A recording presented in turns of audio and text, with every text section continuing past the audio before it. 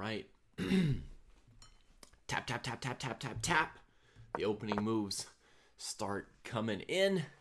And welcome everybody once again to Goa, India, where the local time is 3:15 p.m. But really the moves you're seeing were played 15 minutes ago. A little delay here to prevent any cheaterooskies. I am joined by the very early to rise Jesse Kraai. Yes, sir. Welcome here. And Jesse's here for what might be the biggest chess game of Sam Shanklin's career. And Afternoon. I think for many of these players, Jesse, they might be starting to feel like they're playing the biggest games of their careers. With one or two exceptions, but a lot of these Yeah. people Oh, yeah. might be there at this point. We have 16 players left in this tournament, and of those 16 players, there is only one who has ever played in the candidates tournament before. Right, Jesse? 1 out of 16? Yeah, it's ridiculous, right? It's just Levon. Just Yeah, Levon. just Levon, and here he is with the white pieces against Arjun Erigaisi. Um, Erigaisi, for his part, is the last player from the top 10 in the world left standing this tournament.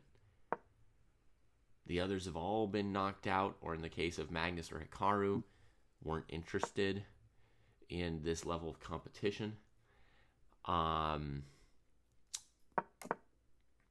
and yeah, I mean, one of these two is going to get knocked out today or tomorrow, and that's going to be huge because then we'll be without top 10 players or without any previous candidates with candidates experience. I've tried to make a little graphic now that shows everybody the scores in the tournament, so that's right below Jesse. You can see.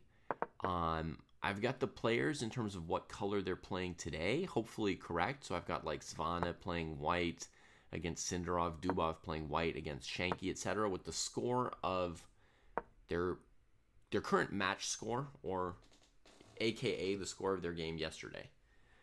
Right there, so you can see who's in what situation, who needs to win or not. You can see 7 draws yesterday. Things are getting tight. Did Shanklin play the Grunfeld? Wow. Yeah. Shanklin's been in love with the King's Indian, Jesse. Just absolutely in love with it. And here he goes back to the Grunfeld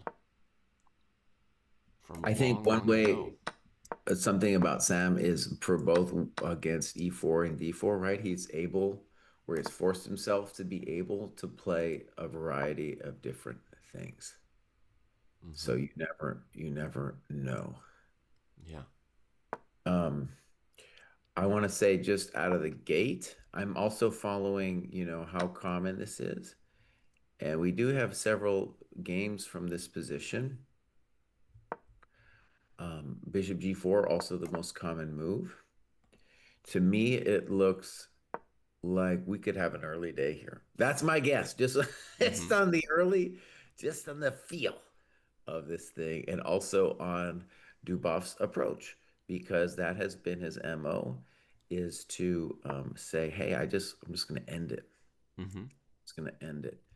Um, Yeah, I was definitely thinking that he might not have any ambitions today, Dubov, since he hasn't recently with White had ambitions in this tournament. He's been leaning on the fact that he's a really top rapid player.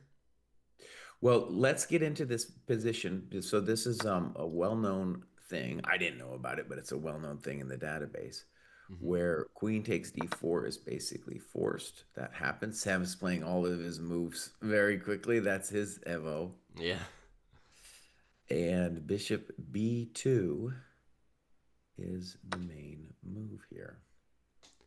yeah. I briefly looked at knight takes g4 and knight takes c6, followed by queen a1. Didn't find either of those options plausible for White. I didn't see compensation for the rook or the exchange. Hmm. So it seems like it's got to be bishop b2. What's the next move there, Jesse? With the bishop Well, hanging and the people could queen probably here? guess it's basically the queen's got to go to b4, b6. Almost everybody's played queen to b6. And now if knight g4, you can take on b2.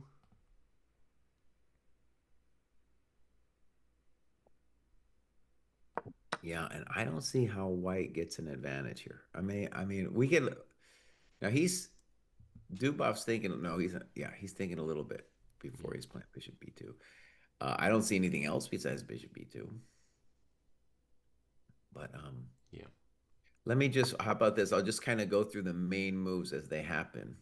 yeah. So after Queen B6, makes sense that the main try is Rook A B1, and then everyone and their mom then took on E5. So we have bishops of opposite color, and now black can play Queen A6 or Queen A5. And just to my eyes, it feels like white does not have anything. I don't think black has the advantage or anything for the pawn, but it doesn't feel to me like we're going to get anything as white because black can always play F6. Now, maybe there's some kind of finesse after either Queen A6 or Queen A5, but it just feels like this is nada Hmm. for white. Rook AV1 played, and Jesse, I want to say we've got less games than on any other day, right? As happens in this tournament. Well, other than Uh-huh. yesterday, right? But Yeah. since I missed yesterday, this is the least games that have ever been going for me while watching the tournament. And despite that, the sound of clicking in my ears is really quite a storm. Like I'm hearing them making moves on all the boards, and I feel like the players are blitzing out their openings more than any other day today. Perhaps, yeah, perhaps. Um, so Queen A5 played, and now the natural Bishop C3 is almost universally played. Man, I mean, So really, Shanky. we went down a very forcing line here. Mm-hmm. Shanky may have gotten a bit older, but his memory of his openings is still pretty darn good because Dubov's playing a very random line here against the Grunfeld, and Sam hasn't blinked for 17 moves. Yeah. Even deciding between Queen A6 and Queen A5 in seconds. Queen A6 was the more popular of the two. I don't know if that means anything, but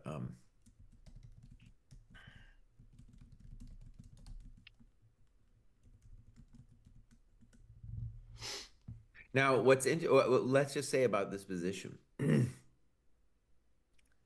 that if players uh, assume to themselves, they say so that they create a story in their heads like, oh, this is a draw, Mm-hmm. then it almost invariably becomes a draw. That's the dumb thing I have to say today. If both, you mean But if both players think that? if both players think that, it's Yeah. just inevitable. Like a lot of times it happens in these kinds of things. It'd be like, well, all right, now we're just going to steer it to a draw. But if you just imagine a human playing against a computer, the computer's going to crack you every single time. He's going to crack you anyways. He's going to crack you anyways. But Yeah. uh, it's got to be said that, like, let's say a Magnus of 10 years ago, with either color, he's going to work you here, right? I think he's just going to keep playing. And I'm just trying to say, even though it's a bishops of opposite color position, I think there's a lot going on here. Mm-hmm. And I do feel white probably has compensation for the pawn, but not more than that. Not more than just that compensation. Personally, I don't even see the compensation. So I would rather be black. Okay. That's just me, but Okay. Queen B2 was played. Oh, excuse me. Bishop C3. mm-hmm. Queen C5. Also main move. Queen B2 also main move. So it's quite. I'm gonna guess that Dubov as well has seen exactly this variation. All right. If I was going to try to describe compensation here, it's a big deal that white owns the B file. It's significant that the bishop on G4, well, for one, owes us a tempo. Um, and because the pawn on c6 is mostly meaningless going forward, the Hmm. what's most important is just the question, can either side get an initiative? And it's clear that black is not going to get initiative anytime soon. So in these positions, opposite color bishops, initiative, everything, and I don't, black is not going to get that initiative. Now, the good news for black is it's not so easy for black to do anything. Now, let's just stress the obvious. Bishop b4 seems like a reasonable threat. Hmm. If we win the pawn on e7, that's an example of a position where we would have not just a pawn, but an initiative on the dark squares. If we Hmm. lose the pawn on e7 or make that guy move, then the dark squares around black's king might actually be a meaningful thing. Yeah, I guess I didn't properly see the threat of bishop b4 coming at the speed we were going. Yeah. Um, Shanklin played a5 again faster than I could see it. Yeah. I was thinking I might play a move like bishop e6 in that position, and part of my thinking was that against a move like rook f to c1, which is what happens in the game after a5, by the way. Um, Hmm. but against a move like rook f c1, I was preparing to play queen b5 at some point, right, to pop out of the way of that Yeah. and keep my extra pawn by attacking a2. Um, Now, bishop e6, bishop b4, queen b5, bishop e7, queen b2, rook b2, rook f b8. I don't know how dead black is, but um, you know, we do seem to lose our extra pawn. It's pleasant for black, for white, for Yeah, white. We get the bishop f6 and all kinds of stuff. yeah. If black could play like f6, king f7, then we might start talking about, oh, it's an opposite colored bishop endgame. But for the moment, black still has a job to do to get the king out of that box. So Sam plays a5, Hmm. stopping bishop b4. Rook fc1 comes in and queen d6. He did think a minute on queen d6, so move Well, 19. Sam's let's kind of at the talk edge of briefly. what he So, knows, maybe. uh, Blue Baum in a title Tuesday played Bishop D4 and won a nice game against Mekhitaryan. I might show you that game at some point, even though it's a Mm-hmm. blitz game. Yeah. But let's go back and we're looking at Rook FC1, which is the second move. So 10 games we have with Rook FC1, and then 10 games with Queen D6. Okay, so that's a And 100% several move. players here have played Bishop. Several players here have played Bishop E5, Part of this and one chump played H3. part of this degree of opening prep, Jesse, is like I feel like I might, once I knew bishop b2, queen b6, somewhere around here, I would stop studying the opening, much less remembering it later. I would say, Right. Yeah. I Yeah. would say to myself like, well, and then then there's a game, right? I'm going to trade the knight on e5 and play an opposite colored bishop position. You know, just yeah. So to have another 5 moves in the bank in this position is very thorough.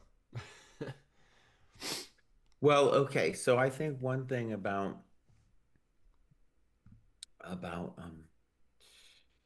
Duboff here with this variation is he is basically at zero risk, and this is exactly kind of what his jam is. And it wouldn't surprise me, right? If like it's remember what I said about people thinking it's a draw? Mm-hmm. Like he wants a draw, or he doesn't mind a draw, let's put it that way. Mm-hmm. So he's fine with this position just completely petering out. Okay. Um, Let me suggest you a position that might qualify as petering out, and you tell me if yeah. you would disagree. In this position, white could maybe play bishop e5, and one of the reasons I think of this move is that if black were left to their own devices, they could play rook b8 next, Mm-hmm. which takes the b file from white, or reduces its impact dramatically. So Right. you could look at a move like bishop e5, stopping rook b8, and that might be one of the reasons for queen d6. Now let's say I play queen b4, attacking the pawn and the queen, and white Uh-huh. trades and trades and takes and takes. Hmm. Would you agree that that position is kind of petering out? Oh yeah, that's Like maybe done. f3, bishop e6, rook b4?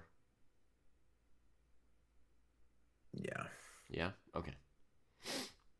Bishop e5 played.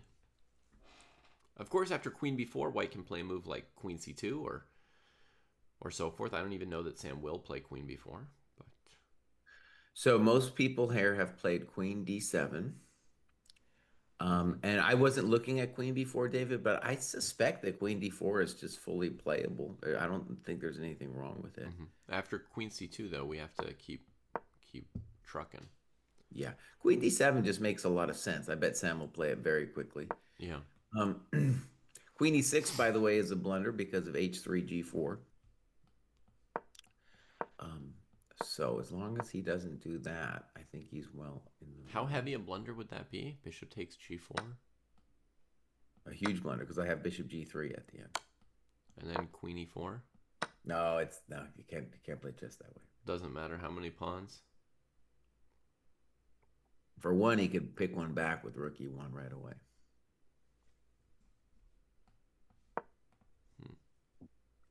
Fair enough.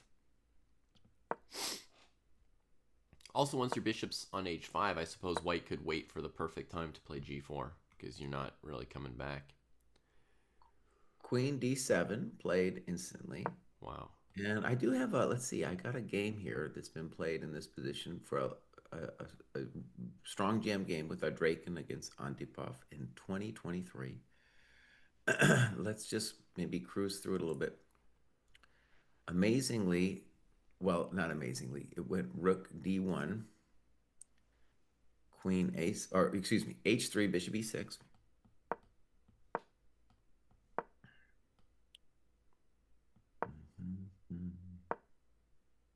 And you said then queen a7? Queen A7, yeah. And then White played the unambitious A3. Okay. We were looking at that pawn. By the way, if I was black here, I would feel very comfortable that I'm not dead. I don't know if I'd be like I got something, but I'd be like I'm not dead here. Yeah. Rook FD8, Queen C3 I takes mean, on D. black's dream of winning at the moment would be this extra c pawn, which doesn't really look like a winner. Yeah, so, so I should try not to get too excited, but I agree with you that it doesn't seem like we're dead. yeah. Queen B6, Rook C1, Rook C8, Wait, did Bishop. black trade once on d1? Yeah, yeah. Excuse me. Yeah. Okay. Then queen b6, rook c1, Hmm. rook c8. Bishop D4, Queen D8, Bishop C5. Mm-hmm. And there's our F6. I think in general, I just want to point out that that move F6 is Black's dream long term, like the setup. Yeah. Rook E1, King F7, E5. Now, E5 I think is kind of frisky Mm-hmm. because you're giving away the in general, I don't think you want to move that pawn over there. Right. Why wasn't white playing rook to b7 there? I'm assuming Rook Oh, C7. I see why. Rook c7, and if bishop b6, queen d1 check. Right. So here on Otherwise, E5, rook b7 would be cranking you. So yeah, if I were white, I would consider something like king h2 versus e5 would be another candidate at that point. possible. Yeah, possible. Though then I have Queen C7, right? So here's an example where Black just now liquidates, giving him back the pawn. He plays Rook B8, snip, Well, snop. did he not play after No, he e5? He didn't play didn't F5. He didn't play F5. didn't play f5. Okay. I'm assuming he was concerned with Queen E3 followed by Queen H6. Mm-hmm. Okay, so EF, Queen A5, check on B1, King H2, check on B8. And he repeated once, and then he played G3, and they petered and pattered for several more moves here. Then they agreed to a draw. But White did try. He kept Hmm. trying here. Yeah. Like G3, Bishop D5. Hmm. And what's got to be said, like I think White's the one kind of sort of pressing in this final position. But it's, Well, that bishop on d5 looks very good now. it is very good. Yeah. Um, I mean, it still looks absolutely a okay to me. Um, I'd probably still rather be black. Well, he's going to play A4 now, Uh-huh. Queen and b1. then Queen B1, you aren't you getting Then you have mate. horrendous? Something's happening to you. Something's happening to you if you play Queen E1.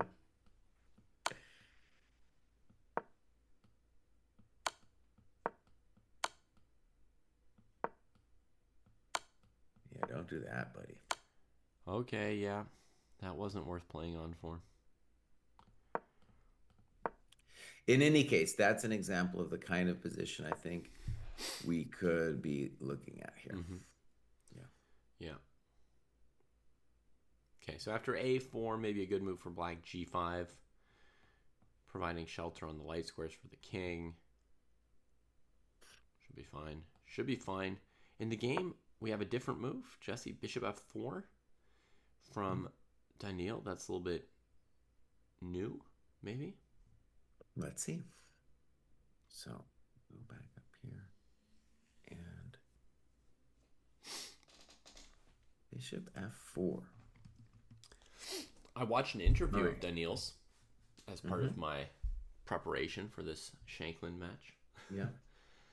And in that interview, I think he was trying to lay it on heavy, Like he said that he only spent 10 minutes preparing for his entire match against Prague, Yeah. which is just like, oh, come on. You're just like flexing for memes or trolling or whatever, ridiculous claim. Yeah. Nobody's believing that for a second. Um, and the interviewer asked him, are you at all leaning on the fact that you're very good at rapid and like, you're happy to send the matches into tie breaks? And he said, absolutely. Yeah. He said, absolutely, I'm happy to send basically any match into tie breaks. But one thing about that interview, which actually I didn't see, but I had heavily reported on through the chat yesterday that I Yeah. thought was interesting, was apparently, and you've seen it, so you can comment how you felt about it, but he was talking, the way the person in the chat described it was, oh yeah, these Indian kids working like 10 hours a day, and here I am, I don't do nothing, and I beat them anyway, you Yeah. know? Yeah. And that was an interesting comment, I thought, because like I was thinking about it. It's like there's no Russians anymore in the top 20. Oh my God, no Russians in the top 20. Hmm. And it used to be the case when you think about those Soviet GMs, a lot of those guys were studying 10 hours a day, right? But then Russian chess, like there's a lot of talent there, but it doesn't have the discipline. I don't think Dubov, for example, he's not studying 20 hours a day, 10 hours a day. Hmm. And so I feel like they've got to feel like this resentment and pain about, these Hmm. kids Maybe so. Yeah. crushing them. And the other thing about that I thought was interesting is like these people who are a bunch of these randos are going to qualify now for the World Championship candidates tournament. In a lot of ways, Dubov is not a rando, but in a lot of ways, if you're under 2,700, you're a rando. You're a rando, buddy. I'm sorry. And so, an under 2,700 player in a two-game match with then some rapids, they have a chance. They have a statistical chance against somebody like Prague. You set up a tournament like this, and then actually, it's not surprising we get what we get. where the top players are going out because you play a two-game match, anything could happen. Yeah. Anything, right? So it's exciting for the fans. I'm enjoying watching this thing, Yeah. but I think it's bullshit for the world for the tournament itself. Yeah, absolutely. And after round 4, so before the latest before the latest exits, right? One round to go. I looked at this I looked at a thing on chess.com about the standings, and 5 of the top 10 seeds were alive and 5 of them were out, Hmm. which seemed like a lot of upsets, right? But then Oh they yeah, showed that in the previous World Cup in 2023, after round 4, 5 of the top 10 seeds were out.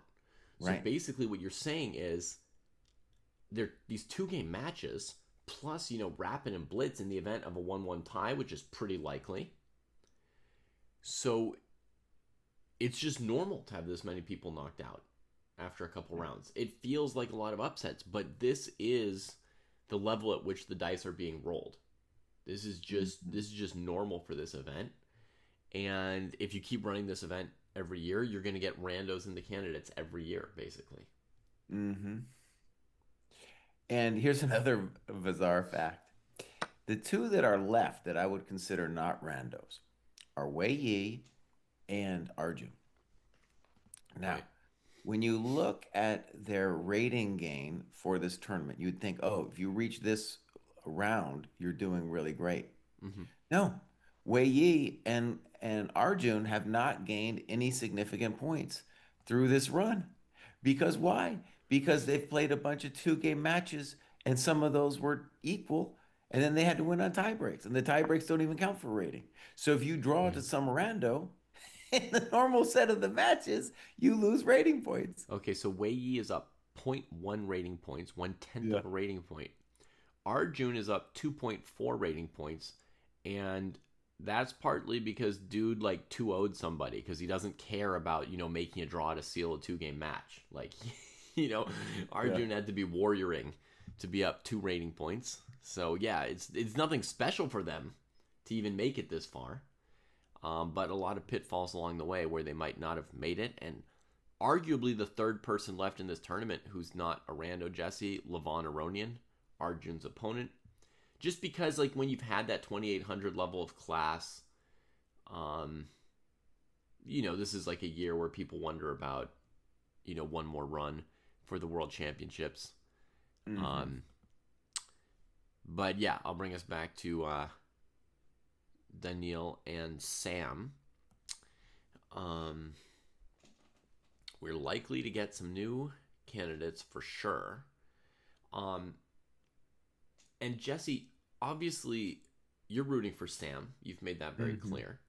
Yeah. Is there anybody else left in this tournament who you'd be rooting for those Oh yeah. 3 candidate spots? Like, what are your dream 3 Mm. candidates at this stage? Well, okay, this is a little slightly different question. Oh, So, sorry. in terms of You can rooting answer for either somebody, question. Sorry. I'm really into Yo Spam, dude. Mm-hmm. And like basically it's very simple. If I'm left to stream alone, I'm gonna do Sam's game, and if that's done, I do Yo Spam's game, and if that's done, I look at Sevian's game in that order. Now, Okay. uh, and if those are done, I'm not interested. I don't care about Donchenko's fauna or whatever. Mm-hmm. I don't give me a break, dude. I don't care. I check in on Arjun. I think that's interesting and yada yada. I think we're gonna follow some of his games later, you know. Mm-hmm. In any case, uh, on the other hand, like for the sake of the tournament, for the sake of this amazing candidates tournament, I don't really think that um like I love Sam, but I don't think he belongs there. Yeah. I don't think Yospem belongs there, you know? Mm-hmm. So there's different things going on as a fan, right? There's a fan of the tournament, and then there's just fans of like people's careers. Like this would be Yeah. amazing for Sam if he could put something together here. Yeah. I want to ask a question, David. Yeah. I'm sure there is a point to Bishop F4, but I'm wondering if you could help me understand what Bishop F4 is about. I mean, there was a one move threat to go to h6, which in general, I think Sam wants to answer with any rook move. It seems like you want to play f6, but not necessarily too soon. Okay. You don't necessarily want to rush f6 because then white can engage you with e5 um, and try to poke at things. So Sam went for the file. And in terms of what was the planned follow up in case of rook fd8, what's the point of bishop f4 if black avoids bishop h6? That I don't know as well. Um, So Dubov played h3. mhm, We're assuming bishop e6 now. yeah. Um,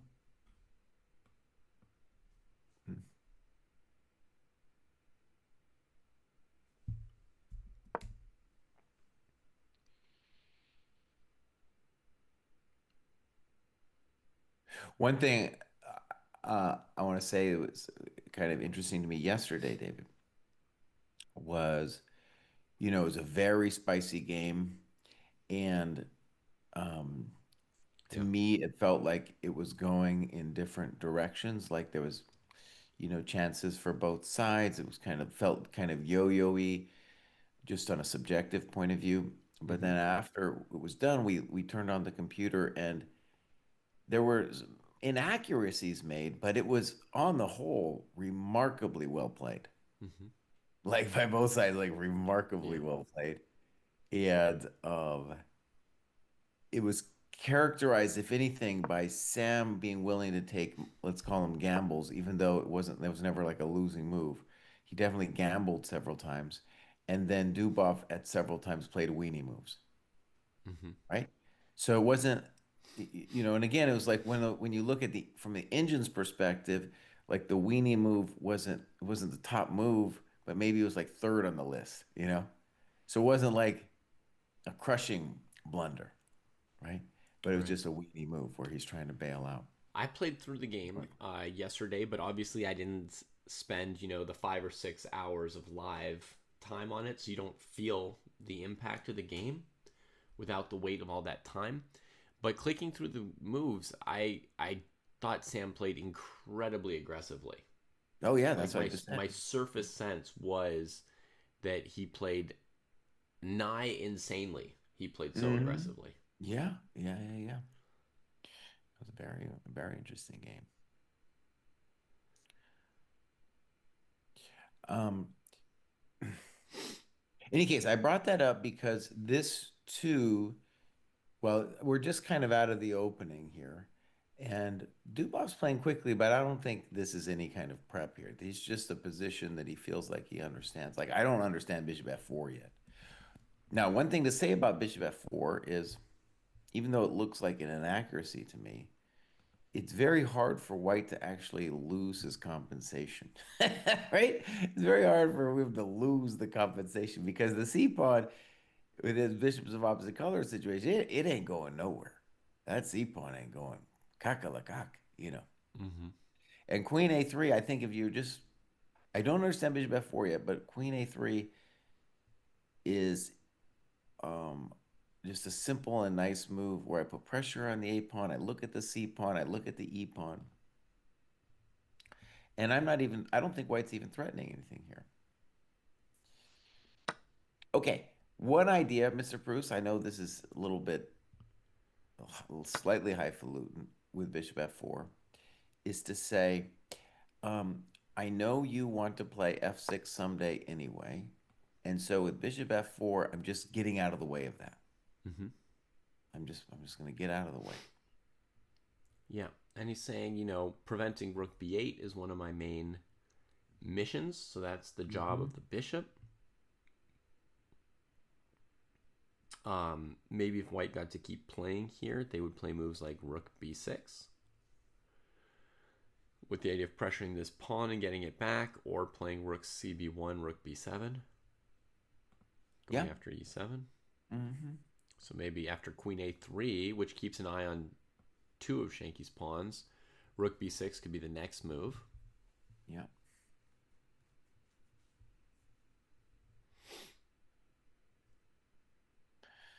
Still very hard to see what white's actually threatening. And if I was just playing blitz for Sam, I would be my first instinct is just to play f6. Hmm. Like if I was just to not calculate Yeah. what's going on in the position. There's a risky, heavy calculation on option in queen d3. Um, when you would expect queen takes e7, queen takes e4, and your dark squares are dead, but you've moved the game along in a certain direction. Mm-hmm. And you're also, you're opening up the board for your light squared bishop as well when you get rid of white's e4 pawn. Yeah.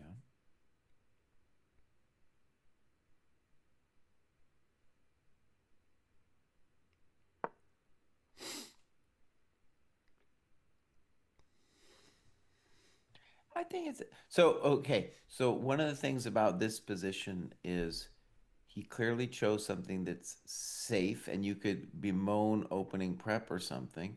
But when you just look at it, it's like, well, it's still very much a game where I feel you can't complain too much. It's like a roughly equal position and mistakes can be made. And maybe it'll be a draw, but that's the case with any chess game. Right? So um, I don't, as a fan, I don't mind it all that much. It doesn't feel like, oh, we're just going to have a draw now kind of thing. Mm-hmm.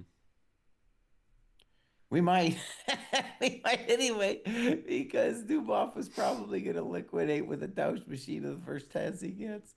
Well, okay. Let me look at my queen d3 move for a second. Okay. Most Which is forcing very move. dangerous, David. Queen d3 is a very dangerous move. Agreed. Yeah. So queen e7. Right, and then queen e4, tapping the bishop, leaving white with only a couple candidate moves. No, I just want to say I really object Mm-hmm. to losing the e7 pawn. I feel like actually now, Mm-hmm. if I move the bishop almost anywhere, I'm going to be better. Bishop Okay. h6, bishop g5, So and I think, at first, Jesse, I didn't like this either. mm-hmm. But then I was just, doing my due diligence of like, there's a super obvious concrete move. Let me just look one or two moves ahead. Okay, let's just play bishop h6. Let's see your idea. And on bishop h6, I saw the move bishop to d5, offering a queen trade while threatening mate. Okay, yeah, good. And I thought, yes, the bishop on h6 is still annoying to me, but if you trade queens, I don't think I'm losing this endgame. Up a pawn, I'm sort of low on targets left for white. Mm-hmm. Um, Okay, yeah, queen d3 then. That's a thought. and then another line I had was queen f6 after queen e4, and then I have the move queen f5. Mm-hmm. You could also play bishop d5 first, I force could, f3, and then and do that kind of thing. and then do like queen e6 or queen f5 or something. Yeah, but Okay, wait, David, though. Here's I still don't like it. So like let's say I mhm. play queen g5 instead of on move 25. Okay, queen g5. Yeah. Okay, so now you're not threatening as much immediately. What are you I thinking just of doing? I'm just gonna if you play bishop d5, I'm just gonna play f3. I'm saying as long as you don't trade or liquidate everything, I will have a dangerous initiative against Hmm. the dark squares. Okay, my instinct is rook d5. Oh, you really don't play, do you? All right, I'll play queen g3. Mm-hmm. Okay, I feel like if I play rook d3, you'll play f3 and not I'm really always care. gonna at f3. I want to play anyway. So I'm gonna play rook a to d8, which was sort of my intention, just to activate all my guys. Okay, I'll play rook e1.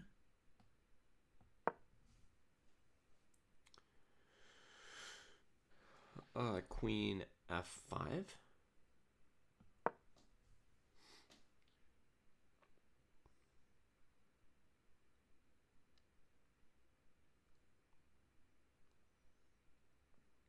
Yeah, of course you don't have to agree, but I feel like although there is some risk, it doesn't look like insane risk, actually. It looks like black's pieces are engaged. Oh, I would say this is exactly the thing we don't want to see Okay. because now, like, I don't know, King H2 or something, you've created a situation that maybe if you want to tell me you're still fine, I'm okay with that. But Hmm. you've really created a necessary risk after this. Whereas in the game position, even if it's just White's move, I don't really see risk or too much risk anyway. Hmm. Okay, we got to move. I played your move, buddy. You're a GM today. Hmm. Yep. You're a GM today, bud. Okay. Okay. There was a question in chat whether Dubov would feel himself to be an underdog against anybody who's left in the Rapid. Like, is there anyone in Rapid where Dubov's going to be an underdog? And I think Oh, the yeah. only two players where arguably he'd be an underdog in Rapid would be Wei Yi and Arjun Erigaisi. And I think against each of them, he's an underdog in Classical. So that wouldn't be a reason for him not to try and take those matches to Rapid. So, me personally, looking over the remaining, you know, 16 players, I don't see any player where Dubov would really feel like he has to change his strategy. You too, Baymon. You too, yes. Enjoy the feeling. Enjoy the feeling. Um, our Super GM developer, Jack, yesterday explained to me that the Dojo drinking game Yeah. is to watch one of these live commentaries for 5 or 6 hours and take a drink every time Jesse says, "I'm a GM today." That would be that's a lot of drinking. That's brutal. That's like Soviet level games. Okay, I want to respond to a comment. Skevik says, but yesterday he said Bluebaum doesn't belong there. And he wants to argue since he got second in the Grand Swiss, he necessarily belongs with the candidates. And I'm going to argue vigorously against that. So Abbasov had a great event at this World Cup. Oh, man, he did amazing. He did amazing. And it was very clear, very soon, even before the event started, that he did not belong there. So that is exactly the kind of thing we're talking about. So if you're let's say like he was about let's say 2660, 2650 strength, and you go into this event, the candidates unless you somehow really up your game, and it's very difficult to up your game by 50 points or 100 was what you'd really need. You're going to get body slammed. And that's exactly what happened. But can I make a distinction between Yeah. the Grand Swiss and the World Cup? Uh-huh. The Grand Swiss, Blue Bomb had to face like 6 or 7 top 10 players in classical chess Uh-huh. without losing a single game against them in classical chess. He beat Prague. He beat Arjun in classical chess. Yeah. He got his rating to close to 2690. Yeah. Um, it's very different than this World Cup thing. Because look at Dubov, for example, who's 2 matches away from a World Cup from a candidate spot. Mm-hmm. Dubov currently has won 0 classical time control games in this tournament, Jesse. He's lost. He's lost to. He's a rando, so to speak, on classical rating. He's lost Yeah. rating points, Uh-huh. drawing people lower rated than him for 6 rounds, and then beating them in rapid chess. And it could be the same thing here with Sam today, right? So this is a whole different level of rando slash not proving that you belong in the World Championship candidates tournament. Well, okay. I totally think that the Duboff method as a fan watching it is really sad and dumb. I understand it from a practical perspective. But he did take down Prague, dude. I mean, and if he's gonna actually make it, he's gonna take down several people. Now, you could say, well, that's not a win in a classical game, but that's also the format of this tournament. Like Yeah, he had to tie Prague in a match. yeah, That's a big deal. And then he had to do a bunch of these rando blitz games. Also, he's going to have to play a significant amount. I'm not defending this tournament. I'm just saying though it's so difficult to do this, and he's going to play more games than Bluebaum had to play, significantly more games, Hmm. right? So like if you what is it, 8, 9 rounds? That's already like 16 games, bro. Oh, dang. It is epic. It is, you know, we feel it because we're commentating for all these days, and my health was falling apart before the end of the tournament, so the Yeah. players, they could be pushed to the limits too. So it is an epic event, but also epically random and not all classical chess, and the qualification for the classical world championship has to go through classical chess games. They can't be having blitz tiebreakers. Yeah.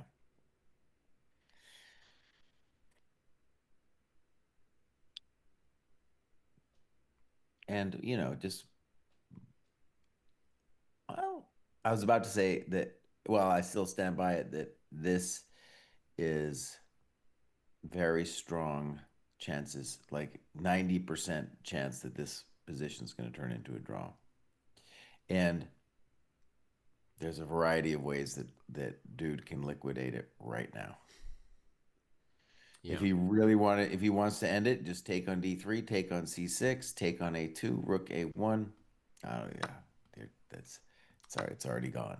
Let's say he has no ambitions for that other position Hmm. and is as risk averse as possible.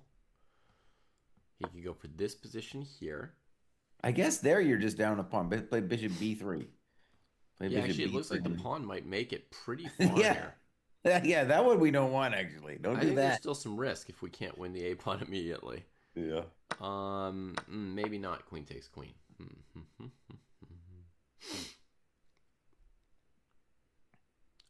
Which says that Dubov doesn't have a ton of options here, right? Because his E pawn is attacked, queen is attacked. What about queen d3, rook d3, maybe a4? Okay, but here we're just having a little fun because we're like wondering, like, could he just liquidate it? Mm-hmm. I mean, Queen E7 he could still, there's so many ways to liquidate after Queen E7 as well, Yeah, because Black really wants to trade the queens in all those positions. right. Like when I played bishop h6, bishop d5 there, you get another opportunity to trade queens. Does that one look any better? A little bit better, because with your bishop locked in on h6, Black's got to be pretty careful in that endgame. Yeah, and in general, with the queens or the not queens, White's king is always better because he has the option of playing F3 to block the bishop out, Yeah. and Black doesn't. Yeah, here the current extra pawn for black is not very scary since c5 is well under white's control. And because of the back rank mates, as white, you could almost just wait for the rook trades to come to you. And if all rook trades happen, then of course the opposite colored bishop endings are drawn. So black has to get the king out of the back rank without trading all the rooks if they want to pose some problems for white. Now, Mr. Pruess, let me try to defend my original intuition here for a second. So, Mm-hmm. I originally said that Queen D3 was poor, and you kind of convinced me like he's not going to lose immediately. Mm-hmm. And then when Sam played it, I have to admit, I was like, okay, I guess I believe you, Sam. I guess I believe you. You can play chess this way. Let me try again. So, Queen E7, let's do this. Queen E4. And I have a feeling this is the position that Dubov's looking at. He's like, well, how can I waste this dude? So I just want to see or get some kind of pressure. Right. So bishop And he's h6, thinking either how can I waste this dude or how can I Tausch machine of this dude. something like that. Yeah. There's no longer a list of key players eliminated, Blowhot. That's why Keimer's name is not there. If you look, these are all the players still playing. The bracket is now small enough we can fit all their names into our little graphic. All right, so Jesse, queen takes e4. Actually, I want to say that Sindarov, because he's young and exploding, I'm Mm-hmm. not sure I would call him a rando. I can believe in that guy. Okay. I can believe in that guy maybe being able to achieve a very high 2700 level by the time the candidates comes around. Mm-hmm. possible. I mean, yeah, I mean Sindarov, Lei Kwang Liam, they're not completely randos, but they would be a step below what you would usually expect for a candidate.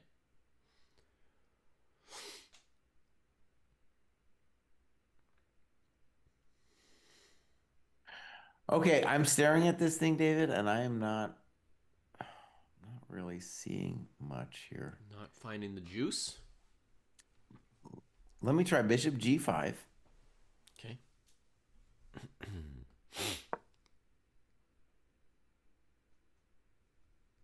Attacking my rook, huh?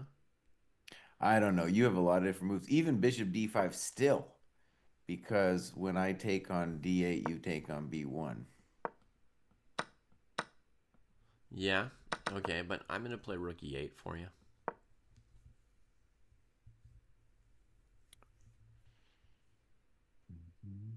I've got my eyes on a prize here, Jesse. He's got his eye. All right, Queen C7. Queen c7. I don't yet know what you're up to, and I'm not going to think about it too hard. I will take on a2. Okay, we got to move. Queen E7, Queen E4, actually, so we can continue our present conversation. Yeah. And then take on A2. Mr. Pruess loves the Pawnskis. Yeah, I don't have anything. I would say, Jackson, a rando is somebody under 2,700, and the players between 2,700 and 2,740, let's say, would be outliers, probably a step below who you'd expect as candidates, but good enough that they're not gonna ruin the tournament in some way. The other thing, actually, one of the things that just in terms of math that was, it hit me when we had the Nepo Carlson match was Nepo was like 80 points below. And, you imagine like for one game, 80 points below, you have a chance. But you run the math on what happens when somebody 80 points below tries to do it to you. It's really bad. It's Right. really bad chances, Like if you know.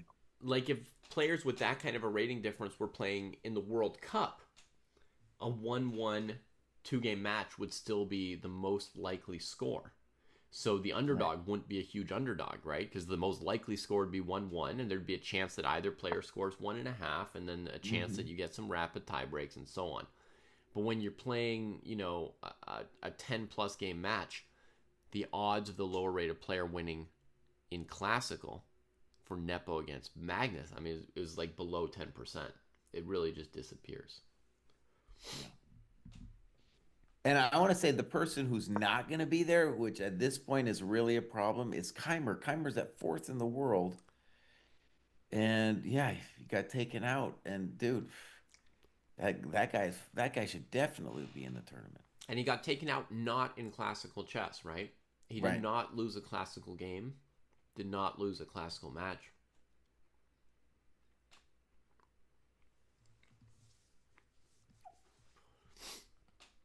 You got anything more to defend Dumov's honor? He's played bishop h6. Okay. So Bishop D5 looks like a pretty solid Tausch machine from Sam.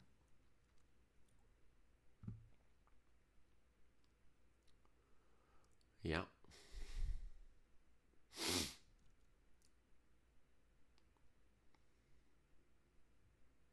Yeah. I had a previous line here. I was saying this might be White's choice to go bishop d5, queen e4, bishop e4, rook b7 as a position where the back rank would force black to bring the rook trades to white to hold the Mm. game. Um, that said, I don't know if white has a threat to really force black's hand too quickly, and I might play a4 for black in that position now that I think about it. I think last time I was just looking at, rook a b8 or something lame. But if you play a4 for black there, you could keep playing a little bit. No, White's the one who can keep playing, buddy. I still would rather be White in this position. In I this don't think. in this endgame down a pawn, Yeah. because your king is pinned down and stuff. I'm not saying I have the advantage, but I'm not going to lose. I'm Okay, fully but I'm comfortable saying that here. I do have the advantage. So that means I'm the one playing on. Okay. Now, by the way, we could see that with Sam, and I like his attitude from yesterday. He was like, he got the draw offered to him, and it was he could have taken it. Wouldn't have been the dumbest thing, but he kept Mhm. going. Now, if So, Sam yeah. tried to be even more aggressive than bishop d5, does he have any way to keep going and not trade queens? Well, it's got to be said, Queen F6 is not actually a death threat because of Queen D4. Mm-hmm. But that said, I don't know how you improve the position. Right. Other than this.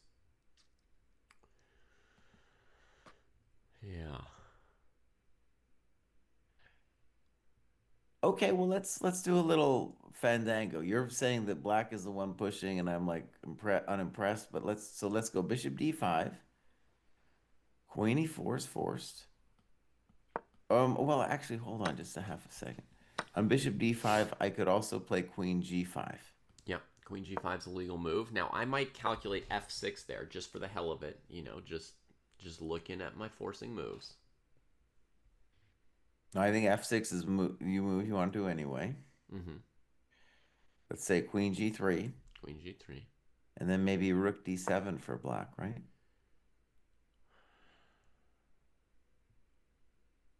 It's a little scary. You got to worry about Rook B8 and stuff. Yeah. How about I play g5 instead? Dang, Pruess don't play, man. It's just like I'm a very angry man. Mm-hmm. G5? Okay. Rook B7. Yeah. Pruess is insane. Insane in the membrane. I mean, white also has like f4 and h4, so I can't ever win with this approach. No. I think g5 was too soon. I'm going to back No, it up. dude, don't do G5. Back it up. But Falk, I would tell you the reason it's not a dead draw is because black is up a pawn. I agree with you that the bishop on d5 can defend everything and white can't do anything. White's just begging for a draw in the end game. Is f6 too soon? Is f6 too soon? Well, Oh, I f6 is pretty definitely desirable. want to say too, it's like me and David have completely different thoughts on this.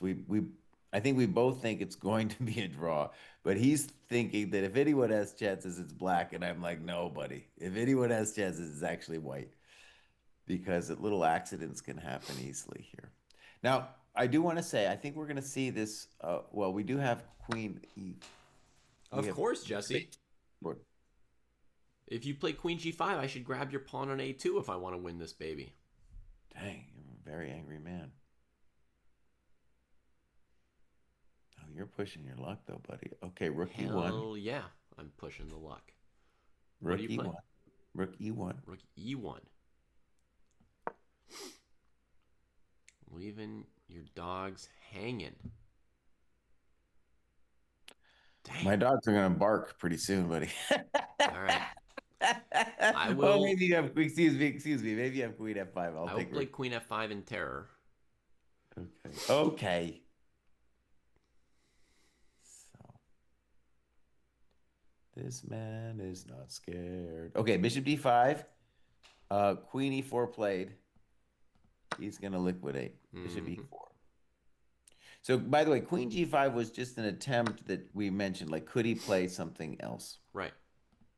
And Jesse would say it was risky for black. I would say risky for both sides. Again, I think this is basically equal, but if I'll still stand by saying that if anyone's playing for something here, it's white. Mm-hmm. And I'll say you should listen to the lyrics of the song Stand By Your Sam. And you should believe in black's position here. And I think Shanky could maybe play a4 now. Stand by your Sam. All right, Rook B7. If A4, I'm assuming A3. Yeah. But So far, I've predicted every move, right? I mean, Rook B7 was my move for Dubov as well here, like I'm six very moves ago. impressed you predicted Queen D3 because I felt nervous about that.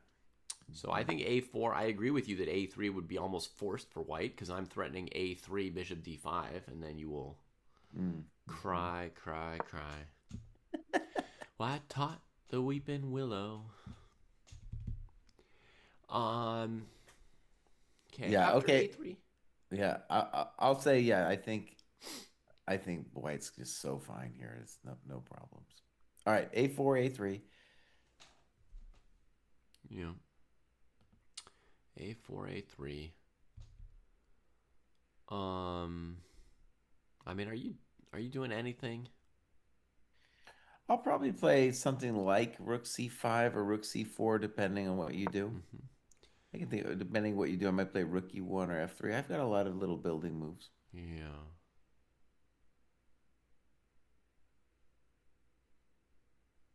Mm. The move I want to play, of course, is rook to d3. But then after rook c4, bishop d5, there's rook a4.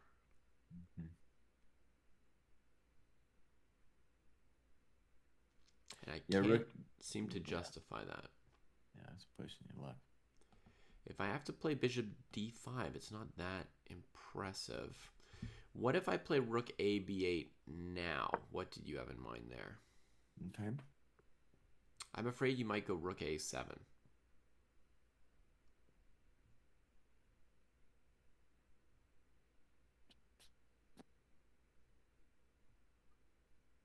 Well, Mr. Bruce, if I could also play Rook B8, Rook B8, Rook C4, and at least say, hey, David, look, I'm the one that's pressing. You think you'll ever get me to admit it? Yeah.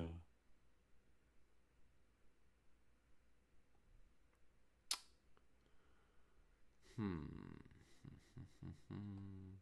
Shanklin's played a4, Jesse. Okay. Yeah.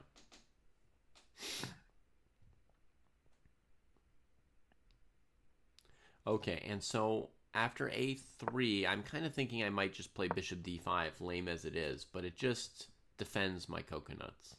Yeah, I think that's a totally solid move. A3, Bishop D5, and White can do all kinds of different things. But it's so difficult for Black to actually do anything to us. Yeah. Um, Falk is wondering, does black want to trade a pair of rooks? I think I'm personally I'm mildly agnostic to trading rooks or not trading rooks. I'm okay with trading a pair of rooks, but what I really wanted to do was start bothering white on a3. My real dream is to attack the a pawn with a rook, because that's the only way I'm going to win this position. That's if I can get the a pawn, that's the only way that Jesse's going to start feeling, or Dubov's going to start feeling that there's trouble. A3 played, and now I think rook d3 doesn't work. Unfortunately, that's the dream. Rook d3. I haven't really looked at f6, but I don't have good feelings about it. Opening up g7 to white, you play f6, white can check mhm. you, go to f7. Then let's say you have to play f5 to stay up a pawn. Now their bishop can take this diagonal at some point. Maybe f3, bishop here, rook here.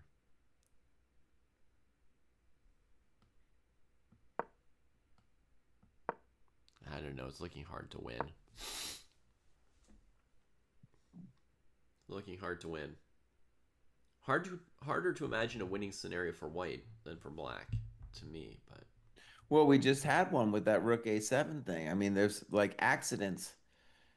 Will there's possible creative things that if you make one slip, like it's objectively drawn, but if you make one slip, the drama could happen. mm-hmm. Yeah, Foos. I thought of the same thing that rook b8, rook a7. Maybe I should put the other rook on b8. But once I saw rook takes rook, rook takes rook, rook c4, I thought, man, I'm not going to spend any more time on this. So bishop d5 is We're the move. GMs today, by the way. We're GMs Yeah, today. for sure. And I think, Falk, you may have a point that perhaps black will just plunk a rook on c8. and ask white to start thinking about c5, c4. Actually, maybe this is a good way to put it. If I was playing like a 2200 or 2300, Yeah. I would be happy with my chances. With Like white just or with practical black or either? with white, with With white. No, with black, I have no chance. I I mean, can tell maybe you I'd if I have were a playing a chance 2200, I would be fairly confident I was going to win the game eventually as black. as black. Oh yeah. I think, So any 2200 in chat, I could probably crank them like 5 times in a row with black here. one thing here is, for example, it's hard for you to move. It's hard for you to do anything. And I think one building plan for white is to play h4, h5. hmm And notice h4, h5, I'm just tickling you a little bit. I haven't even done anything, but I might put the pawn on h6. hmm And that would be a minor. Then, if I achieve that, then I can really start maybe massaging you a little bit. I mean, I will gladly take your pawn if you want to hang it on h5 at some point. I will gladly take that pawn too, bro. Okay. Okay. So what I want to do now as white is I want to try to guess Dubov's move or guess what I think the best plan is here. hmm So the basic candidates that come to mind are f3, h4, king h2. Um, there is dreams of some kind of Nigel Short thing. Go to f6. Yeah. Too bad you don't have a queen Still anymore. have a queen. Now, Also, okay, too let's bad talk that black's about not paralyzed like in the knight or like in the short versus Taman game. black's pretty paralyzed. Here, let But me be the here, let's first. just Let me be the first person to alert you to this possibility, Jesse. I uh, think there's like a 13% chance that our boy can win this game right here and avoid rapid tie breaks. that black's gonna win it. Yeah, 13%. I'd say there's a chance already. One thing about the chance I think that's interesting about it is like if Dubov has his lame-o attitude, then Sam's the only one with the chance in almost any position. Right, he's just free rolling as he played so aggressively yesterday. He's saying I can try for anything, and if it turns against me, you'll be willing to just agree to a draw. That's right. Definitely encouraging aggressive play from black. Okay, I'm going to take away these arrows indicating the king march to f6 because that was a little bit silly. Yeah. Yes, you Okay, can go Mr. king Pruess, h2, f3, h4. Yeah. let's practice again. Yeah. So how about I start with rook c b1? Yeah. Why? Yeah. Why don't we just play this out until one of us has been bloodied? Wait, let me take it back. I want to really think about it. I'm not sure yet what to do as white. Hmm. What if we played a bunch of blitz moves? Just see who comes out on top.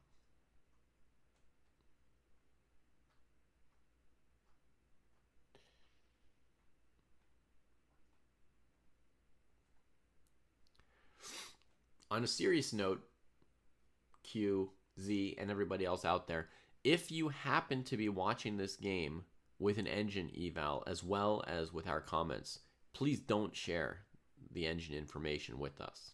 Okay, that's all we ask. If you want to do that to yourself, try and suck the suspense out of the game. You do you, but don't tell us about it. We don't want to know.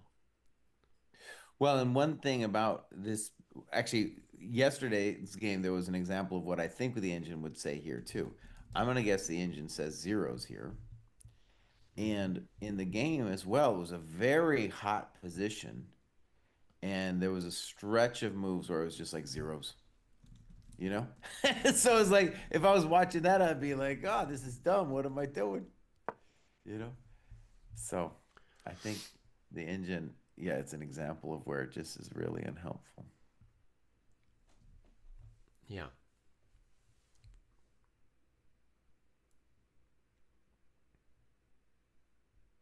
Sensei eval for this position. Oh, that would be controversial, Jesse. You want to put the sensei eval up here? Well, we might still both just say zeros. I would definitely say zeros. Yeah, I would say Definitely zeros say too. zeros. Sorry, Ivan. We can put that up if you want. I got the bar right there. It's all ready and it's set to 0. It's already and it's set to 0. It's already set to 0. Let me check if any game is finished real quick, Jesse. I'm not even Hmm. gonna look at the positions. I'm just gonna see if there's a result, you know. Okay. Ronion, Hari Krishna. Look, I didn't even look where the pieces are. I don't know what's going on. Nothing. This one we don't have the updated position here. Okay, everybody's still playing, you know. Everybody's still playing. So no information yet. If any of you are rooting for someone other than Sam, that player has not yet won or lost, whoever you're wondering about.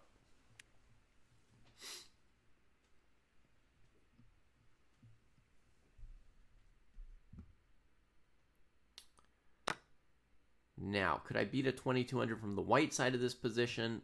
Also, yes, Jesse. But it'd be easier with black.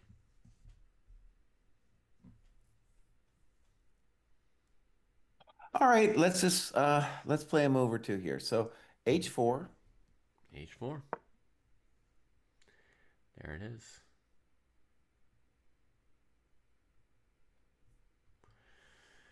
I was thinking of maybe putting my D rook on E8.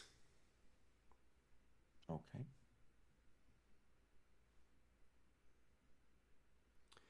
White's compensation Skibix is the bad position of black's king. I think that's the main thing, which then in turn forces the black rooks to be more passive than the white rooks because at least one of them has to be guarding back rank mate at all times.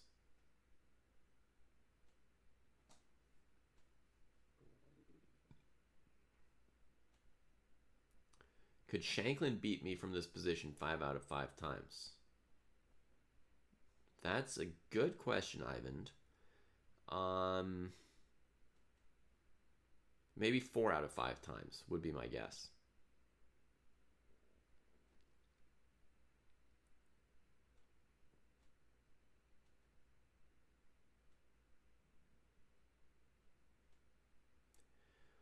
And I think he could beat Dubov out of this position about once or twice out of 10 times.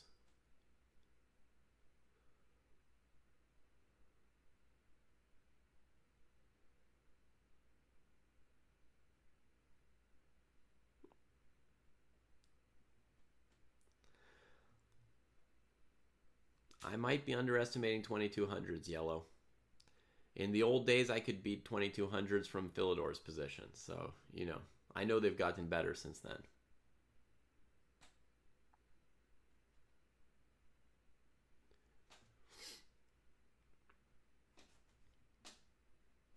All right, I'm just gonna play a couple moves. I'm not convinced about what I should do exactly here. I'll play F3. Mm-hmm. Sure.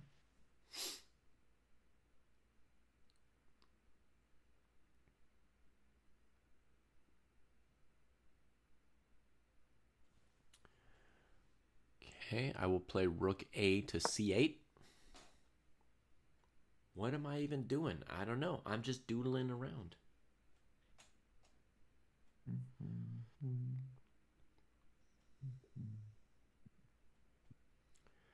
Skibix, you can consider playing F6 or F5 for black at some point, but notice that you'll give white access to G7. So they'll be able to play Rook G7 check, force your king into the corner, move the rook away, threatening Bishop G7 to F6. It is still going to be hard to ever get your king out if you move your F pawn.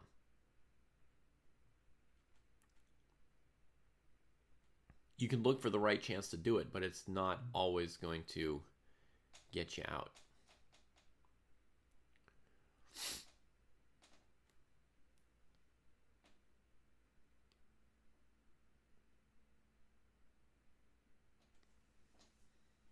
All right. I'm again unconvinced exactly what I should do, but I'll play King F2.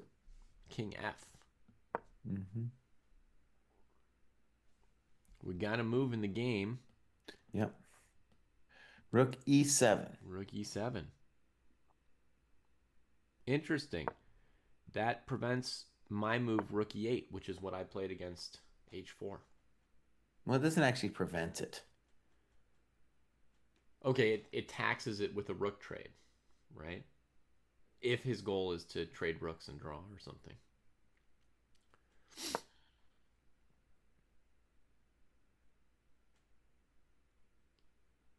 Ooh, Chiben. Yeah, these live positions we get from chess.com's events page. I send you a link to the one for this tournament, but even beyond that, there are all kinds of other tournaments on chess.com events, live tournaments from around the world. Um, Top players, even tournaments that don't necessarily have top players are broadcast live nowadays, right? So, David, rookie seven, I want to say it's funny because it's not, I guess that the the only big thing that we can see that it does is it avoids some kind of, maybe at some point maybe you were going to do a C5 trick to me or something. Mm-hmm. But maybe the other question is let's just try rookie eight for a second. I have a feeling you don't like it, but let's just pursue this for a second. I might have So, to play it even if I don't like it. well, that's the part of the point. So let's play rook takes, and then I want to play. See, I was going to play rook c5, intending rook Mm-hmm. a5. And Yeah, I think if I get rook a5, maybe I can massage you a little bit.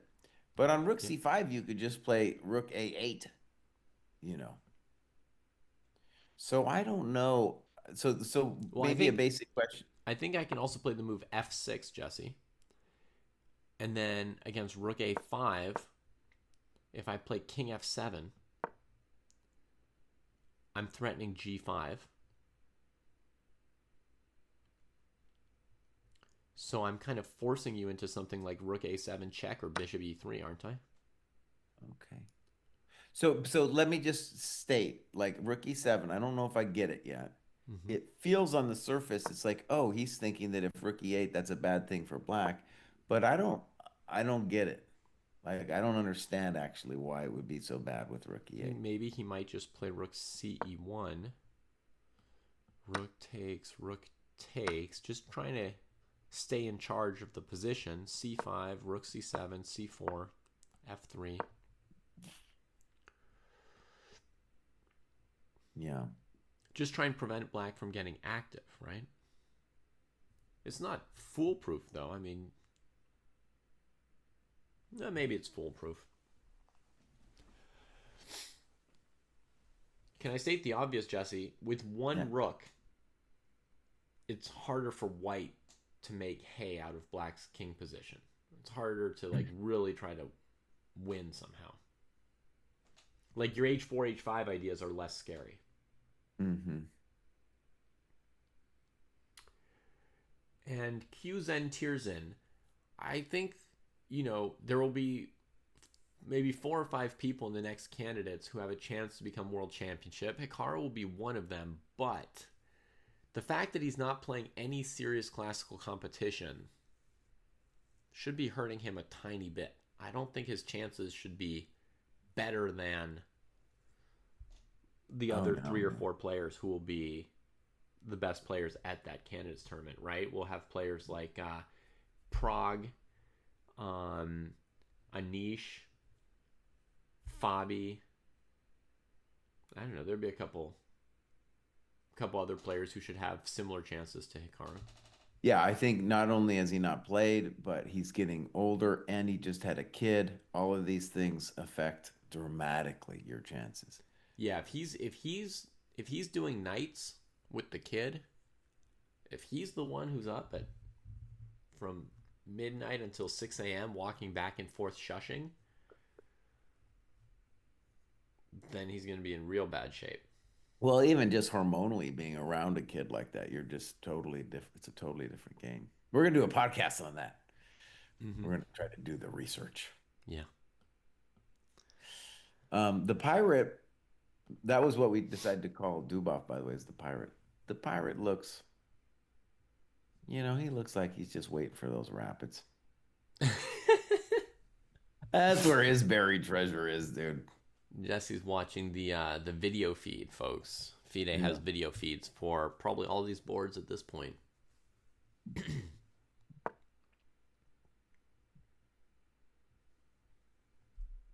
My technological consultant is joining me now. Nice.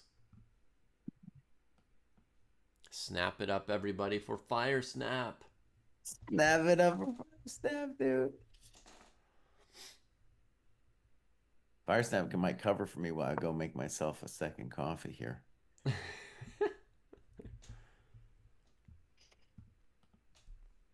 Yeah. Rook e7. I suppose we should look if Shanklin's got some options other than rook to e8.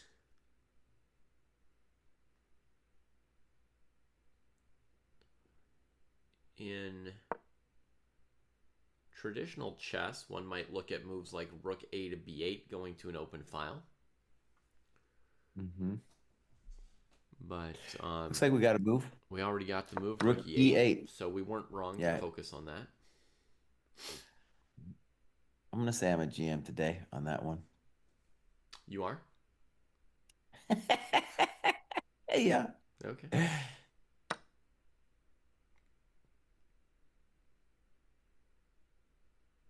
All right. Looks like he snipped. No, we played your move, Rook C1, Rook right? C1. You're a GM today. Yeah. Here I was thinking that if Black wanted to just be simple, probably Bishop E6. Oh, Sure. Yeah, Bishop e6 is certainly a candidate. Joao was suggesting that we could also maybe trade and then play rook to c8, preventing rook c7. Mm-hmm. And the idea is to motor that c pawn on down to c4 or maybe even c3. There you go. I like motors. So that's very plausible for Black, and Black could also do a version of that. Joao probably with Bishop e6, probably something similar. Bishop e6, White's maybe still in the market for a rook trade. And you can do a version where White's rook's not on the 7th rank, although, they don't have trouble getting to the 7th rank if that's where they want to be. Maybe they'd play rook e5 to c5 in case of Bishop e6. Keep that pawn from becoming a big deal. We got a snip and a snop. Yeah. A snip and a snop, and now it's a moment where we could see rook c8, or the first time around I simply played c5. There's nothing terrible about c5. Let's check rook c8, rook a7 to see if there's a reason not to play rook c8, right? Well, first of all, David, on c5, doesn't White have rook e5? c5, rook e5, what's that supposed to do? Oh, rook d8, bishop g5? Something like that. I'd be a concern anyway, yeah.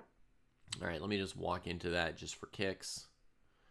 Rook d8, bishop g5, rook d6, bishop e7, draw.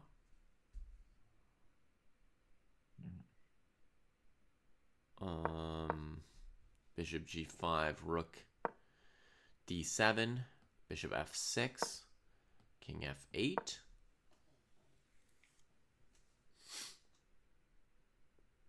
I think I could play this as Black. What did you do to my position? Oh, sorry. I played. I played rook e5 for you. That was your suggestion for yourself. Yeah. Yeah, And rook e5. Then I played rook d8 for Black. Okay, bishop g5. Yeah, that's what I did for you. Then I played rook d7. Rook d7.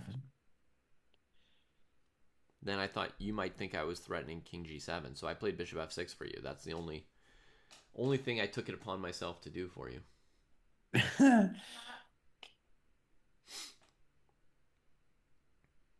So,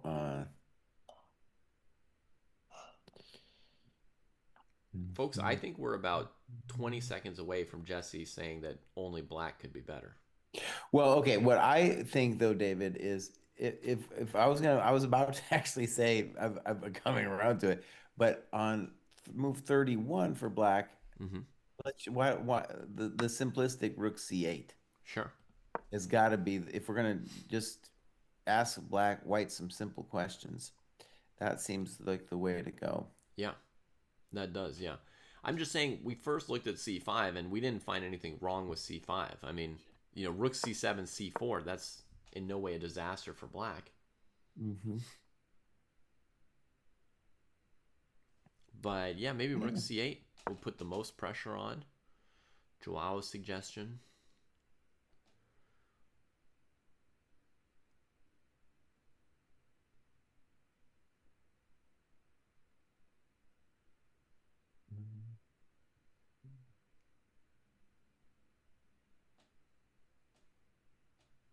Mm-hmm.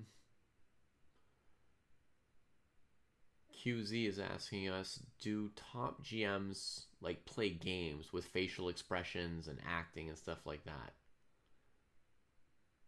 Oh yeah, the pirate makes all kinds of expressions, dude. Kasparov, we made all kinds of expressions. C8.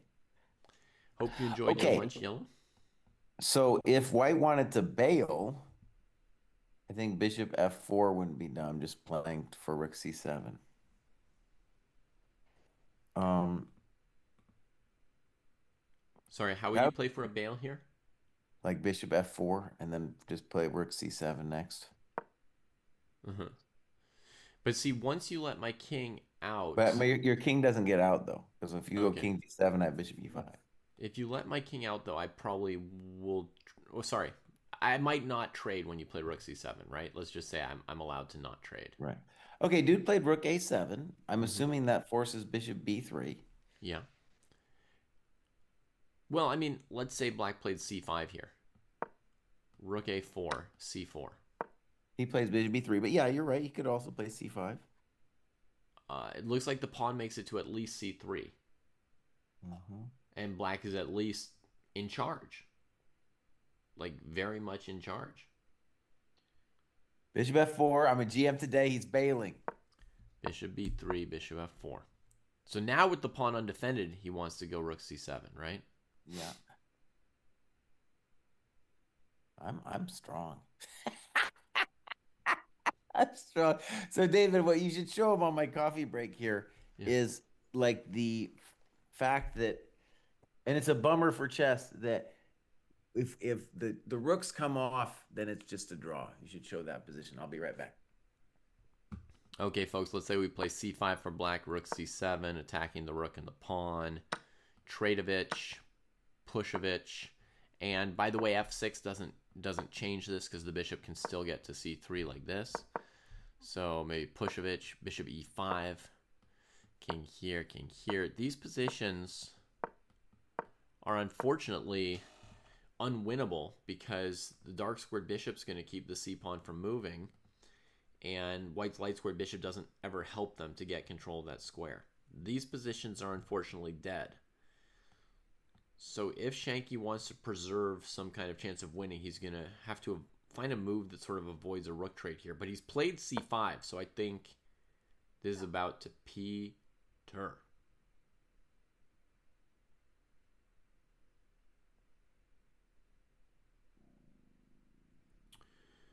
I think it's going to be rook c7, and I wonder if there's even a way for Sam to play this position.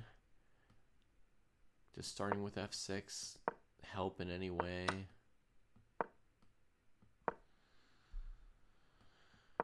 I don't know.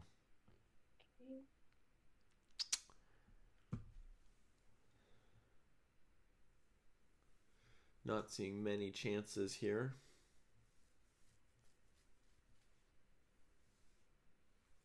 Yellow, I haven't done enough endgame sparring with CGM specifically to answer that with any real confidence. Certainly now that two rooks have been traded, I could not beat anybody here.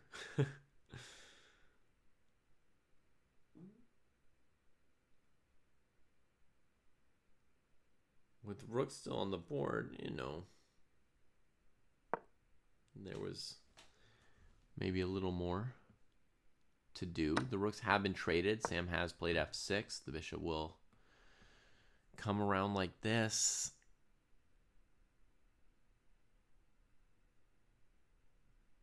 Okay.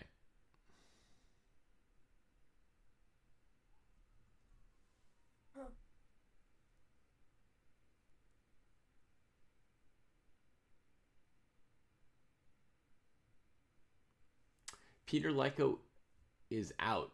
Qzen, Tierzen. Eric Geisy defeated him in rapid tie breaks. Yeah.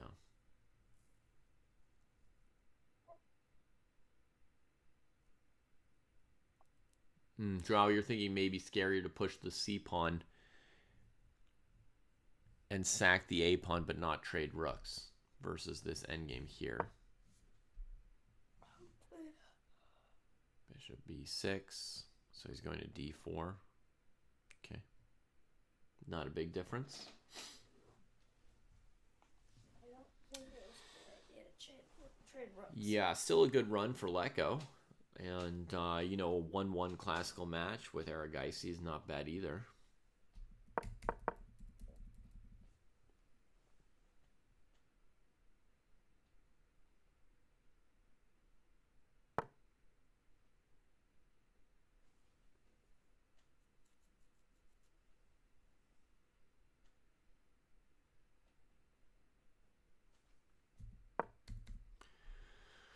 F3. Taking this square away from the king. So now White's bishop and pawns forms a barrier to keep this black king from getting into the game.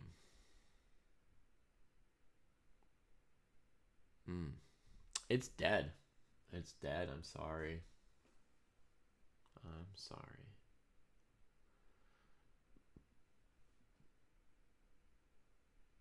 I think we might have to switch to another board. We'll see if Jesse gets mad at us when he gets back.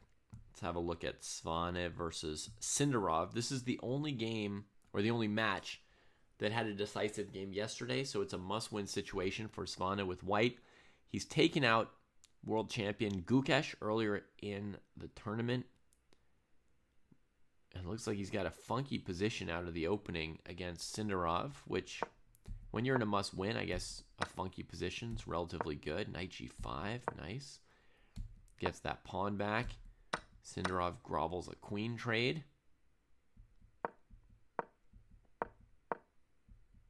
And a rook trade. Uh-oh. I would say this is not looking super hopeful for White here. Not sure what rook H8 was about, though. The rook seemed okay here. Stop in Knight G5. I guess Black's bishop's a little worse than White's, but Black's pawn structure is potentially a little bit better than White's.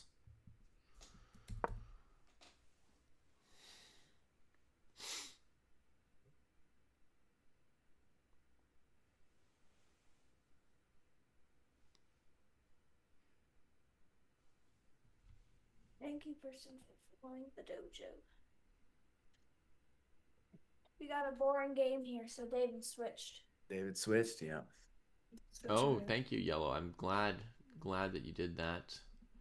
Yeah, I did spar that a little bit with them as well. So CGM, you know, plays that opening Just well. relax, bro. Just relax. I gotta relax. It's Saturday morning, bro. Okay, Jesse, so let me show you the current position in Shanklin versus Dubov. They traded rooks on C7. They're playing very quickly. They're at move 39 after King F2, and I was ready to write this off as zeros and move to another game potentially. Yeah, and first, before we move on, I just want to acknowledge that in the great debate of equals, but who is right, David or I, and the pressing question, well, Dave, we got to hand it to you, bro. You were right. Thank you. Black was the one who was pressing. I appreciate it, Jesse. It's very good of you to go out of your way to bring that up and acknowledge it. Bravo. Bravo to you. Okay, so that game is still going on, folks. We'll sort of announce the time of death at some point, but it's going to be a draw and a tiebreak match for them tomorrow. Yeah, and let's just say the obvious, dude. Like, Sam has a big chance tomorrow, dude. Dubov thinks of himself highly in this rapid stuff, but I think it's about an equal shot tomorrow. Well, yeah, I mean, Sam beat Vidit and Report in rapid chess, and notably, Report is quite an accomplished rapid chess player. You know, he's rated about 2,700 in the FIDE rapid ratings, and Sam annihilated him. So that was something that Sam can draw some confidence from. Let's go check on Jesse's other favorite now that Jesse's back. So that's going to be Hari versus Jose Martinez. Both Hari and Jaspem have played some of the best games of this tournament. These two guys here. And right now, it looks to me like just a mild little massage from Hari. I don't think so. No? Who's better here?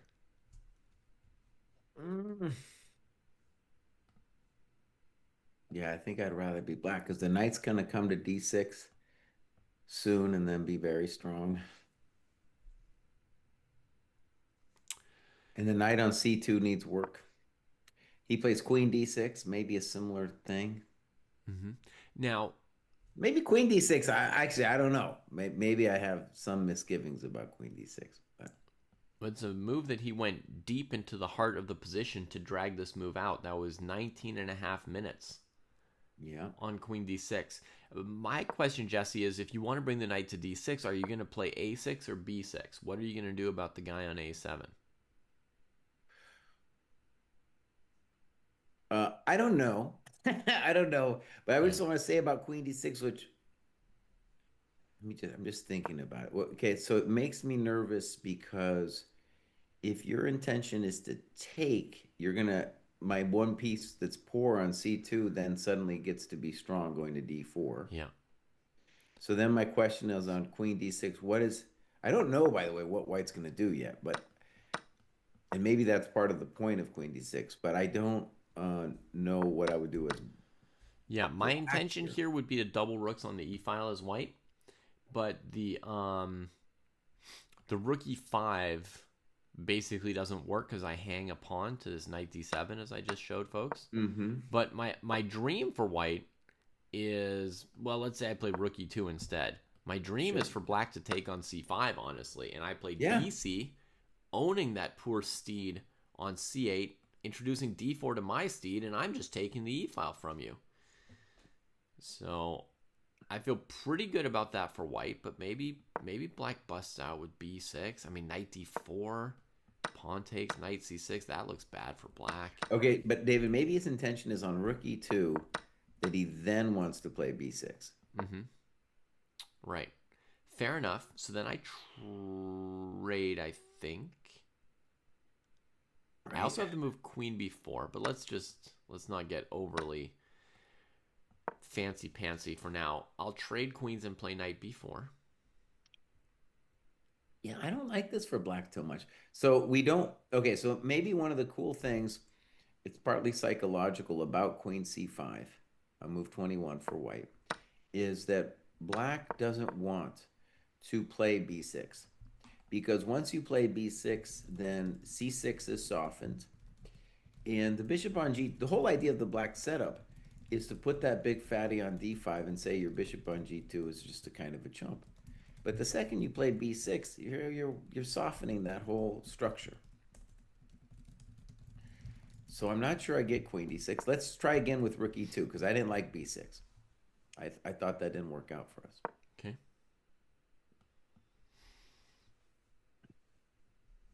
I do believe, though, that if we get a knight on d6, that we will be okay. So with that in mind, I'm going to play knight d7. Knight d7. So you're trying to avoid that mild softening of c6 and my bishop's prospects.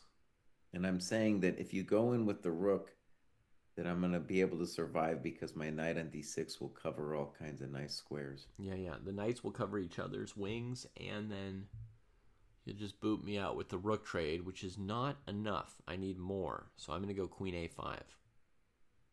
Who's Chess Dojo? What's that, bud? Who is Chess Dojo? That's Pruess. Yes. Hai kono watashi desu.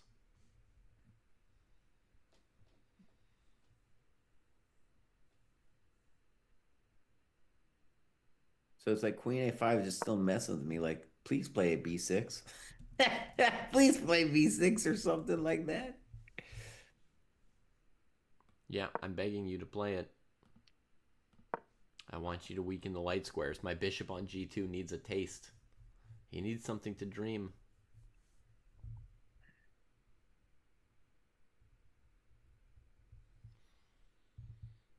Yeah, okay. I'll say white is probably a little bit better than I haven't figured this out. Okay. Especially after Queen D6, I feel like white with a simple move like Rook E2, he's going to be on top. Yeah. And I'm not arguing for much, when I said just like I'm just a tiny little massage from Hari, right? Just a little bit of a something. So I tell you what, let's do the Arjun game Hmm. because he's a guy he could get knocked out. That would be terrible for chess if Arjun was knocked out, buddy. You hear that, Oh. Aronian? You love chess. Don't do something terrible for chess. Don't knock this guy out. Well, Aroni should just play, but yeah. If Keimer and Aronian weren't in, Yeah, it's definitely good news for Fabi. for The more of everybody these else. guys Yeah. that don't get, it's good news for them. Yeah, because so far the candidates field is not particularly scary. It's missing like all the teenage dangers. I mean, position looks interesting from Levon's side with the bishop pair. It looks interesting for both sides. Mm-hmm. Yep. We got some frisky hoppers for black on the king side, trying to make something happen. No, no, but thank you, bud. If I was just moving for white, it'd probably be H3. Okay. Hard to say who's better here. I don't really know. Love to see it. So you're just keeping me out of G4, huh? It's probably a move I want to play anyway, too. Telling yourself that. All right, I switch it up with bishop B8. Oh.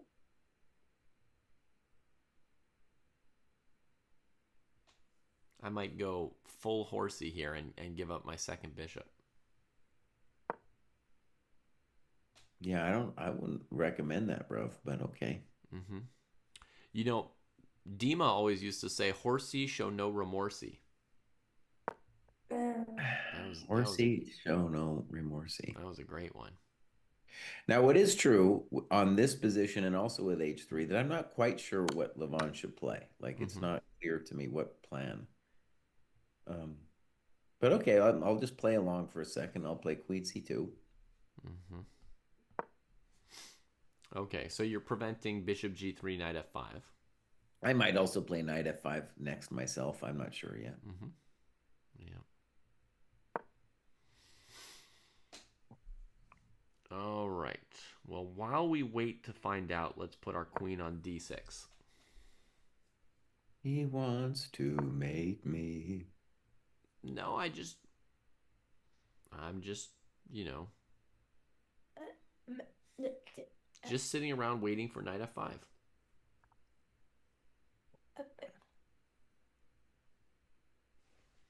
All right, we've got the update we've been waiting for from Ivan. Shanklin and Dubov draw agreed. G3, H5, H4. And a move or two further. We'll update our Yep, there it is. standings over here.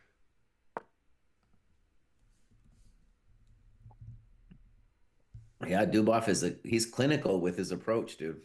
He's clinical. He's got it locked in.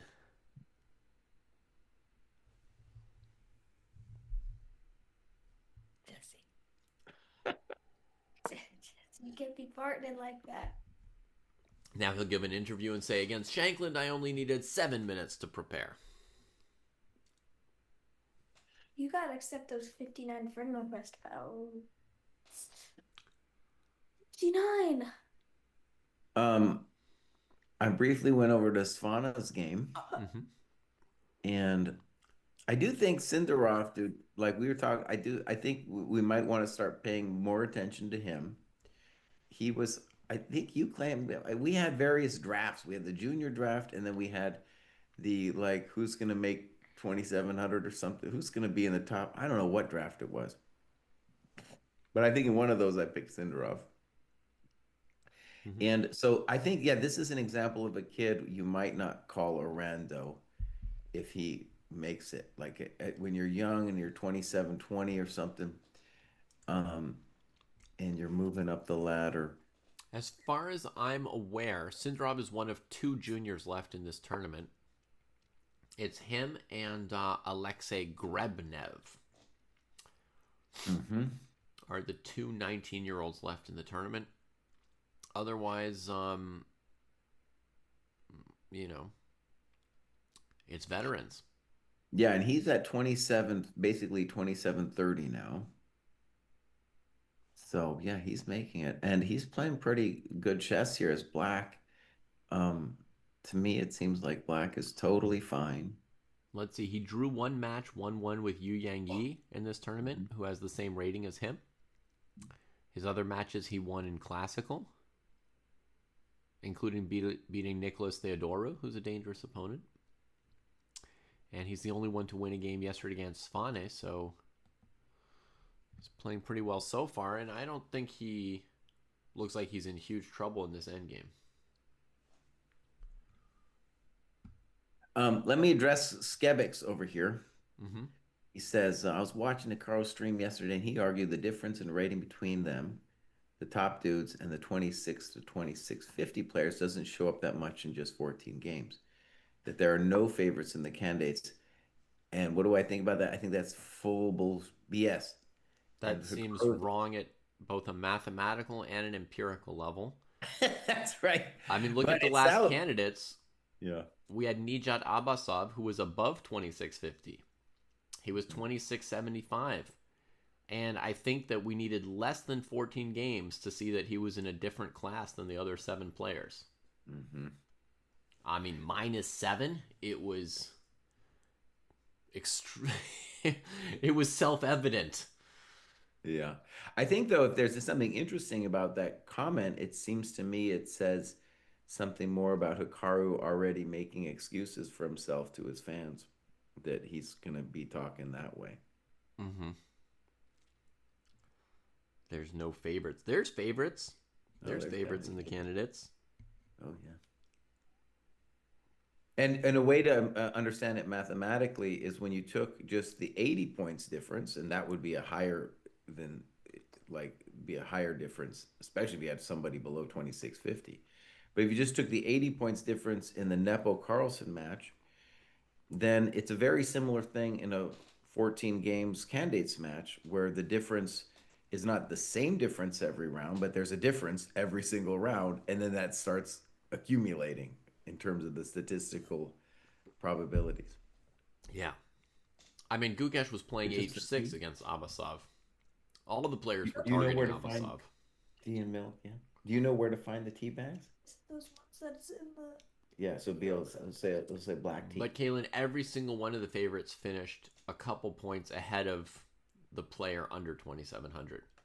And this Hikaru claim is 2,600 to 2,650. That's another level below. I mean, That's another level that's below. saying like you could get a 2,630 in there and you couldn't tell if they were better or worse than Fabi over 14 games.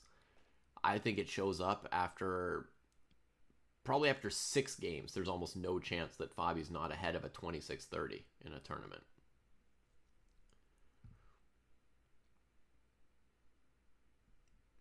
But certainly 14 games is way beyond the point where you would notice a statistical difference.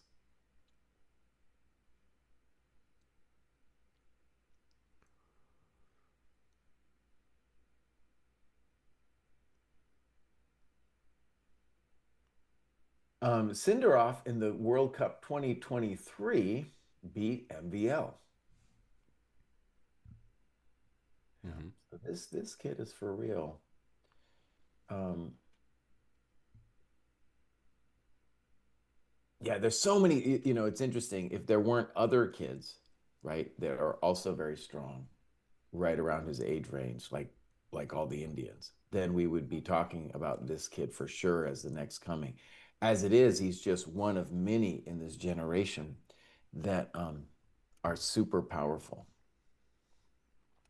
And I admitted that I was a little bit wrong in a position earlier, and now I'm going to claim I was right about something else because I need to compensate for that loss.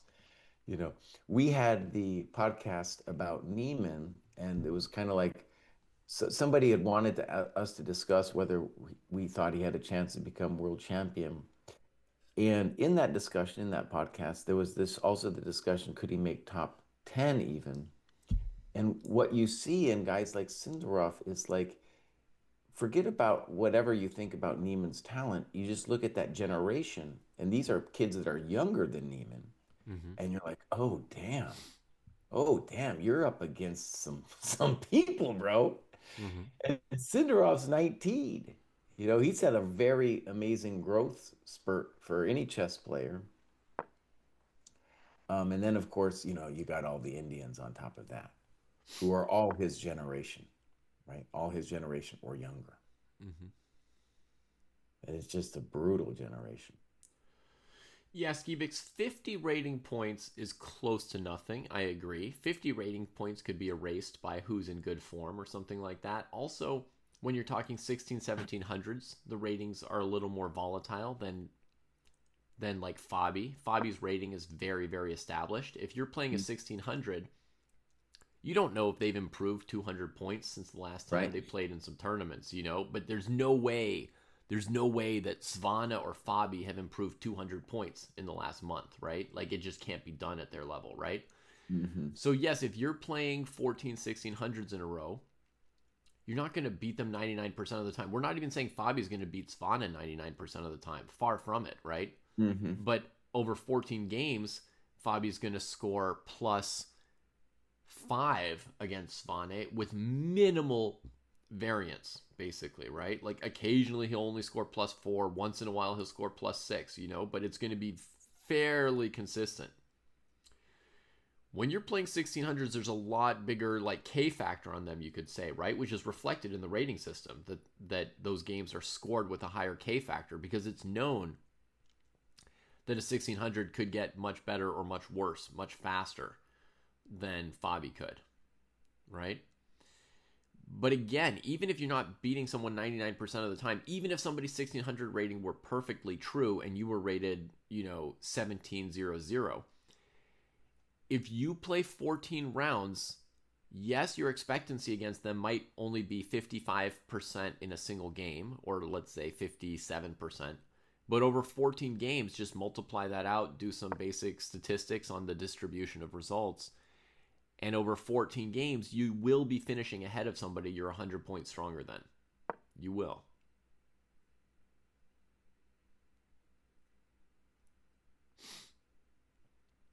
Kalen says Sindarov is very close to catching up with Abdusattorov on rating right now, which is crazy.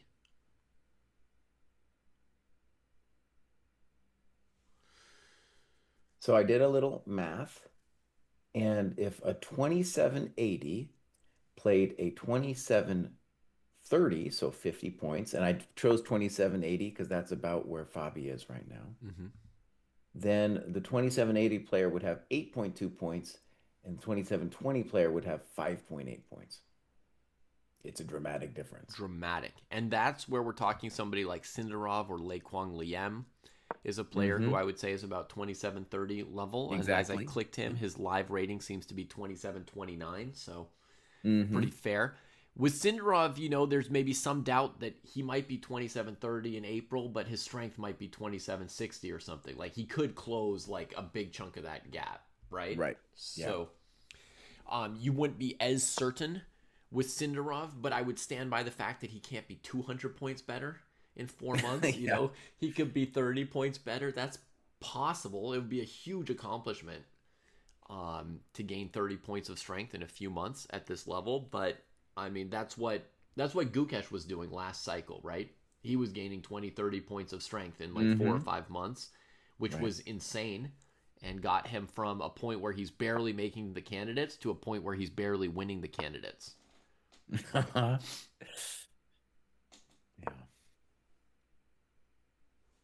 Do you have an evaluation, Jesse, for the Sindarov endgame here as he lashes out with f5 against Svana, sort of fighting for some space in the center?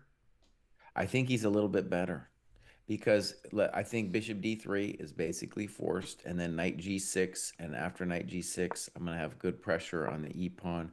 I can always play f4. You can't move your knight. So if the bishop retreats, it takes the pressure off c6. That frees the black pieces a little bit. Yeah. If instead white traded on f6, which you seem to think is impossible because you called bishop d3 forced. I didn't see. I honestly, I just saw the position. I didn't see what the last Oh, move then en was. passant was legal. Okay, gotcha. The move was f5. Yeah. Yeah. And I would call that position equal then. Yeah, EFGF. Yeah, EFGF. That looks more equal to you. Yeah. Yeah. Each side has a majority. Yeah, feels pretty close to equal. Sindarov thought 15 minutes about f5, so he went deep into this one here. Yeah, he's got some time. Yeah, I think actually, David, going forward, I'm assuming Sindarov, he won the last time, so he's going to beat Svana. And going forward, we'll probably be able to watch some matches with Sindarov and get a kind of taste of his play and level, you know, for the rest of the tournament. Mm-hmm. So just a decision here, like bishop d3 or ef6. This is like heavy stuff for Svana.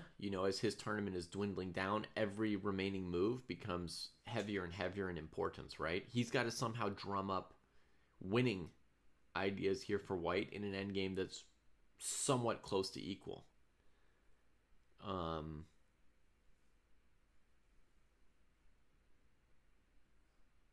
If he goes ef6, he makes the h-pawn a passer, but he gives up the slightly cramping central pawn.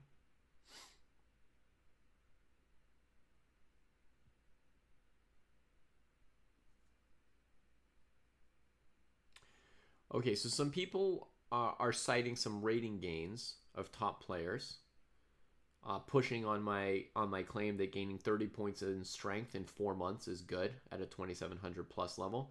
So Alireza gained 50 rating points once in a similar period of time, and Vincent has gained 50 points in, well, I mean that's more like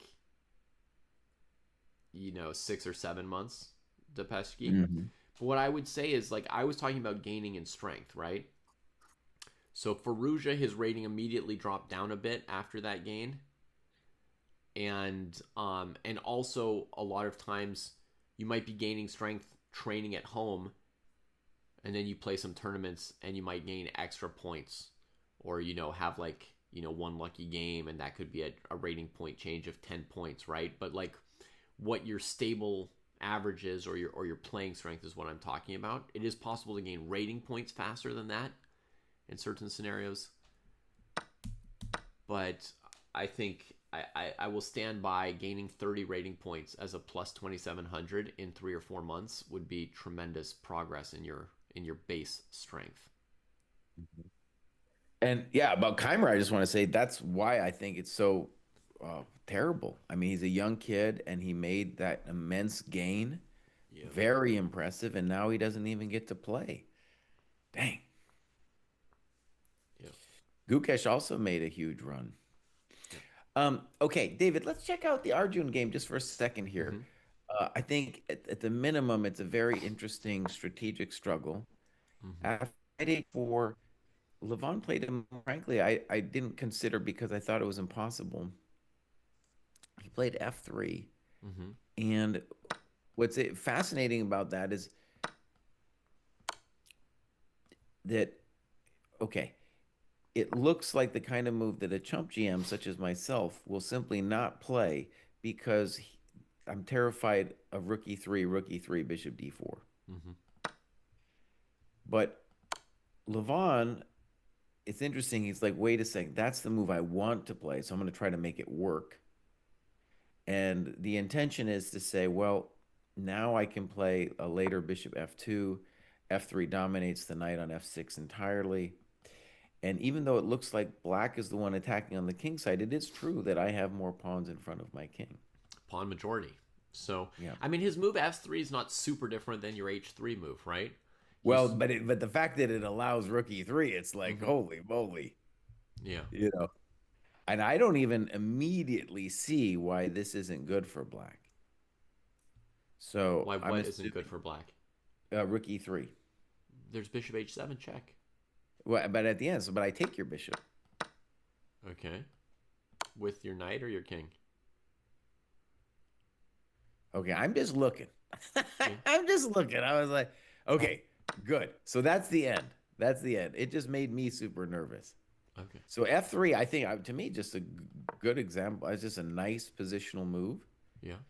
Um, Argaisi plays knight H7. It keeps the knight at bay like H3 Mhm. does, but it also keeps the rook on F8 at bay, Thank you, right? bro. But So knight H7 was played. So he immediately moves the knight that's just been dominated, right? He instantly starts repositioning it. He wants to do something frisky, maybe knight G5 and a sack on F3. Bishop Hmm. B1 gets played. Knight G5. Okay, asking him about bishop takes G5. Bishop takes G5 might drop a pawn tactically, right? To bishop D4 after rook E1, check, Right. rook E1, check. Bishop D4, there's bishop E3. No, he can't do that. Okay, so he's really offering white the possibility of doubling those pawns. Dynamic Well, play. yeah. There I was guess he's something wrong. thinking Yeah. the D pawn will be in really bad shape long term with him having a dark squared bishop against the light squared bishop.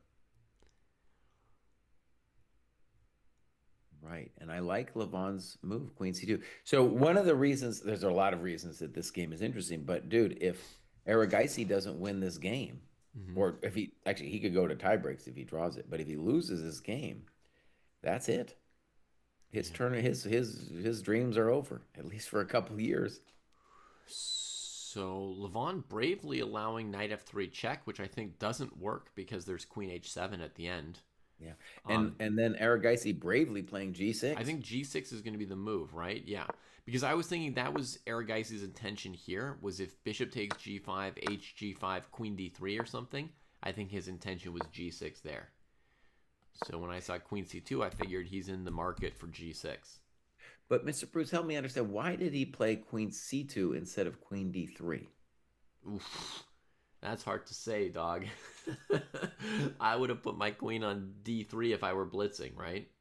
Well, right, because Um, it's like we have a D pawn issue. we've got a d pawn issue and f3, right? We might want to support f3 at some point to stop these breakthroughs. Maybe there's some knight f3, queen h3 variation that he would be worried about in some positions. So, Hmm. I mean, it doesn't quite work with queen h7 on the table, but once g6 is played, maybe it threatens it. But let's say I play a3 just to show the idea. Knight f3, pawn f3, queen h3.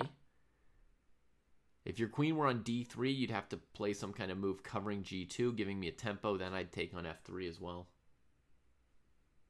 Come raging in. I think it could be that. King h1 played for similar reasons, right? Take the sting out of the breakthroughs. Nice move. Okay. Sacrifices.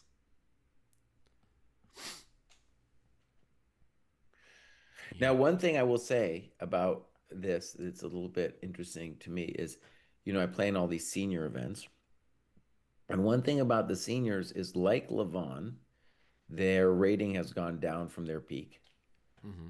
right? A lot of times with the seniors, you can have dramatic losses, but with the seniors, they still have certain positions that their hand can play. Mm-hmm. Like they know how to play, how to work you in certain situations. And this feels a little bit like one of those where Levon knows where the pieces are going. Yeah. The bishops are very strong. And if black isn't able to do something, I think white's just better. Yeah, this is a classic pawn structure from a lot of e4, e5 openings. Like open Rui Lopez's with an f6 break by black would be one way. You get these kind of positions. I've seen Levon play this structure before. So By the way, Firesnap, thank you very much for this tea. You did a good job, bud. He doesn't even drink tea, but he can make a good tea, bud. nice. Nice. He drinks some tea sometimes. Good Okay. work. I don't drink tea either, but I can't make a good tea, so that's the difference between us. Black's dark squared bishop is just bad, says Kalen. Black's dark squared bishop is beautiful. I'm going to have to disagree with you on that one. I think that bishop's great. I think that doesn't mean there's nothing to be said for bishop b8. I've played that move myself in similar positions. It would be great on b8, but it's not doing nothing on a7 either. You could play knight e6 here as black, and I think if I put knight e6 on the board, you can feel that d4 is shaky. Also that I could play knight f4 hitting g2. You might have to trade me, and let's say I play queen c3, knight f4, bishop f4, rook f4. I mean, you got to be feeling that bishop on a7 a little bit. h6 hangs, yeah, but it could be funky. Knight e6 here, bishop h6, knight takes d4, hitting the queen. Rook on e1 is hanging if you play rook takes d4. So I'm not gonna get into a long calculation battle with you, Caitlin. I'm just gonna tell you, like, you can feel the bishop on a7 here. It's not just bad. Okay, I want to reiterate my next point, which is that black needs something now. Something concrete, or else white is just better. Long term, white's just better because my king's airy or because of the bishop pair? Both. Okay. Resounding both. So white can play just sort of like moves like king h1, just avoiding black's tactical ideas, and black has to keep coming up with juice. Right, and I might be threatening bishop g5, hg, queen d2. I don't need that threat, but that might just be a simple thing that I got on the table for myself.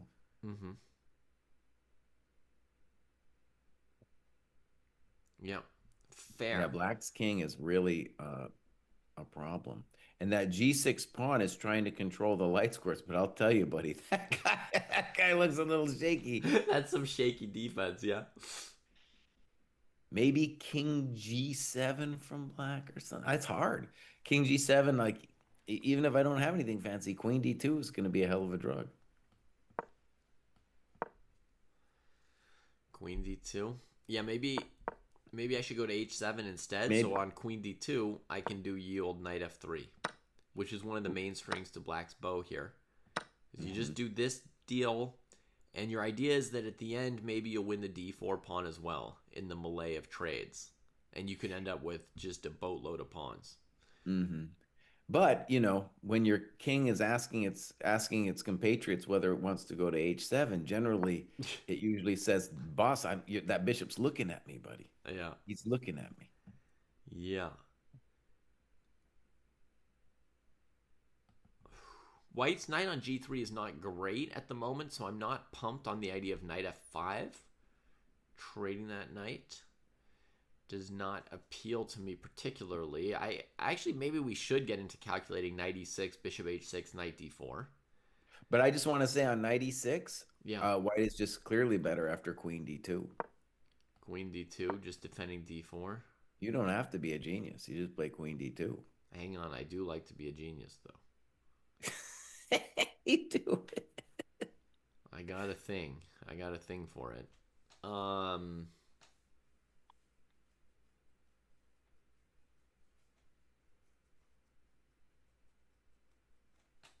Like right now you play queen d2 and I'm thinking, well, maybe I've got rook takes f3, right? So obviously I'm always trying to be a genius.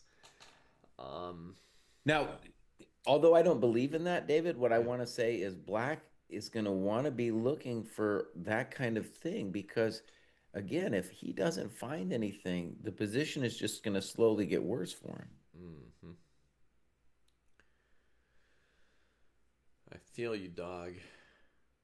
Queen d2 looks pretty painful to me, honestly. But I mean, you'll do that to me with the knight on g5 as well. Like queen d2 is coming, kind of. It's a very natural move for white. I mean, white has other moves, but that's a very natural thing for us to play.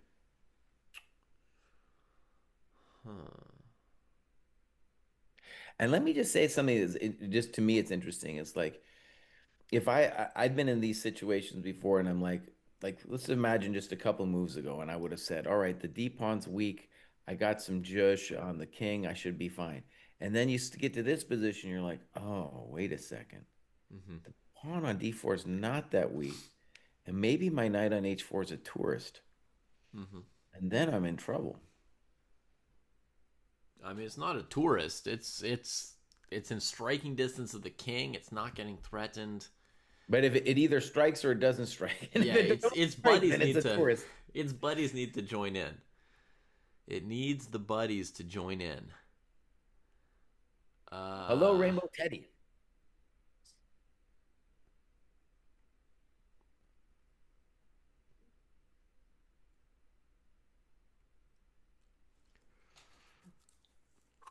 Should black consider queen d8?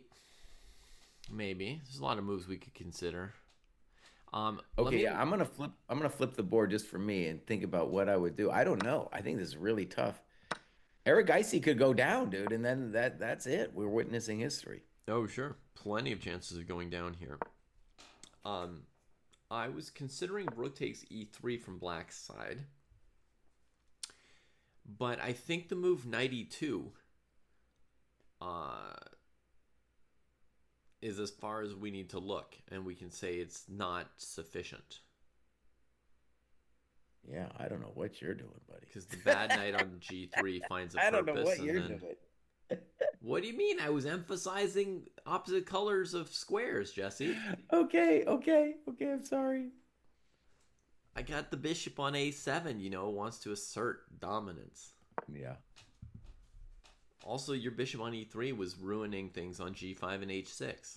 Okay. I just thought it was white's best minor piece, so I looked at an exchange sack. That's normal. All right. By the way, me and Firesnap are sometimes watching the live stream, and there was models of concentration from these people. Levon gets up and walks some, but they are really concentrating deep. And I'm about to watch a move. He's playing Queen F7, which wasn't really on my radar, but it does talk to the G6 pawn. Yeah, threat is knight gf3, gf3, queen f3 check, king g1, and then rook takes e3. Very, very simple. All right, let's ask one basic question first. What happens on the basic bishop g5? Yep. Now you can play rook e1 if you decide, and then I could. Oh, I get it. Now, if queen d2, he has queen f4. We'll start basic here. Queen d2, queen f4. Queen f4, and then I think we could say that black's okay. Black's fine in that position.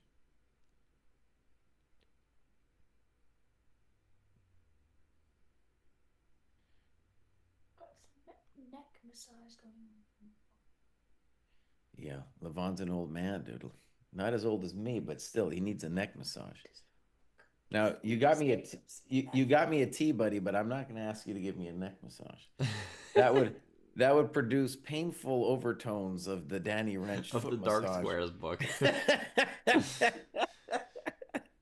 Does Jeronian look like he's in pain in the video feed, Jesse? Is he like working on himself? I don't think he's in pain. No, okay. He likes to hold his neck. That's his standard pose. Oh, that's true. He does often just have his hand there, but he's done that since he was young.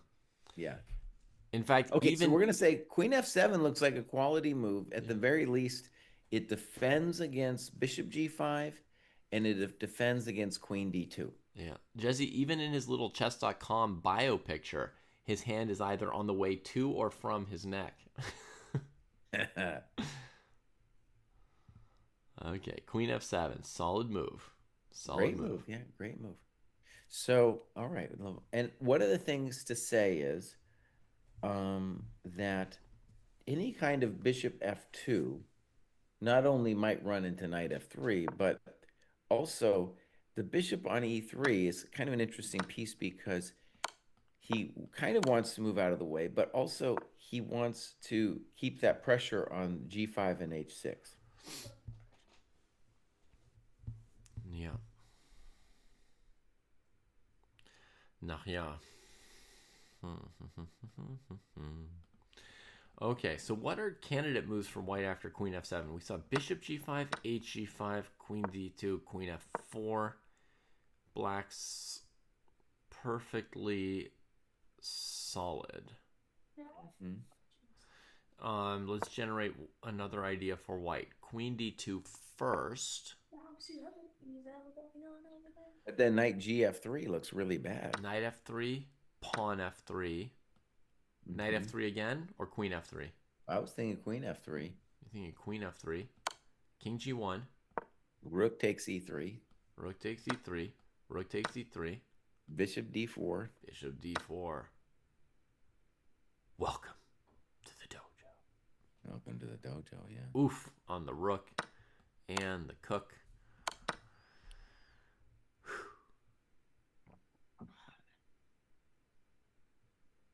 Not so pleasant for a peasant. No. How you guys are so recognizable by your coins. By our coins? Yeah, like you say, like word. Wait, hold on. You're teaching me a new word. What do you mean coins? So a coin is a phrase? Signature phrase. Because that's something I coined. Is that the idea? You say it. Oh, dude, the new generation has some cool words, bro. They got some cool words. Are your kids talking in the lingo too, bud? No. They're not? No.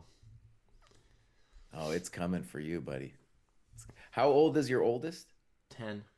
10. Oh, yeah. By the time 11 hits, bro, the 6, 7 is going to be out of control. Oh, It's going to be out of control, buddy. She reports that kids in her class say those numbers all the time. Yeah. She's going to be saying it, bro. She's going to be saying it. Yeah. Yeah, Rainbow Teddy. I spent much of the 90s in Germany. I studied in Jena, Heidelberg, and Bielefeld. That was my little trek in the 90s, which was great. Great for my chess, too. Got to play in Bundesliga and all that stuff. Okay, well, this is hard for Levon, this queen f7. I haven't been able to find a nice move yet, Mr. Pruess. Yeah. Wow, Teddy's fiance is Bielefeld.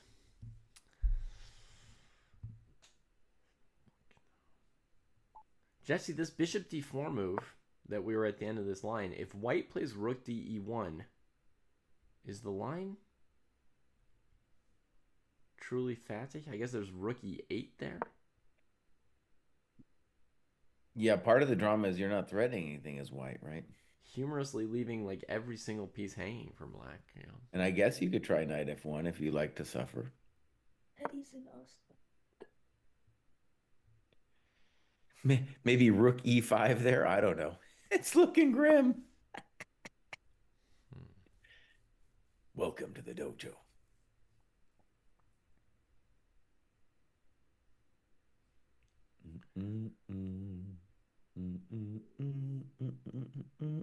Jesse. Yeah. Do you know the guy who hosted the chess tournament we went to on Monday at Peabody Brewery? Yeah. Has hosted all of my chess tournaments so far for school. Oh yeah. I did know that. Yeah, but I didn't. Yeah, that guy's really cool. His name's Andrew James. He's a local chess organizer. Really pumped about chess. Yeah. Okay, Jesse. So the move f4 has been suggested in chat, Oh, right?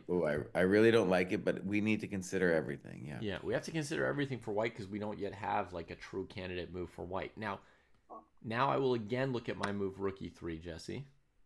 And also, I just want to say with f4, I'm not sure I get it. Like, also, if just the basic knight e6, what is the idea? In addition to your rook e3, which is fine, but I just don't know what the idea of f4 is. 96. I mean, then maybe rook f1. I guess, but black has a lot of moves like knight knight e g7. You got to move the bishop. Then we can play knight f5. We're doing okay in that scenario. Knight g7. Now maybe we don't have anything better than okay, but yeah. f4 looks very dangerous to me.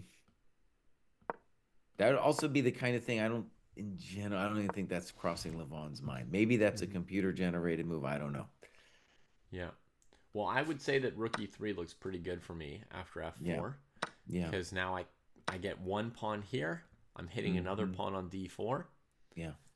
And all my guys are alive. That feels like something white wouldn't want. I would actively want this position for black. Now, one of the weird things is like it's a little bit of a process of elimination. So if you say, okay, bishop g5, I don't like because of hg, queen d2, queen f4, you could be like, but that's a bummer.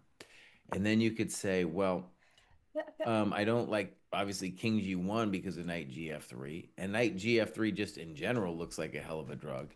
You might Yeah. come up with F4 as a process of elimination kind of thing, even though Hmm. it's really not what you want to do. Yeah. There's not a lot of candidate moves for white other than taking on G5 here. It's very surprising too. I mean, we were talking about finding something concrete for black, Hmm. and it looks like he found it, dude. Like Queen F7, it's Yeah. like all of a sudden, it's like, oh, what is dude supposed to do? Okay, here's a weird, ugly looking move. How about Queen F2?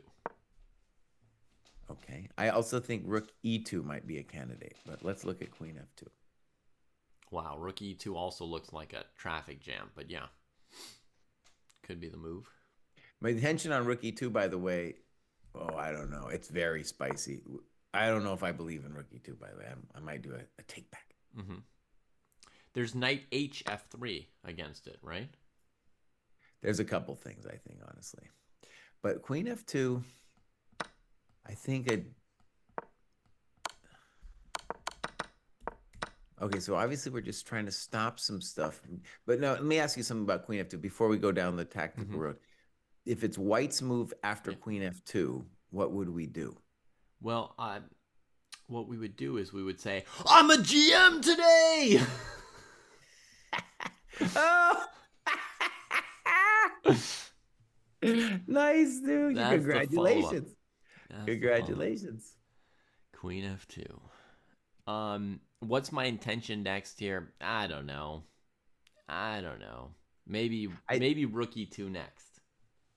Okay. Yeah, I think Queen F2, but like it's a process of elimination move that I think is probably maybe even only move. And I wasn't really thinking of it at first because I was like, I want to be the one as white who's pushing, but the argument could still stand that black still needs to show something, or else I'm gonna slowly unravel out of this business.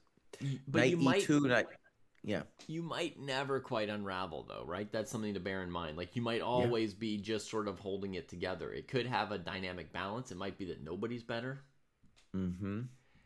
And one thing I'm noticing is if I ever move my knight on G3, Mm-hmm. dude has knight F5. Mm-hmm. Then you'll have to concede your unopposed bishop, basically. Yeah. Okay, we got to move bishop B8. So now Manhattan transfer has happened, and he's looking at our poor knight. And so Wow, bishop b8. I think the claim is that if knight F1 or E2, that knight F5 black is at least fine. Putting a little Arjun pressure on with that move coming quickly. I was thinking of another move also, Jesse, Queen F6. Uh-huh. Just, putting extra eyes on the D pawn, right? Keeping white a little tied up. And I was also thinking we could move the king up to G7 or H7 to defend our little pawnies.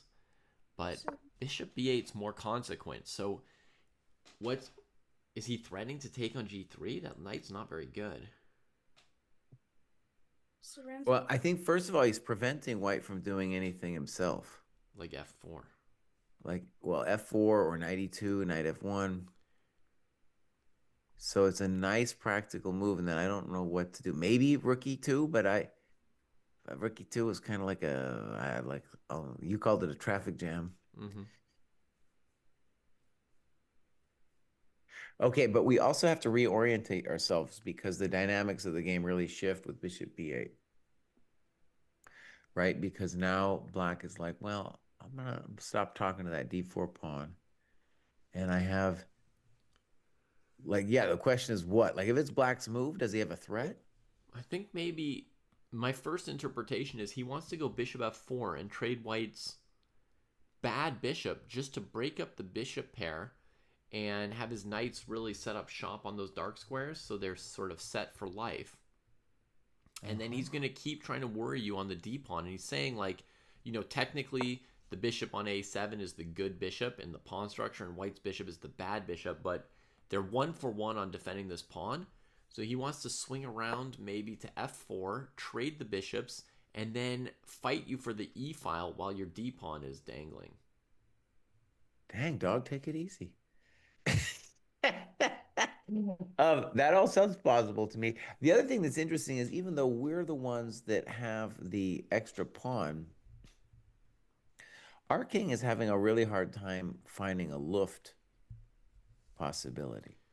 You Yeah. know, like I don't definitely don't want to play H3 now, and I can't get any Luft. So like long term, I'm gonna have a back rank issue as well. Right. So we're going to fight over the E file without any Luft.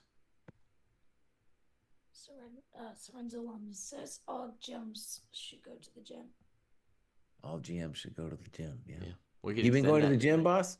We can extend that to non-GMs too, right? Everybody Yeah. should go to the gym.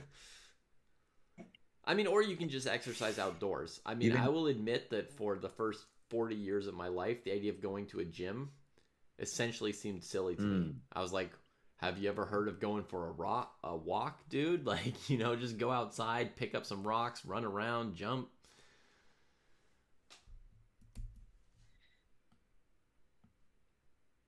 Okay, Mr. Bruce, I got a candidate move. How about Rook F1? Okay. I just want to talk to F3. I want you to worry a little bit about F4, though I guess maybe you're still going to. Yeah, okay. So that's my little, that's my, yeah. Maybe we'll just first start with your bishop F4 thing. Yeah. We do have a move knight F1. So I was right about the square, just wrong about the piece. Okay, knight F1. Now, the reason I didn't like this too much is I felt that knight F5 was at least a reasonable position for black. But you know what? Maybe that's not so true.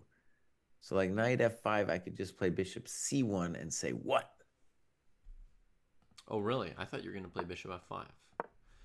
I might think about bishop F5, but I don't want to give up my bishops if I don't have to. Okay.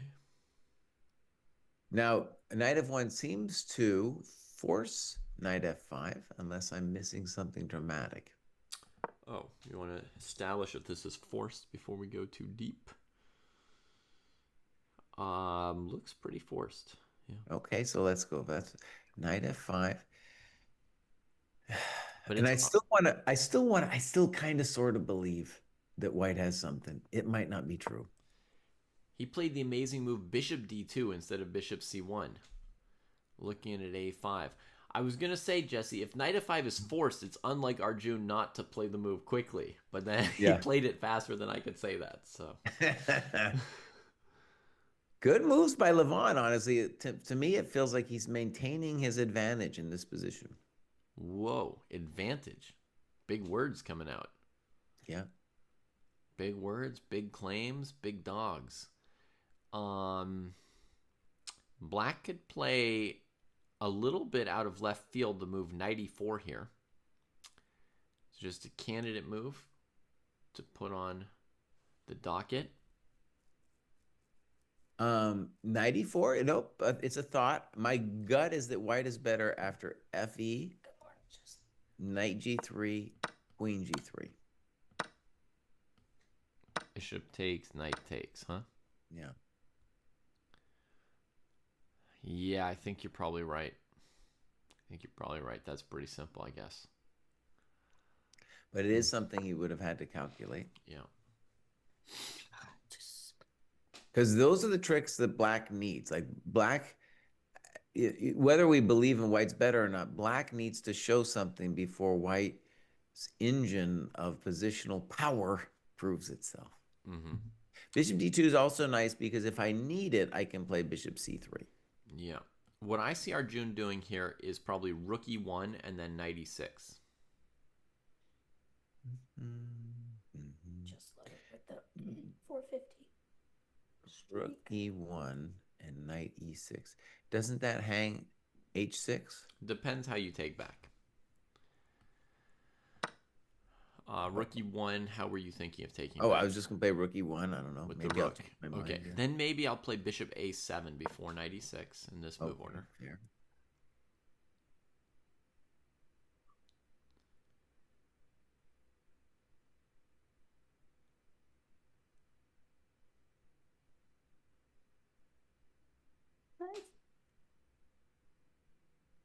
Now know that you're a pawn grubber, so let's just first grab the pawn and see what happens. So bishop f5. Okay, queen Just f5. living my opinions. Bishop a5. Bishop a5. Dang, he went all in on the grub. And he's got the e file. E F F4, maybe? No. Take it easy, Jesse. I steal your coconut. Brutal. Oh my God, Sorenzo Lamas. He's saying you want to say 6-7. You're just dying to say 6-7, bro. That's probably true. That's my take on you. Actually, is there's a 6-7 bubbling out of the inner, that inner core of your soul. Just wants to scream 6-7 all the time. Mm-hmm. Yeah. 6-7. 6-7. Oh, you said it first, Jesse? Oh no, he loves it, bro. He loves. I hear it all every day. I hear the 6-7. Really? It's at school. It's everywhere. Every single kid. Mm. It actually got banned in my school. It got banned, bro. That's how intense it was over there. If you say it, you get Saturday detention. You get detention just for saying numbers? Well, dude, it's because once you say it, the other kids will lose their mind. I'm gonna say I am Jesse Kraai Jr., but combined, I have one full of hair. 67. And then one thing that the chess lover is onto is the fact the origins of 6-7. 6-7 comes from the Gen X song Jenny. Jenny? Jenny. Jenny. And we got her number, bro. It's 8675309. That's where 6-7 comes from. Isn't it 9? 9. Seems like you snacked my pawn with impunity. Jules says he had a group of kindergartens start chanting it in unison unprompted. Yep, dude. Yep. It's rough, but it's a disease. Dude, yeah. You got to ban that, dude. Send him to detention. And then 67 hours of detention.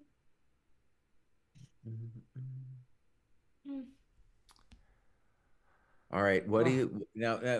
Firesnap often has good takes on the players' demeanors. You got anything to say about these people here, bud? First of all, do you like Levon's style? His fit? No. You don't like his shirt there, dude? That style's there? Yeah, but like it's kind of tight on him. So whenever he sits down, he's like, it's kind of tight on him, huh? It looks like he's a big back. And then oh, bro, we can't watch it no more. The stupid FIDE, bro. Originally, they weren't putting the eval bar up, but I just saw an eval bar. Really ruins the whole situation. Ugh. ChessCom? ChessCom? No, it wasn't on ChessCom. It was on that live feed, so now I can't watch it anymore. They just superimpose it on Levon's face or something to No, they show the two people and they show the board. It's cool to show the board because if you're just watching, it might not be easy to see it. But then they superimposed the eval on the board like chumps. The problem, Mr. Pizza, is if I play bishop a7, Jesse's always going to trade on f5 real quick and then grab my pawn. So then I'm down. Then I'm down my pawn to Kavutskiy. Arjun might just have to play bishop c7, He might just have to be honest here. This guy. What did he do? He said c7 and thought you were going to say 6-7. Well, that c7 is kind of a stand-in. That's like the chess. That's the chess 6-7, bro. Oh my goodness. Okay. Food Chess says, when I first heard about 6-7, I wondered if it was a Douglas Adams reference. I don't even know what that is either, but it's from Jenny, man. It's about her number. Yeah. Jesse said he knew some girl named Jenny at the dinner table, and we actually believed him for a total of 30 seconds, and he was like, and her number was 8670309. No. He probably did know a girl named Jenny, but that wasn't her phone number. Yeah. There was a girl named Jenny at my elementary school. But actually, it was better than that because the question was like, now with modern phones, you don't remember anybody's number. So it's like, well, how many numbers can you remember? And I said, I remember Jenny's number. Yeah. That's easy. I know about Jenny. I probably remember about 50 phone numbers. 50, bro? Yeah. Dang. Dang. 50 is 50? crazy. Yeah. Really? Okay. What was David Petty's number back in the day? I know it. I'm not going to say it out loud, but I know it. Why? Because it's still his number or something like that? Yeah. Wow. Okay. His books, the number 42 is significant. Dang. What was I think I know your number too, Jesse. like my current phone number? Yeah. How do you remember this stuff? Which I will also not say. But how do you remember it, bro? I think the first 3 digits of your phone number are the same as the first 3 digits of one of my siblings' phone numbers. And then... Okay, wait, what are the first 3 digits? Well, the first number times the second number equals the third number. No, you got it wrong, buddy. You got What? it wrong. No. Yeah. I have a Bay Area area code. Yeah, I'm not talking about your area code. Oh. Think past your area code. Of course I know your area code. It's the same as mine. Okay, so you said the first times the second equals the what was it? The first times the second equals the third. Yeah, there you go. Dang. Yeah. There it is. So you just see a number and you're like, I got it. And then then of the next 4 numbers, the second and the fourth number are the same. Rainbow Teddy. Dang, bruv. Right? No, he's real, bud. Pruess has got some skills. Yeah. So I didn't know that about Pruess's skills. So now these are like he's got the best bladder in the chess world and maybe one of the best number memories. Well, that's interesting, man. Well, one of the things I want to talk about on a future podcast is like the role of memory in chess. And my memory for that kind of thing is abysmal. But I know like Levon, if you ask him like to various memory things, he can remember all kinds of things. And of course, Magnus is the champ when it comes to that. Rainbow Teddy, now if your mother took And Jesse, speaking of champs, he did play bishop to 6-7, like I told you. You're a GM today, bud. You're a GM today. There you go. Bishop to 6-7 is crazy. Okay, so let's think. What should white do? Oh, there's you have aphantasia. He's got aphantasia, yeah. Bruce has got the aphantasia. Rainbow Teddy wants to know if your mom took Tylenol when you were pregnant. I have no idea, Teddy. David, how many games would you say? Like, is it possible? Maybe it's a dumb question, but how many games do you think you could rattle off by heart? Yeah. Not tons. When I was younger, it was tons. Mm-hmm. When I was younger, it was tons. Now there's some little, some little fuzzing, some missing moves and things. It's but the end games, do you think you could botch up? I might be able to play out somewhere between 10 and 20 games. Nothing very impressive. Huh? It's crazy.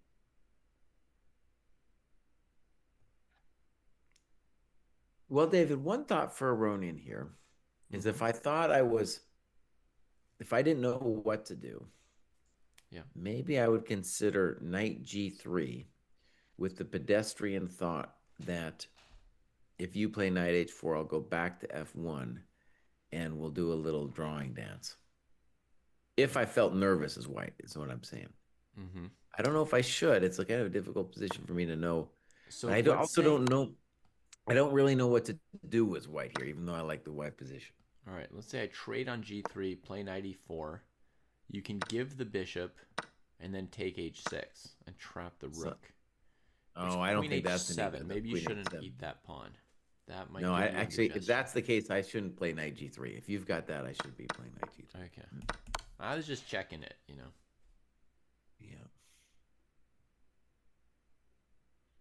Oh, it's an interesting moment for white. Like there's like kind of like with queen f7 and bishop c7, black held his ground as like what? What do you want to do? It's very difficult for white to actually do something. Yeah. H4 for who, Nordvik?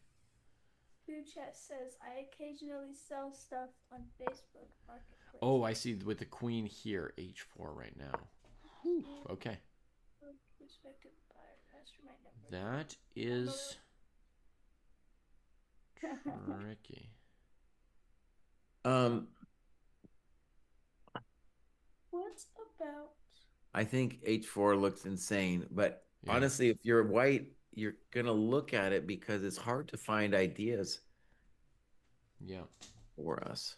I agree. H4 looks kind of insane, yet maybe it's a move. Maybe not. We could also play G3. G3 is also. G3 it looks like you're really weakening the f3 square. No, you're. We got to move, I think. Okay. Knight e3. That's more the pedestrian thing that I was kind of thinking of. Yeah. I had a pretty lame-o thought as well, Jesse. I was thinking of playing bishop takes g5, h takes g5, knight e3. Mm-hmm. And then like plunking it on g4. I really like the way Levon's played the last several moves. I mean, Arjun's played great too, but he's making it look easy, like queen f2, knight f1, knight e3. But those were all not the first moves that came to this chump GM's mind. Right. And remember, I didn't want to play knight f5 and trade the knight on g3 back when my knight was on h4. Right. And he's kind of like engineered me into position to do it. Mm-hmm. That said, I think tactically he has now allowed knight e4. Uh-oh, we better look. So I think knight e4 is playable. I don't think that Arjun is in trouble. Okay, well, let's go down that road. So we queen comes off. What do you mean queen comes off? I think against knight e4 you have to just trade it with your bishop. No, fe4. Fe4. Knight g3. Knight g3. Queen g3. Bishop g3. Queen g3 now. Yeah, sorry. Man, I keep getting this wrong somehow, this simple line. I'm sorry. Now, sometimes these positions are really nasty for white because the king is a little open, but this one looks reasonable for white because I have knight g4 next. No, you're totally right. I keep getting this wrong somehow. Right. Go back. Gotta take a break. I guess I get DE4. I get one pawn for my stupidity. And then the knight comes raging in. Yeah.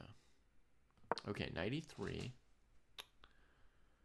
Be great if I could stop blundering that. Okay, maybe knight to d6.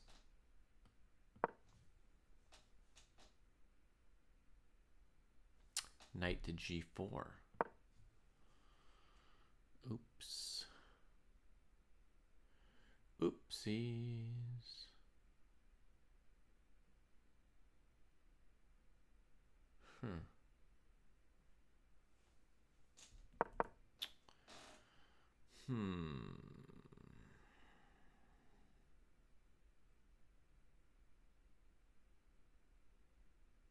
Dang, 93.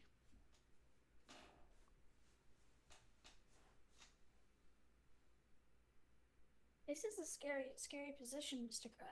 Mm-hmm. And just to note that Levin has 18 and Argosy has 28. Yeah.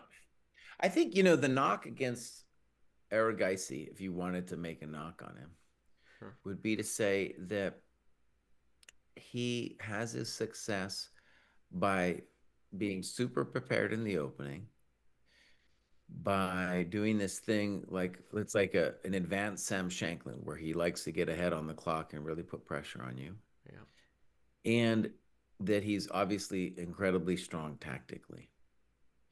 But what's interesting about a game like this is you're seeing an old timer. Like black is still, I think, okay, but it feels to me like black is just getting outplayed. Okay, let me calculation check Levon. Yeah, Knight as you, takes d4. yeah, Insane, right? I it just looks insane. So knight g4. knight g4, queen g7. Ah, that's fun. But aren't you okay? I'm But probably blundering something. I'm aware. I'm just checking on the guy. okay. So let's say I play rook e8, Yep, rook e8, bishop g5. hg5. Oh, so on rook d4, you're going to play bishop b6 on me. Now That's against queen d4, I've got the rook e1 trickarooski. yeah, yeah, okay. And against rook d4, I'm going bishop b6 and saying, wait, you got no more dark squares. Yeah, and this would be the example of a you know Levon doing nice positional things, but maybe knight d4 is playable. It's hard to believe. It looks like a huge blunder, right? So it's like, how deeply do you check knight d4, knight g4 before you say, like, knight d4 is not going to work? I'm going to play knight e3. And then somebody comes up with something funky and they take and they queen g7 you. And, takes, rook e1's hanging. They trade and they still can't take. Okay, hold on. Before we celebrate black here, Yeah. let's play bishop c3 instead of knight g4. Okay, bishop c3 instead. Good point. But now you took my pressure off this h6 blah blah blah stuff, right? h6 blah blah blah. So I play c5. Maybe you could play queen f4 there. Queen f4. Queen f4, I'll probably still play knight g4. But okay, you do your move. c5. Queen f4 from where with who? With black. Threatening mate. But okay, knight g4. Knight Let's e3. see what you want. Wait, knight e3. When could I play queen f4? At what point? Knight here, knight here. So knight d4, bishop c3. Yeah. No. I played bishop c3 first. That was the whole point. Oh, you didn't play knight g4 at all. Yeah. Oh, sorry, I had your move order wrong. Bishop c3 here. I had knight g4, queen g7 already included. Okay. Okay, so you go bishop here. So I could just retreat my knight. What are you doing? Where do you want to go? I don't know, e6 or f5 or somewhere? But then knight g4 looks really powerful. Then you go knight g4. Wow. Okay, bishop d4.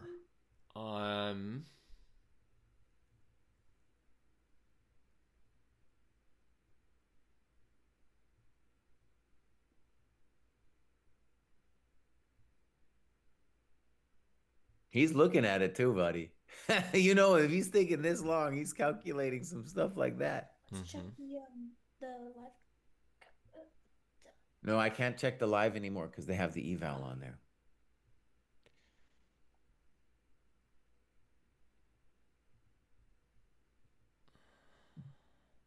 I'm trying to cook you here, Jesse. I'm calculating knight df3.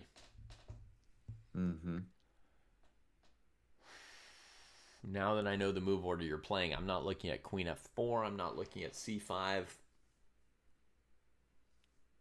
I'm looking at knight f3. What's wrong with c5? But wait a second, Mr. Pruess. So c5. bishop c3, queen f4. Yeah. And then if knight g4. Mm-hmm. Queen g4? Simple does it? Well, on queen g4, there's rook e8.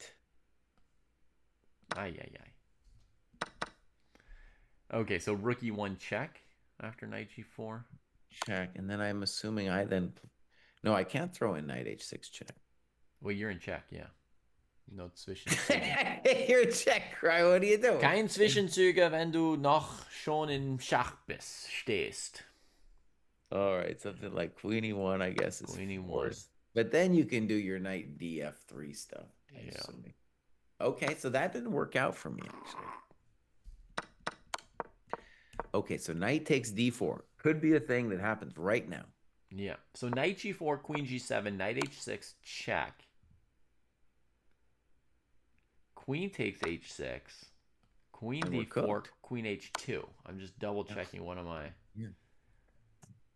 Cooked, by the way, is an old chess term. I know it's a 6-7 term these days, but cooked is an old thing like Fisher and the old timers used to say. Yeah. I'll have to let Oscar know that. Dog, I don't see a refutation to knight takes d4. I don't see anything conclusive for Mr. Aronyan. Maybe knight takes d5. We got to go. Yeah, that's what I was just looking at. It's pretty wacky though. Because first of all, there's queen d5. Mm-hmm. There's so many different moves black could do. Queen d5. The idea would be rook e8, rook e8, bishop. Oh, but then it's still the back rank. I mean, it's still just simple back rank. Yeah, yeah. And we mentioned this earlier as the big problemito in Casito. But in that final position, Bruce, I do have bishop e4, right? Where? Well, instead of rook takes d4. Bishop g5, hg5, bishop e4 here. Right. Bishop e4 here should lose to queen e5 or d6 or something. Queen d6. Oh, you're totally right. Yep, good move. Simple chess. With a mate in the Casito. But you can play rook d4. Actually, the back rank doesn't immediately win. But I think you might lose weirdly to queen e5. Mm-hmm. That looks terrible. With the idea of like g3, queen e1, trying to pick up the bishop. Or simpler, g3, bishop b6. Goodbye. GG's. And I got b6, yeah. Ay, ay, ay. So that's a delayed loss there for white, but a loss nonetheless. Dude. All right, let me frame it. If knight d4 isn't playable, then black is, has got just long-term positional problems. So knight d4 is definitely, it's not just a tactical thing, it's the kind of spice that his position needs. Also, it's potentially, 5 to 10 minutes of calculation, and then if it turns out it doesn't work, you're like, shoot. I just spent a lot of my money on that, on hoping that Levon had miscalculated something. The thing is, Levon played knight e3 in 5 minutes, so it is possible to miscalculate. Or he could have just not, like me, he could have been like, no, I don't believe in knight d4 because I have so many different ways to seemingly get at him. I currently believe in knight d4, Jesse. All right, so let me try it again. So knight d4, knight g4. You wanted queen g7 is my memory. Mm-hmm. Okay.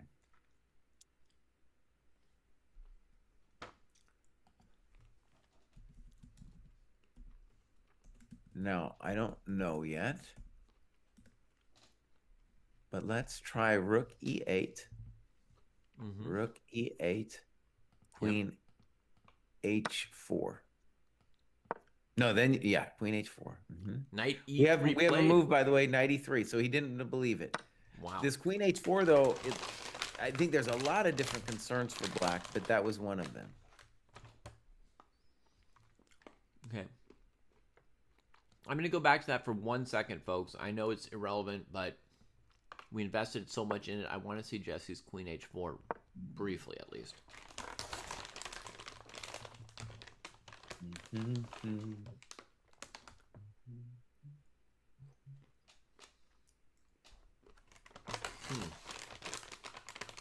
Big old threat there from queen h4, Jesse. That's a nice move. I played rook e8 first, thinking it made a difference, but it might not make a difference. Oh, sorry. Rook e8, rook e8. No, I think you're right. Now queen h4. That's much better.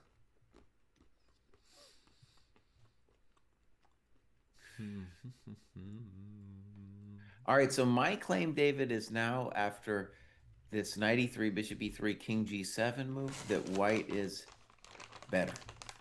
All right. Now, Jesse, I will say after queen h4, I can play knight f7, and I'm definitely not lost. No, knight f7, I have knight f6, but... Oh, that's why. That's why I was like, let's take on e8 first. Mm-hmm.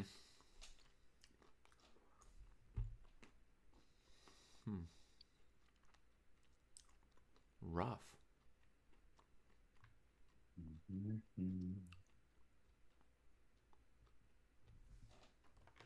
Yeah, so I think Where now it's an interesting spot where now they're getting close to equal on time. Mm-hmm. And like I said with the old guys, they a lot of times their hand knows where to put the pieces. And let me say that knight trade was huge for white. Huge. Yeah. Really helps Looks like the we got to bishop move pair. Queen F1. Whew. That's definitely not a move I would have thought of.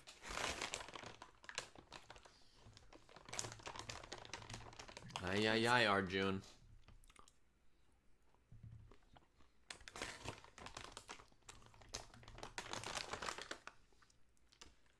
So, I Dang, think the old guy didn't even miscalculate knight takes d4. Queen F1, I think, what are we talking about here? Maybe we can play Bishop G. Now that you're not going to nail me on F3 anymore, I can think about like Bishop G1 and slowly building the position. My queen might go back to D3.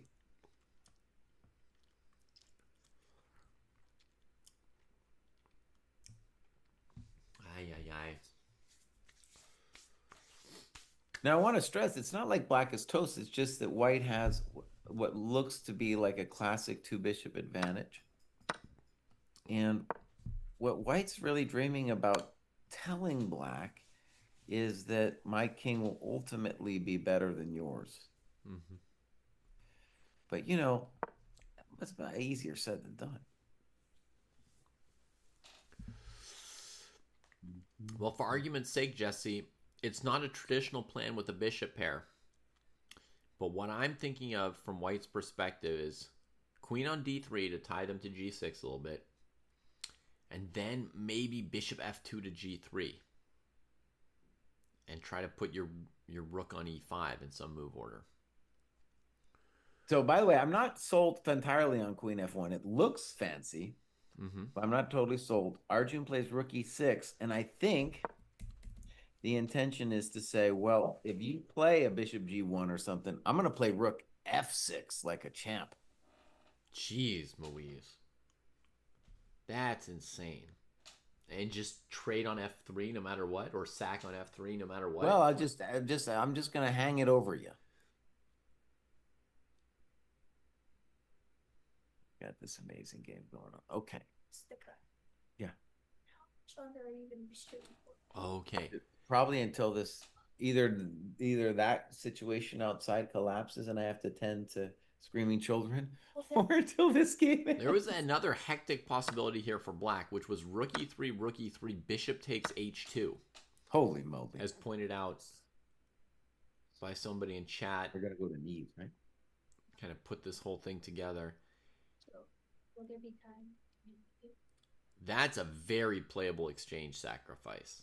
To go there and back? Yeah, go for it. You should. White can't take, I don't think, because of queen f4, queen e3 with like a plus pawn and a pretty good position for black. So after bishop h2, you just get one pawn back for your exchange. White can do whatever they want, something like queen e2. You draw like back. rook de1 would be the critical question, if right? you like, and something you like that. Yeah. But either way, the bishop just drops back to d6. Now all the squares are covered, and you know, just black just plays the position. It's possible. It was possible. It was possible. All right. He played rook e6. So Jesse's saying he's going to go rook f6. And then what, Jesse? What's the point of three heavy pieces attacking the f-pawn? Well, the point is this, is if I play bishop g1, as I thought maybe Levon's first intention was, I want to trade a rook or two. I want the more I alleviate the immediate tactical BS that black has going on, the more I think long-term my bishops in better king position will shine. So on bishop g1, I think maybe the intention with rook e6 is to say, well, if you play bishop g1, I'm just going to play rook f6. I'm going to say you can't actually do anything to me, and I'm always going to be threatening garbage like knight f3. Okay. I think white would play bishop f2, not bishop g1, because... I'll still play rook f6. Okay. Because white's got to control e1, otherwise black just, doubles on the e file and takes the file from white. Okay, yeah. Same thing, though. I think rook f6 is still coming.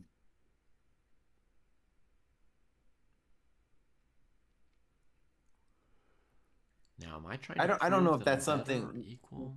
white should be afraid of, but it's just that black is maintaining dynamic thoughts while white is doing his positional BS, you know.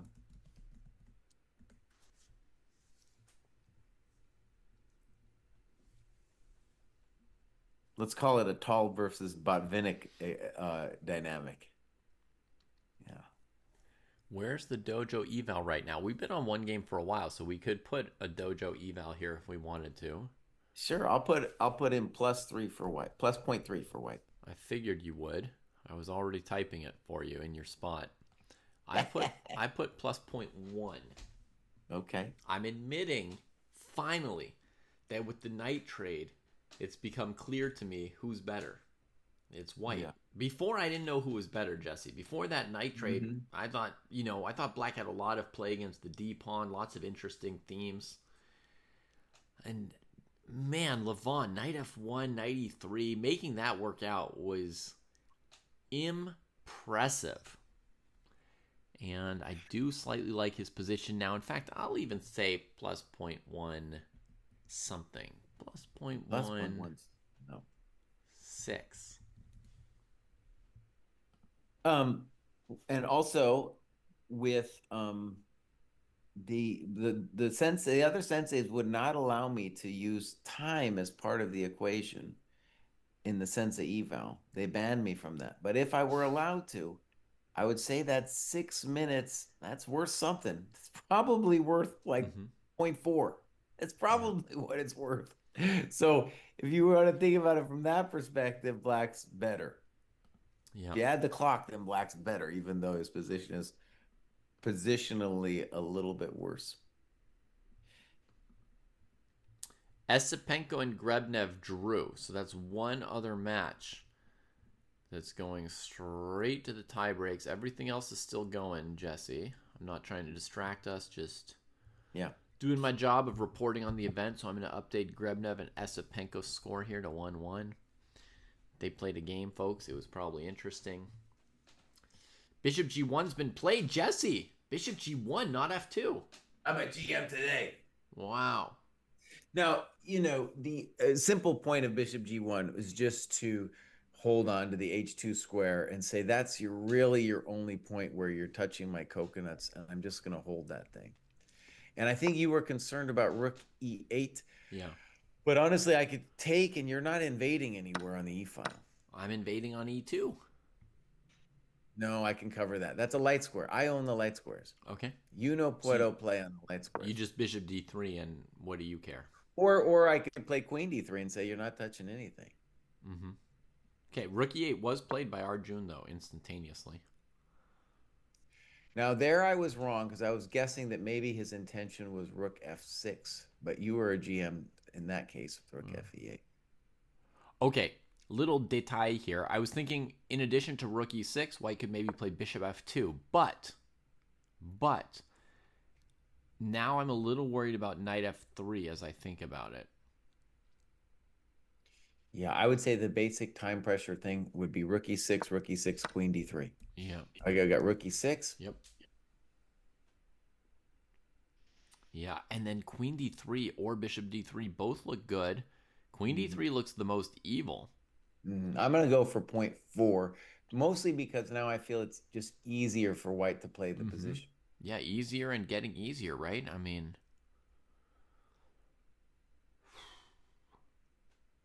maybe black just plays Knight E6. He's hesitating on the recapture. Knight E6 is a thought, yeah. Rook takes E6. Rook takes, okay. So that move tells me he wants to trade another rook. That tells me he's looking forward to Rook E1. Now, if I play Queen D3, I don't see how you ever play Rook E1. No, I mean, I think he's encouraging white to play Rook E1. He wants to trade the last rook if white contests the file. And to be fair, I like Queen D3, but Rook E1 also an advantage for white. But actually, a Rook E1 fails dramatically, right? Because Rook E1, Queen E1, Knight F3. Yeah, I guess so. Rook E1, Queen E1, Knight F3. Oops. That's lame to get mated like that. Yeah. especially when it's a bishop instead of a queen. But yeah. So I mean, something like your queen d3 could make sense Oh, he's gonna play here. queen d3. He could play h4 as well, Jesse. Okay. And let's just say the more pieces that leave the board, the more plausible little building ticky-tackies on the king side will become. Yeah.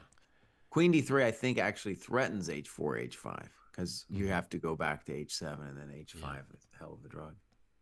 Yeah. Yeah, the closer we get to an endgame, the more h4 becomes a typical move, just shunting the knight, gaining a little space. Did you say that you wanted to move his valuation up to 0.4, Jesse? Yeah, 0.4.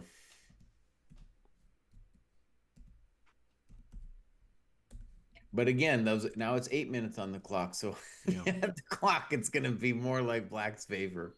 Now that said, Jesse, he's got 5 moves to make to get an extra 30 minutes. So he's not in bad shape on the clock. True, but as we saw with, let's say, the Shanklin game yesterday, just because you make time pressure doesn't mean the fact that you're down on the clock doesn't mean anything. Right. Even it's gonna like if you imagine trying to win this game, it's gonna be an 80-move game. It's gonna be long. Bad boy, yeah.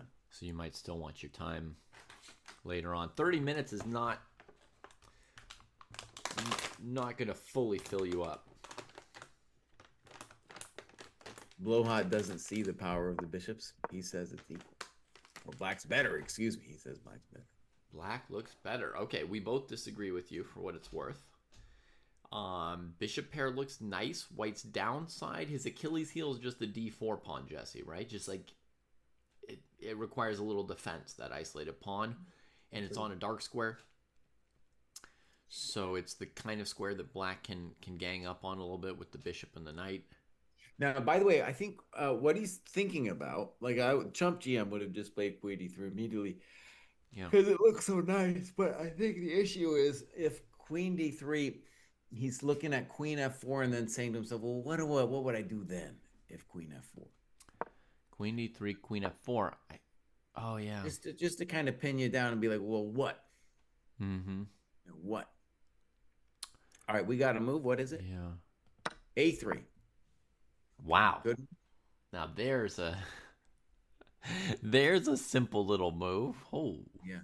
And by the way, I can tell you exactly what he's thinking there. He is saying, I don't know exactly what to do. I don't see a threat from Black. And A3 is the principled right move because I'm putting the pawns in the opposite color of my unopposed bishop. Yeah. By the way, Jesse, I think there was a problem with h4 right away. And I know in general, h4 feels a little too soon to you and me, just in general. Like we would want, maybe queen d3, bishop f2 first. But h4, there was queen f4. And simply hg, queen h4. Okay, yeah. And yes, after queen f4, you could try to play queen f2 or something. But then Black has knight e4. No, not 94. Not 94. By the way, the other interesting thing about rookie A3, 2. Yeah, rookie 2. Is that A3 also says, you know what, Black, you need to wonder if I'm going to minority attack you with B4, B5. You think? Huh. I don't know how big of a deal it is, but it's just a little option. It's like the correct pawn move anyway, and then it's an option just to hang over his head. I don't think, like right now, it looks very unimpressive to me. Black could respond with AB, AB, B5 as an example. But it's just something he's going to wonder about. All right, Black gets very frisky. Black gets very frisky and plays H5. Frisky. Holy. That's like it. Maybe that's a genius move. I think Black's intentions are pretty clear. He's saying H4 is a threat because if you play H3, your dark squares are permanently weakened. And if you allow me to play H3, that's a thing. So H5 at the minimum creates a crisis that we need to respond to. Right. As we mentioned before, folks, it doesn't look like white's ready to challenge the pieces with rook e1 because of trades and knight f3. So white has to think about what to do about this pawn advancing. We've refuted the idea of h4 with queen f4, queen f2, rook e2 as just like a heavy refutation. So where do we stop black's h-pawn on its route? I did not like the a3 move, by the way, Jesse, but I was willing to say Levon's been playing like a genius, so it's probably a good move that I don't appreciate. But it's going to take some more time for me to understand how a3 was good. Dude. Oh, okay. What? So Martinez and Hari Krishna, they drew, so they're going to tie breaks. Oh, yeah? Hari Krishna and Martinez. Some simple moves. Finally, he traded on d6. Hari, I'm surprised by that. Yeah.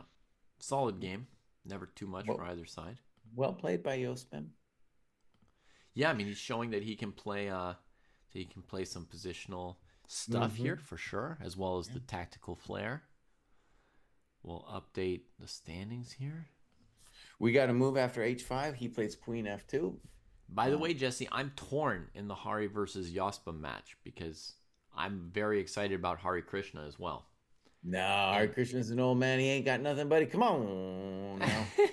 Well, Hari Krishna's been nice to me in the past, so he's somebody that I know personally and like. On top of the fact that he's played some sizzling games at this tournament.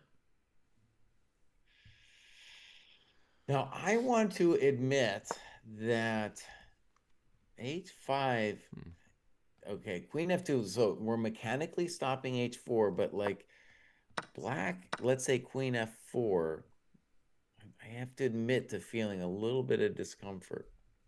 Also, Jesse, this may be not desirable for black, but technically black could still play h4 because of queen h4, knight f3. It's just a trade. I don't know. Okay, good point. Yeah. I have a feeling he didn't realize that.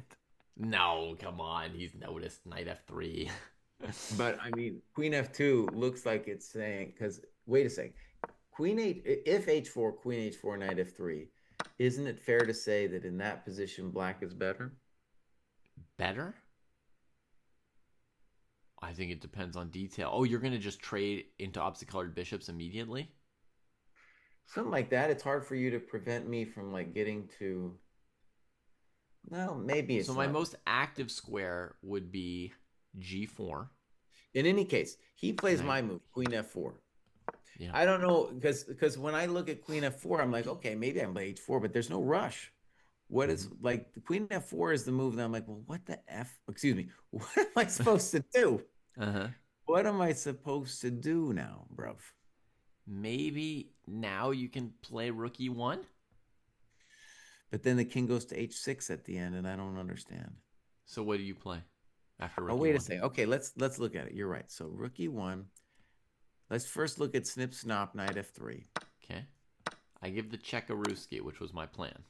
All right, so king h6, no lo puedo. Let's put that on the board. Bishop e3. Yeah. That's not what we wanted. No. Okay, true. So maybe on queen f4, I can play rook e1. Now, if you back up with your king, I have queen e8, and then I'm taking on g6 with check, and I'm liking my chances. Oh, well, that's crispy critters. So maybe rook e1 here for Levon. Your h4 move, maybe, if this turns out to be a good move for Levon, then your h4 move looked better. Well, yeah, okay. I mean, black could still play h4 here. Right. Even now. Yeah, just rook e1, h4, right? Mm-hmm.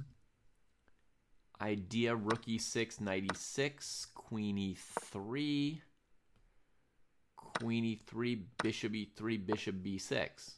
Right. And again, you've got the bishop pair in the endgame, but if I just win the d pawn instantaneously, I'm not going to lose an endgame like that. No? Yep. I hope not. All right.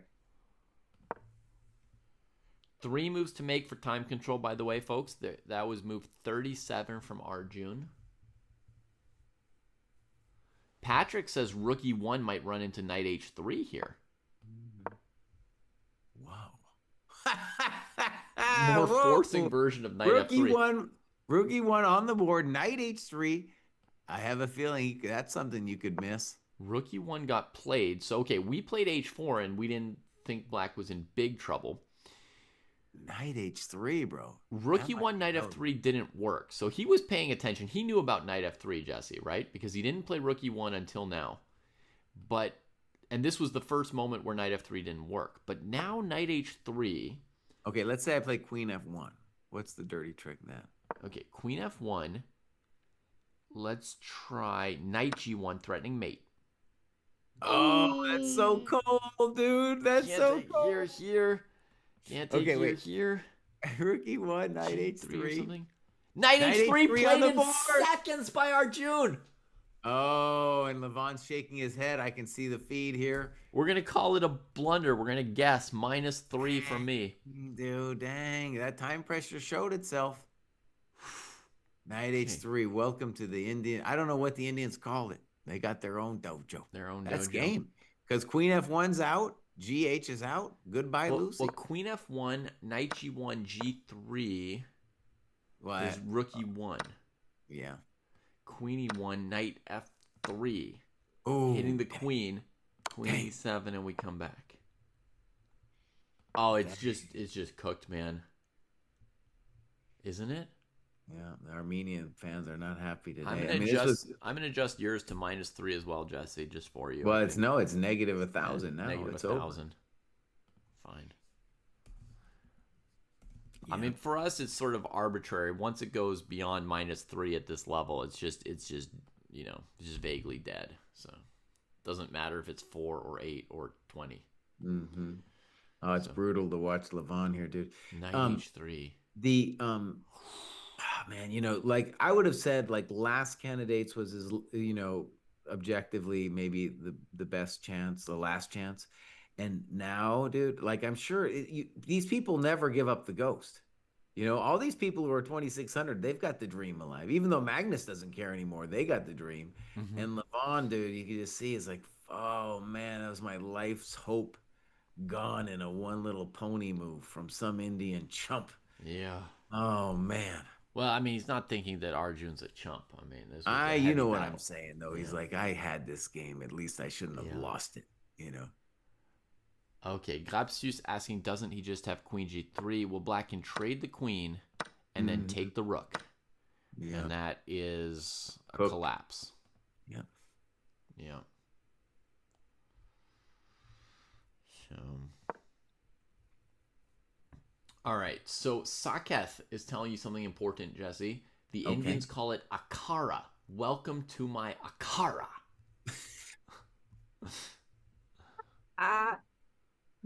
Okay.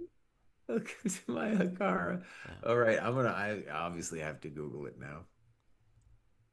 Yeah. Akara. Yeah, Blowhot, we respectfully request that you not give engine evals under any... Oh, dude, this is an important word. This is a cool word. I didn't know about this word. Yeah. Okay, here we go, bud. An Akara is a training school or wrestling ground where practitioners of traditional Indian wrestling, known as Kushti or Pelwani, live, train, and practice.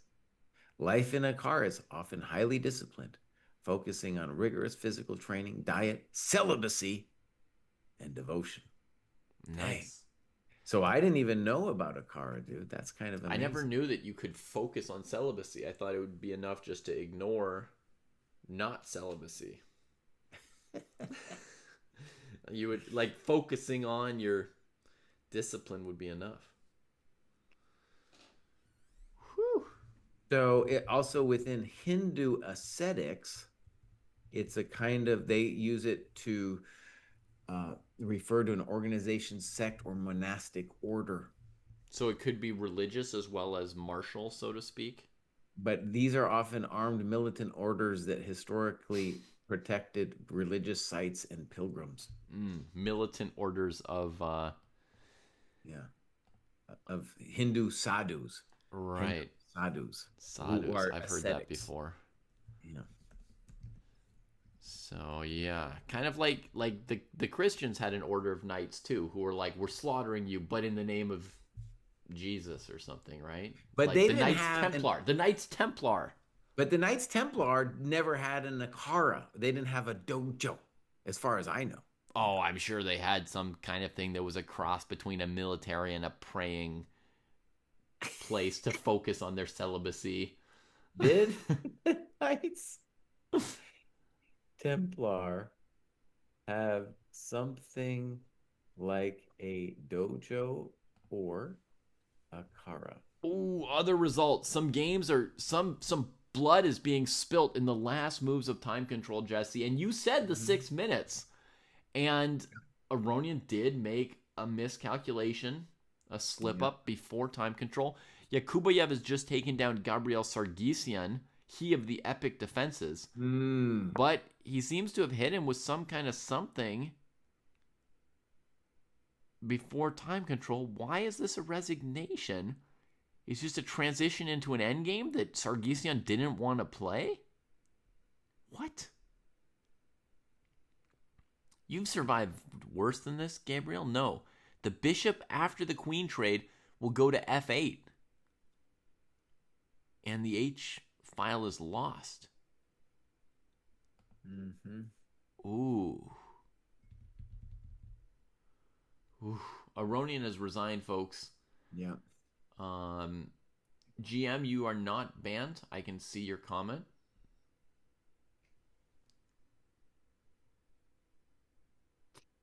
Um, so we got the words preceptories or commanderies, and they were large estates that housed the order's administrative, financial, and logistic hubs.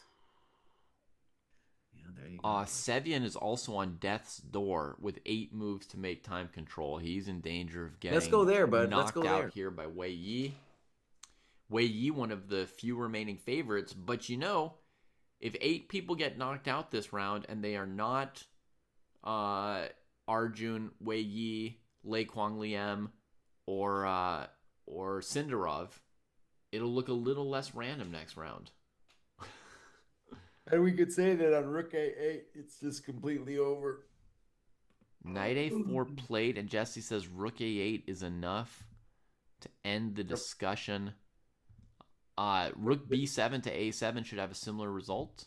Yeah, dude. Or Or you could play B3 now, too. It's not going to change anything. You can also play B3 now. And that's what I would play in this position is B3, Knight B6, A4, and just say, dog, you're dead. I think B3, Knight C3 would be Black's best chance. That's probably what Wei he's thinking about. But then after A4, similar, right? Yeah, now your A7 pawn's still... and then Black will try some Rook D6 or something. I don't know. Mm-hmm. Can try something. Fair enough. Other possibility for white, anytime I see a knight on A4, I consider the move bishop to D4. There you go, yeah.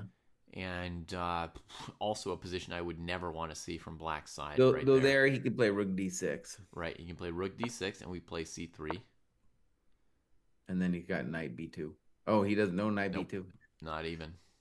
Yeah, that's also a good move. Mm-hmm. Yeah. Oh, it's over 10 ways. It's over in 10 ways here. Like, if we put the Sensei eval here, it would be plus a million, but... looks like we're getting some heavy blood spilled today after 7 draws yesterday. Wei Yi's a cool, interesting player too, where he's always been kind of in the shadow of Ding and stuff. But he's only 26, and he broke into the top 10 here, and he's got a good chance to make the rodeo. Mm-hmm. Yeah, he was like the youngest 2700 in history, I think, when he made 2700. He must have been something like 16 years old in some months, something just completely insane. I think Faruja has tied his mark. Maybe Gukesh, but he's one of like the absolute top child prodigies of all time. And then he had a period of semi-stagnation uh, for 7 or 8 years, which felt like a long time. But he was so young that when he made progress again 2 years ago, he's not that old. Yeah. Rook b7 gets played. Danchenko might be a little bit better in his game with Lim Lee. Let me see. Liam Lee. That would be another 2650 player who's like, no one guessed that guy as the only German player to advance. No one guessed that one, man. Dang, so that guy's up a pawn. Oh, c4, cold.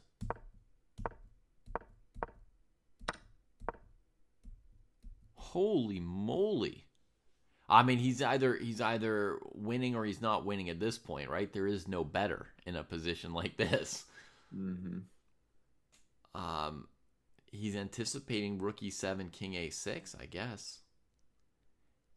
And then white could have counterplay against g6, which seems too feeble compared to black playing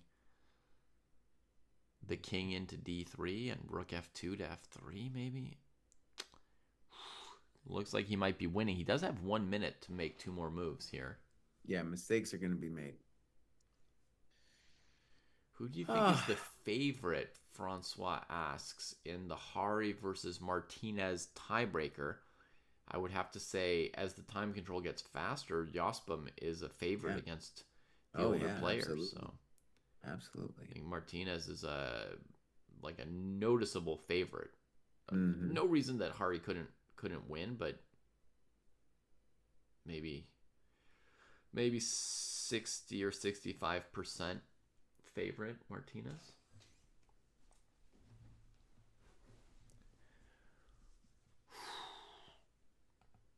Dude, knocked out today. Sargsyan, Aronian. Mm-hmm. Perhaps Svane. I don't know. Has he? I think he's done, but it's not officially over. Has he found any chances? Pieces into the middle of the board. Isolated pawn. Chekaruski wins a pawn. Still everything to play for is my. And then day after tomorrow, bro, we'll have it looks like Arjun against Wei Yi. That's our first, I think, matchup where we know it's going to happen. That'll be a battle. That'll be a big battle, dude. Yeah. So Wei Yi played semi-simplistic, trading the rooks. That was my first instinct, by the way. It's like, let's bring this position. Dang. Yeah. Yeah. Because my sensei said that in positions with bishops versus knight, we want pawns rolling on opposite sides. That's what he said, man. This is what we got. Yeah.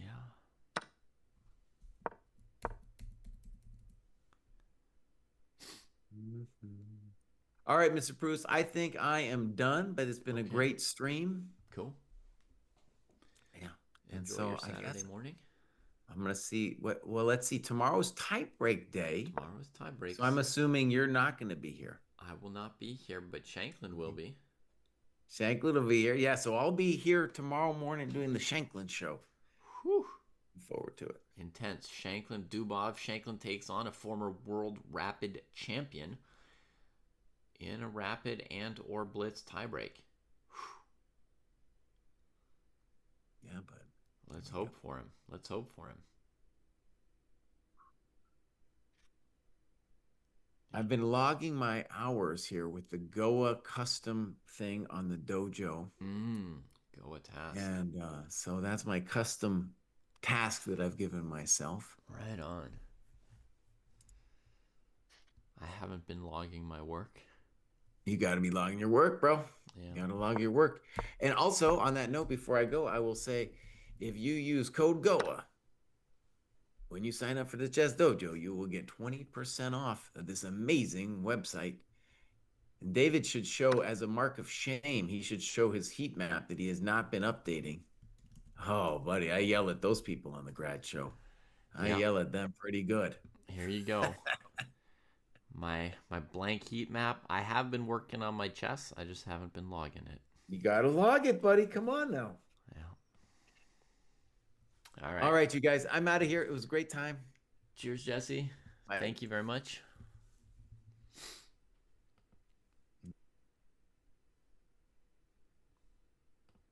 All right. Let's go to World Cup view over here. Whoops. Sorry. That's not right at all. Apologies. Trying to fix the camera here. Just gave you all a lot of camera. All right. So you can see the standings below. We've got Aragaisi and Yakubayev through already. And we'll probably have one or two more decided matches here today. It's not going to be as many tie breaks as it looked like at the start of the day. I think that Wei Yi's probably comfortably winning. So maybe I want to focus on the Donchenko game, maybe? Maybe that's an interesting rook endgame for me. Let's see how it's gone.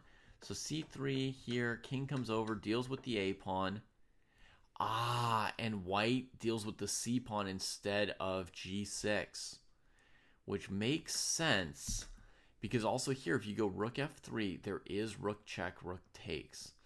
So maybe black wants king b5 or king b6, something like that. I bet it's one of those king moves. Oh, they've just made time control, so they might play a little slower. Maybe we should get back to them after time control since we got some other games still going. Which games are still going? Savannah, Wei Yi, these guys. How many games are still going?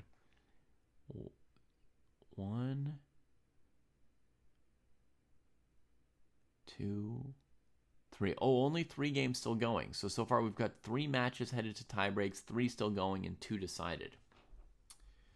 So we got here, here, and here. They're 1 move away from, man, 24 minutes to play bishop c8 for Sindarov. On the second to last move of the time control, rook c5 gets played. Still hope for Frederick. For sure. I mean, he's just up a pawn.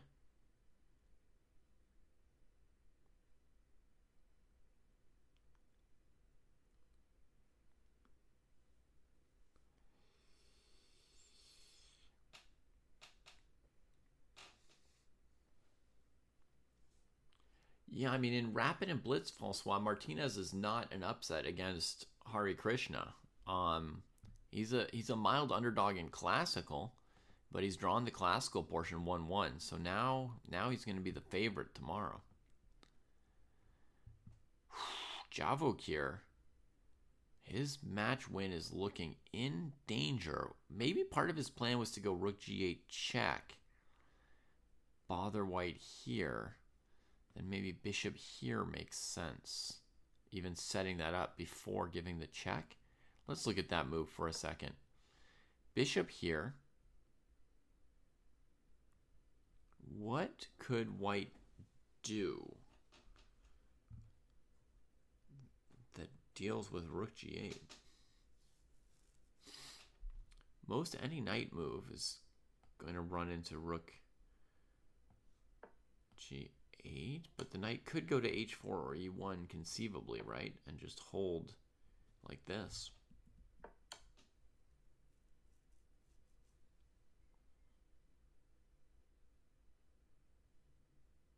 Wow, down to 1 minute is Sindarov at the last move of time control.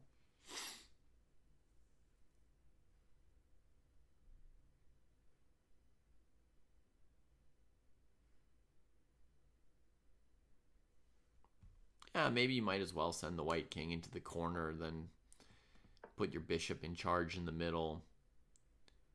It does still feel holdable, but bishop takes h3. Oh, you mean he could make it all the way through all the rounds? Yeah, that is still a little bit of a long shot for anyone, but yeah, it is possible. And if I look where he is in the bracket, he would Martinez would next be up against, where is he in this bracket? He would next be up against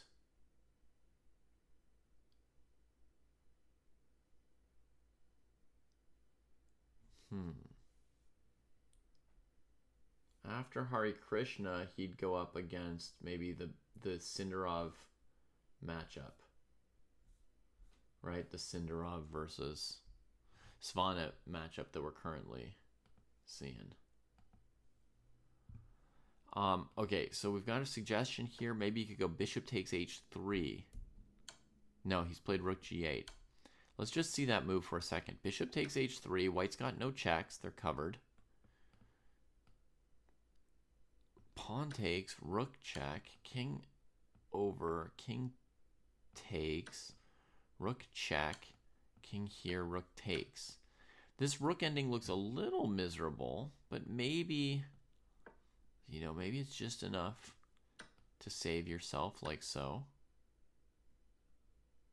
That looks holdable, plausibly holdable. But he gives the check, sends the king into h2. And they make time control. So now, does he want something like bishop b7? There could also be rook f5 then, huh? Maybe that's why he didn't play bishop b7 here.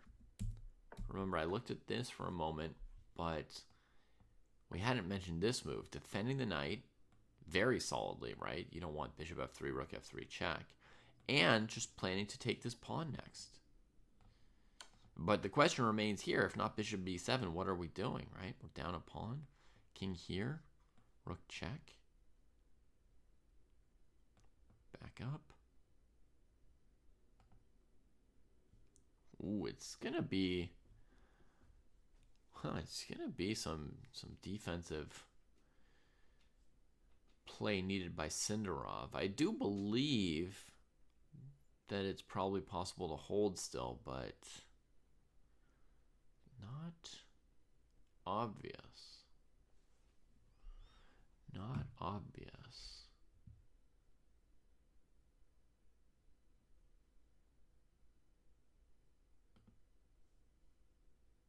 No move yet from Donchenko. He spent at least 7 minutes on this move because it's move 41. And he got 30 minutes added to his clock last move. So there's a little difference between king b6 and king b5. King b5 allows maybe the move rook c5 check. And then if you take, there's rook here. And here, here, here.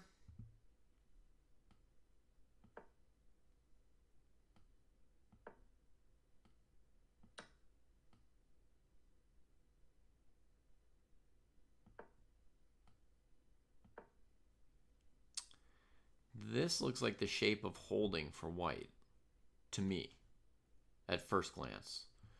So to king b5, rook c5 check, I think then you'd have to go back king b6, which is possible. You can play king b5 and then step back and not allow this counterplay and say now this pawn's not defended. And next we're coming for these guys.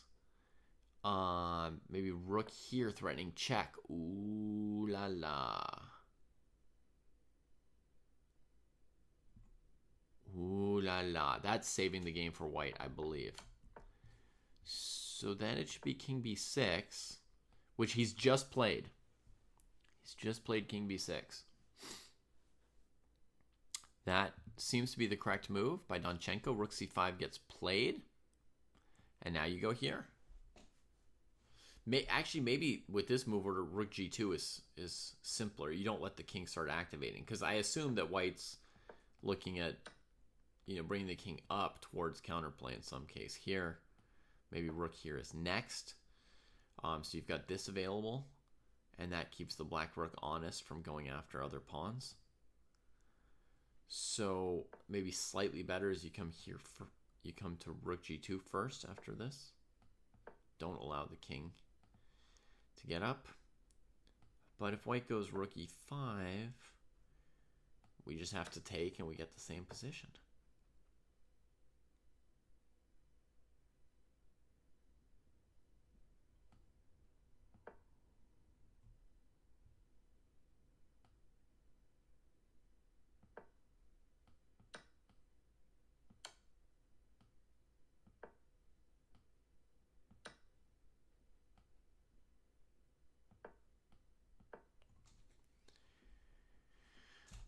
No, rook e3 check to f3 wins. Okay. Rook check here, rook check here. Still a pretty good threat right there. It's on a knife's edge, this endgame. Rook g2 played. I agree, Francois, although I wasn't watching it closely at the time, but it did seem like Sindarov was really, really safe before he sacrificed / blundered / whatevered his pawn. Which, yeah, we don't know why he did whatever he did to his pawn. So here... Okay, let's follow that analysis just a little bit further. Rook e5 makes sense for white, right? Just activating the rook. We got to get counterplay or this rook will just keep going through things. So get the rook active. That's basic. Takes. Now rook check king here looks bad. Black can take care of the pawn and just sit on the 2 extra pawns then. So it makes sense to activate the king. We could bring the king this way to try and defend the area. It seems feeble. Or we could do this, which is what I tried first.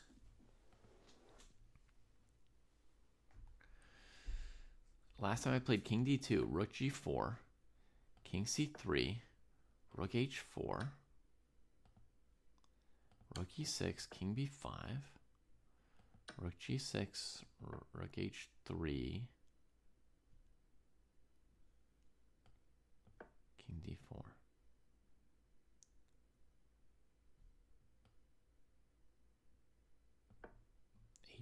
h4. My idea is to set up rook f3, h3 at some point here.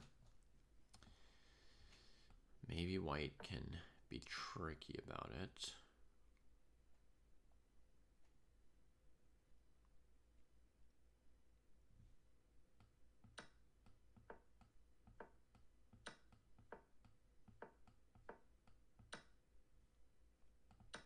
That would be a draw, by the way.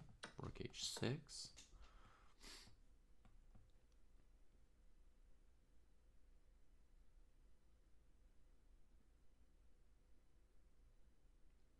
Rook h6 looks holding.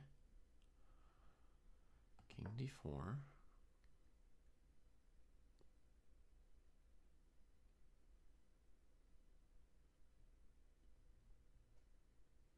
That seems to hold for white.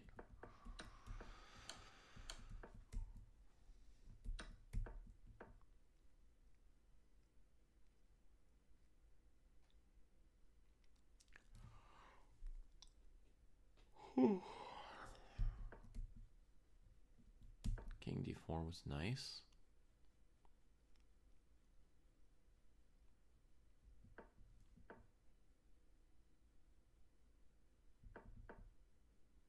That's nice.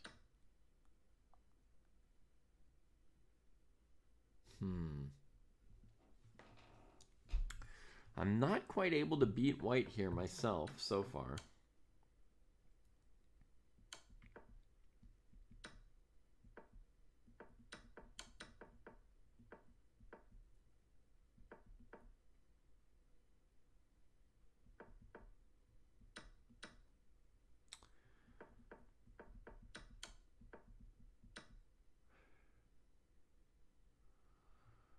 Good moves. Good moves. Oh, yeah. Rook g2, rook e5. Gotta take. Okay, maybe I don't need to go after the h-pawn right away.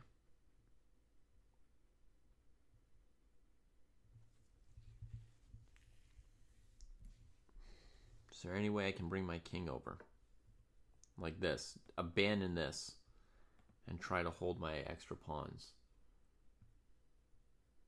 He gave up G6 willingly? What do you mean? He played rook G2. He hasn't given up G6. That's just me trying out some moves, Patrick. All that analysis.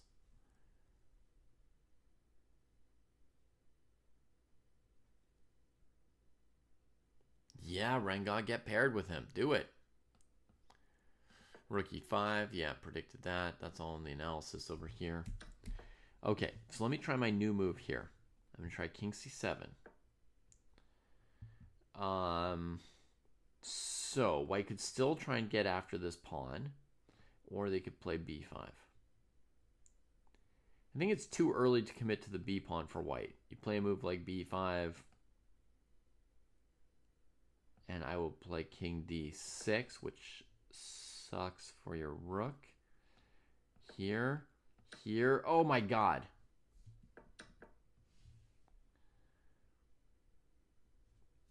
B6. I gotta be careful. Pruess gotta be careful, but I can make this work. You gotta keep me out of B2. Here. Ay. My rook can't get back if you go this way? Maybe even here. And then this. No, you gotta stop me from that. And then I could come this way. And I'm winning. It looks very tenuous, but I'm winning there. So King C1. King C6. Rook check. King B7. King's down here. Does black have any juice, though? White's basically going to say, moving back and forth, come and get me. In fact, they could even reduce black's options by taking this away.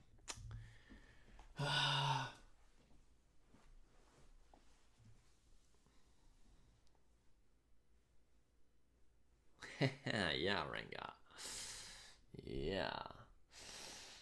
Hey, Dave.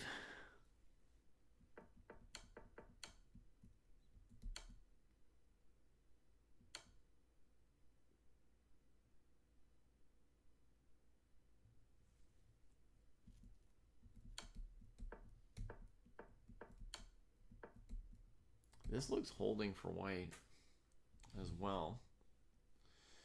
Oof. I know blood is exciting, folks, but it feels like Liam might hold this one. Rook E5 played. Rook G3 played. King E2 played.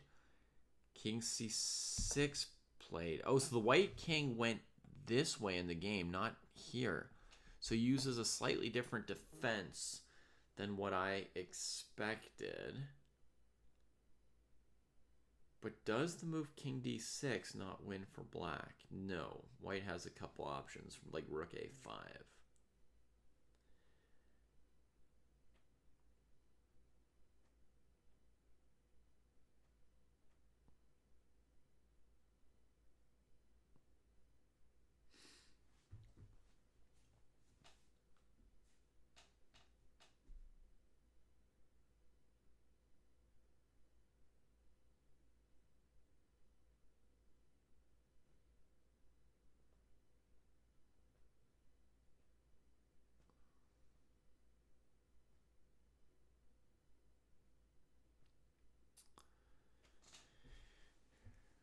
Yeah, black can't lose, Patrick.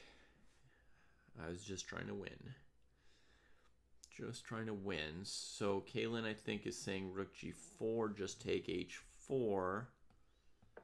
But white's going to check you here, right? And then you make some king move, perhaps? And white just waits like this.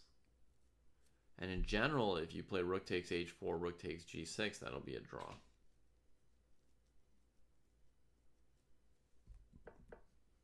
You want to try king b5? Sure. Oh yeah, king b5 is winning here. You just leave the rook on g4 and take the pawn. It's new to me, this king on f2, because I had expected Liam to play the king this way. So yes, in this position, rook g4, check, king b5 looks like an easy win for black to just take that. So let's say b5 check here for white. Okay, that's going to be better. If king here, we can just wait around. Rook g4 has just been played, by the way. Here, white can sort of wait around. And anytime you take here, white will check and grab here, with the idea of attacking the f-pawn before your king can get over. Maybe black could win like this, you know, just yar, king.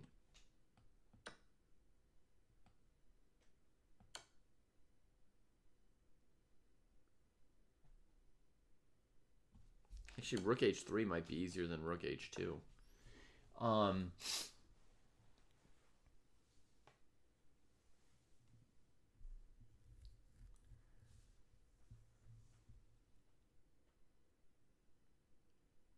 And this move saves. Okay, so hang on. So I gotta get my check. This happens.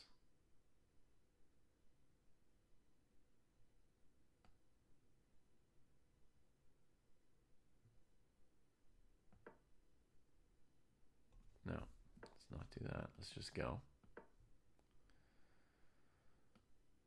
Takes and takes. Is this winning?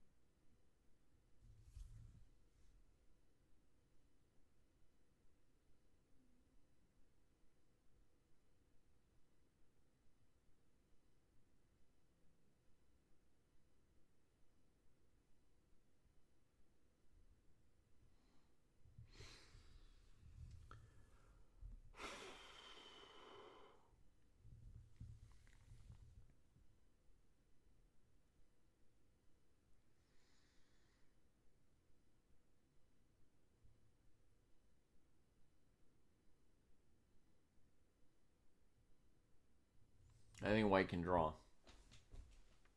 I'm not the best at these little theoretical positions, but basically, I suspect white can just barely draw. This is like death's door for white. I think you can go here, here, here, check, for example, right? Here, here, and now you take this, and checks from the side. You take over the A file with the rook.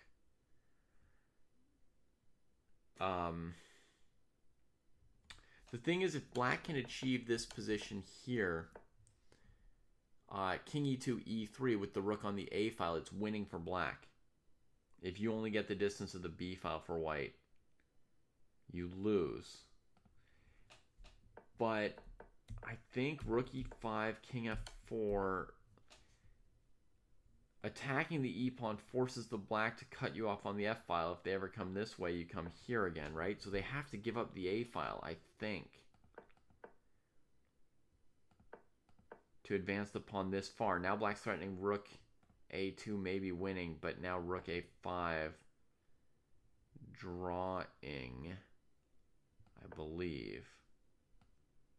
Even here, it looks like the pawn's about to just go through, right? But it's the checks that hold it. Yeah.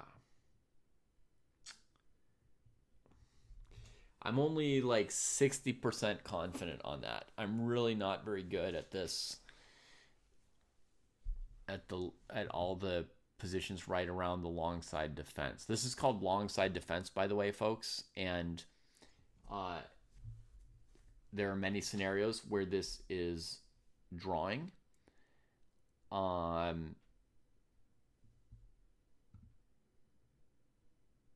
Whereas if your king's on this side of the pawn and your rook's on the short side, it's basically always lost. So this has drawing potential, although it's tricky. Okay, rook g4 was played, but then rook c5 check, which was not our main move. Rook g4, rook c5. Huh. Our main move that I suggested was b5.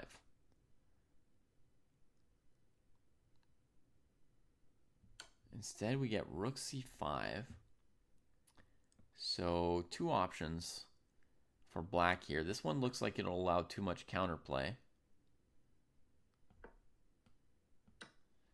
This is threatened.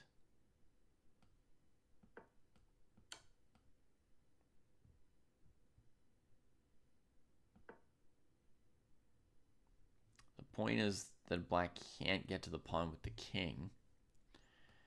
h4. If rook h1, king c6, b5, h3, rook there, king c5, black wins. So I don't fully understand. This looks like the king could go either direction. This direction, what white's going to do is probably play something back like this, right? Saying rook h4, rook here is ready. I suppose black could even play a weird move like king b7 just to be off the 6th rank, but maybe white keeps giving checks with the rook till you commit. In any case, Donchenko didn't think too long about it. After 1 minute, plays king d6, allowing the rook c1 b5 thing, which I think doesn't quite work for white. The black rook can't quite be bottled up in this area. It gets back before the pawn queens. Maybe if the pawn were on b5, it would be enough for a draw here. Because in this line here, this h pawn takes a while to get there.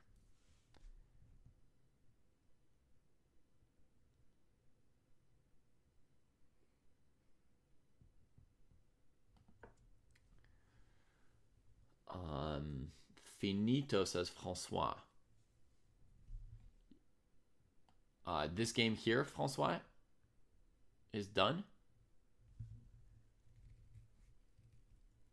White definitely still has some defensive options, like rook a5 with the 6th rank threat.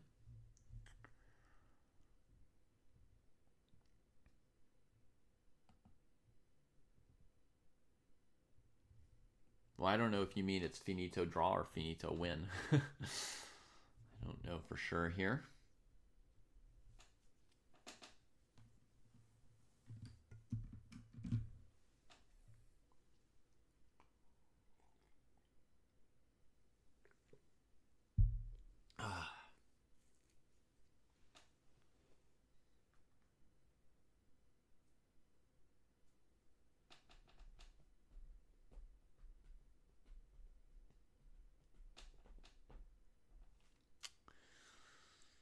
Yeah, rook a5 is the only defense I'm seeing here for white to try at this point. Rook c1, rook h4, I don't believe that the b pawn matters enough or is fast enough. So I think you've got to threaten the g pawn.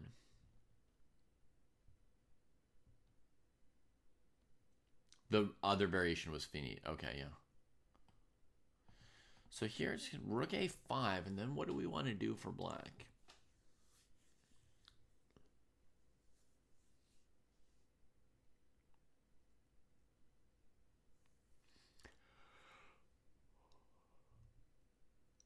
Rook a5.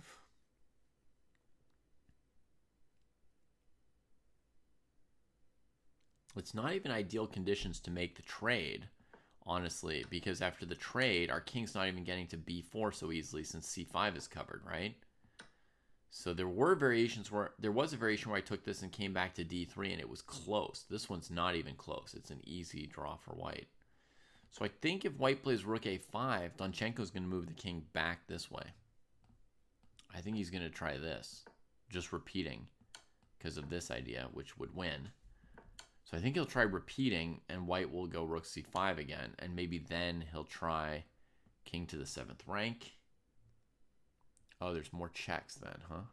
Maybe king here, rook here, rook here. We could get back to this one, right?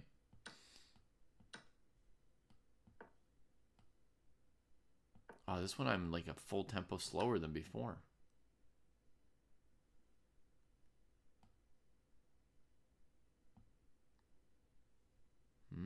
So this looks like a very solid draw for white. Right there. Yeah, rook a5 still looks like it holds for Lei Kwang Liem. Right here. In grave danger against Donchenko. Donchenko is a great tournament so far.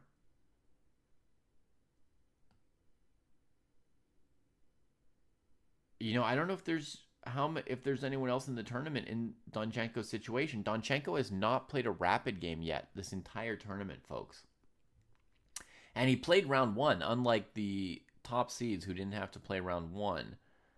So Donchenko has a 2,800 plus performance here, all in classical chess. He beat a 2260 2-0. Then he beat a 2650 David Anton of Spain, who has been 2,700, very strong player. He beat him 1.5, 1/2. Then he beat Anish Giri 1.5, 1/2. Then he beat Matthias Blubaum 1.5, 1/2. He's very close here, but I think that Liem should be able to force the first tiebreaker against him with rook a5. Very close. Chess Lover saying it doesn't surprise you for Shanklin to be America's last hope here. Yeah, is Sevian out? Let me double check. He was not yet officially out, but he was losing to Wei Yi, right? Let's see what's happened here. Knight b2, king f2, king e4, trying to keep the white king at bay, to keep white from playing a4. Looking for counterplay. He's not done yet. He's not done yet, is Sevian. Wei Yi has not made any progress in the last 20 minutes or 30 minutes and 4 moves of the game. They haven't played a lot of moves, but he hasn't made any progress.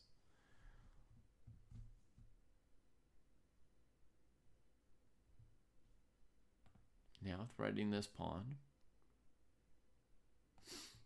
Maybe a time does come where Wei Yi starts moving the c-pawn. But here it would just give up this pawn, right? And then here. Game over. No hopes for white. You know, just easy. Easy, black's back in control. So it feels like he's got to play bishop d4 here when he's making no progress after knight b2 so far. So, he's not out just yet, Chess Lover. He's on death's door, but he's not out just yet. And Jesse said he would have gone for rook a7, trading the rooks, and just playing the pure bishop ending. Jesse may be stronger than me at these kind of decisions, but for whatever it's worth, I personally preferred keeping the rook and bishop on the board. I thought my pieces were better. I didn't want to break up my pawn structure. Trade my a pawn for this b pawn. No, I think that a pawn's really weak. So I liked the idea of playing either bishop d4 or b3 better here. So we had b3, which looked like this. And these pieces are kind of frozen here. The rook's going to come here at some point, keep black frozen to the a pawn. Gives you time to centralize your king, or maybe to even advance the c-pawn. And then a second idea was bishop d4, just freezing the knight against the side.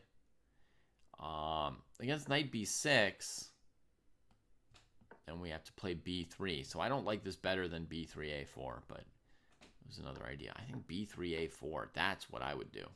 That looks massively killer. A healthy 3-on-1 majority, and the a pawn, a weakness under pressure, looked much better to me than the rook trade. Though both should be winning. And here we are. You know,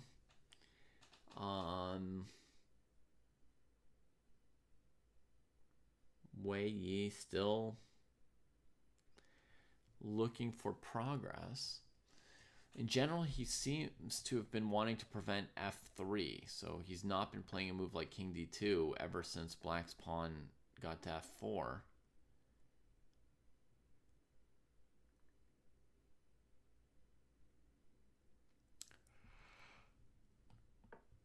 But maybe you could play g3 and keep it going. Let's see. No, then here and here and here. It's huge counterplay.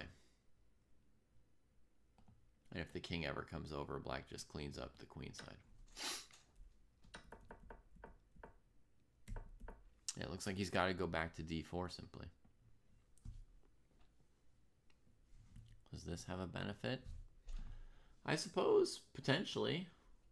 Bishop e1 could be played as well, Foos. I'm not sure what the benefit would be compared to bishop d4. I guess it would be that you could play c4 at some point. Your bishop's not hanging here.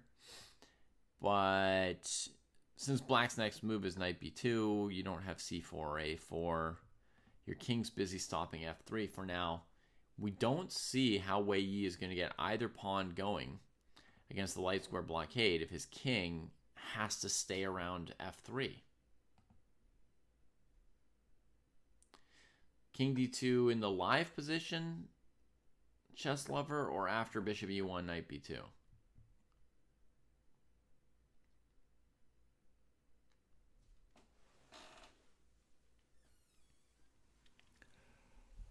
King d2 in live position. Okay. So then I'm trying f3 for Sevian, which I've sort of concluded presumably is what Wei Yi is worried about, since the moment black played f4, he moved his king back this way, right?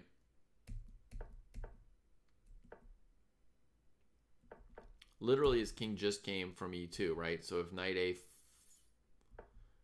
a4, you would think king d2, he'd be repeating, he'd be allowing this f3 maybe, but he's just played c4. The bishop's cutting the king from coming over, but knight c3 to a2 looks like a draw to me. So maybe it was more major than we realized, the rook trade maybe being a mistake. It's easier to start wondering about that now when we see Wei Yi struggling to make progress. Knight check, king d2. Knight takes, bishop c5, maybe? Is there any world where knight c3, king d2, knight here, bishop c5 is the point? We've got a bind around that knight planning to go this way. And the king can't currently get at it. You could wait here to play king d3 once the white king's on b2. That's not going to be enough to save the game, is it?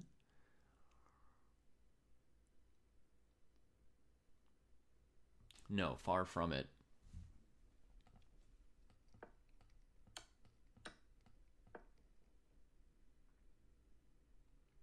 Even with these pawns traded, this is a theoretical win for white. It's the right color rook pawn, and all you need is to hold these squares. So, oh, maybe this move is super evil. Okay, one last hope. I could go... No, two last hopes. I could play g5 or king g4. g5 takes here, here, here, here is probably not correct. So let's say king here.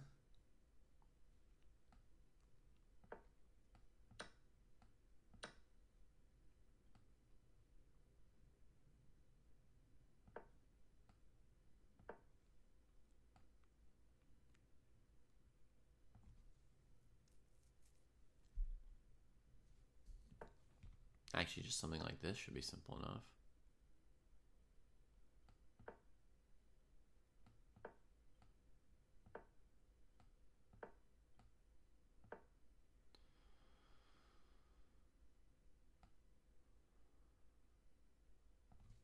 was too much.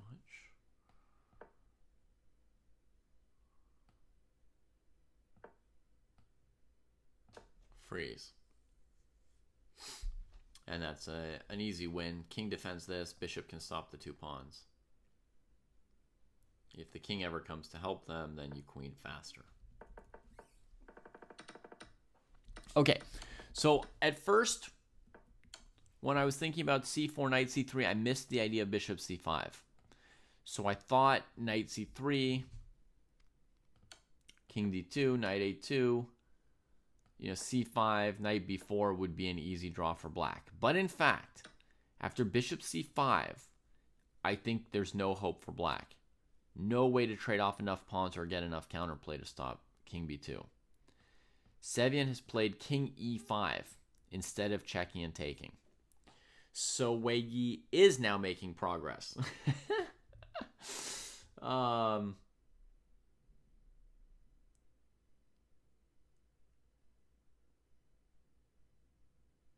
Twitch has stopped saving past broadcasts?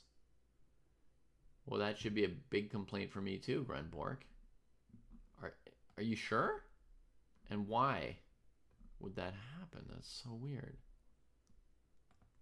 Let me look.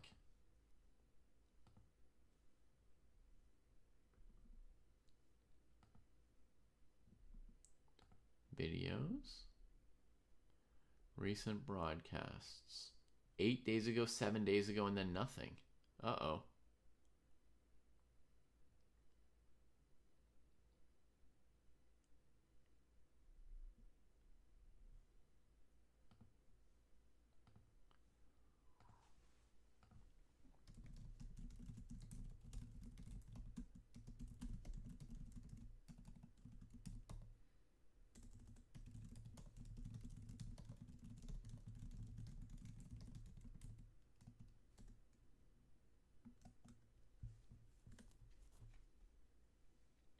Shoot.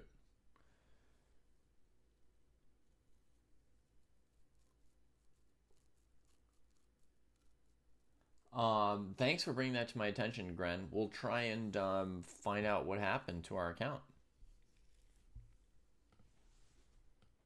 Okay, so at the moment, looks like Wei Yi is able to make a little progress now. King can improve itself to f3 or d3. And like in most scenarios, these outside pass pawns would be enough to win this endgame. So we don't know for sure yet, but king here with the idea of putting the bishop on d4 would be very critical, right? I mean, once the bishop's on d4, it's gone. So black would have to play knight b2, hitting the king and pawn, and then on king c3, knight d1, taking the bishop. That must be hoppity hop. It doesn't look like it should work, but actually it does, I think. So no king d3 just yet, which would be an easy way to knock it out. No SB. Why would we ever not want our content to be there? I mean, So maybe king f3, maybe a little move like a3. I don't know for sure, but we're going to glance over at Lei Kwang Liem versus Donchenko again, because somebody said Donchenko's cruising. Rook c4 was played, not rook a5. What on earth? 14.5 minutes from Liem. What's the idea of the move? Pawn on h4 gets captured. So now we've got the situation where the king's cut from the b pawn by the rook here instead of here.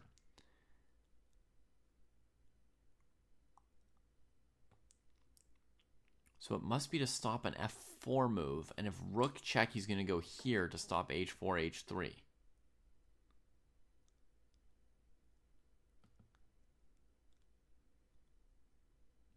And if king here, you're just going to check every time and come back and say you're holding this here, here, here. Takes, here, here. This is just a winning king and pawn ending for sure. And on rook e3, rook here, rook g3. Oh!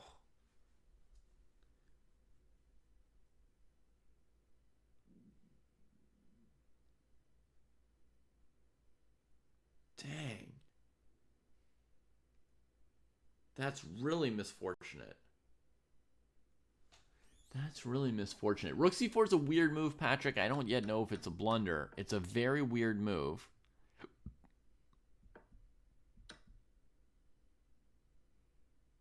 Can I win with f3 instead of fe? That looks like I should be able to win, right? We've got a move coming in, I think, from Donchenko. He's played rook g4 check, king h2. Okay, so that's exactly the line we were just investigating. Gren is saying maybe h4 rook g3 could win. But let's just look at this f4 move again that we were just looking at for a second. Because potentially that's a very conclusive move to bust the rook out of here. Rook e4 f3. If takes, it's a protected passer, which would normally win. But e4 and the pawns are too spread. King e5, b5. King d6. So White have e5? No. Just waiting move. Waiting move, waiting move.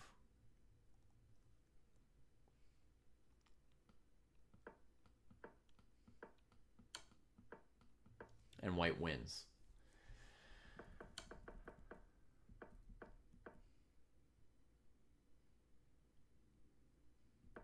Wow. So f3 loses for Black here, folks. Rook takes g4, winning for White. Oopsie.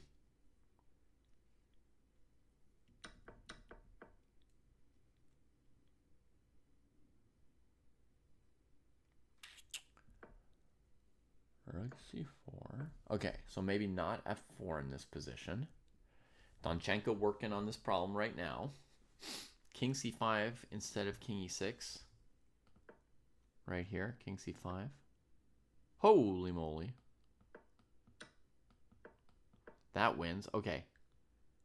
King g3. Okay, so b5. King here.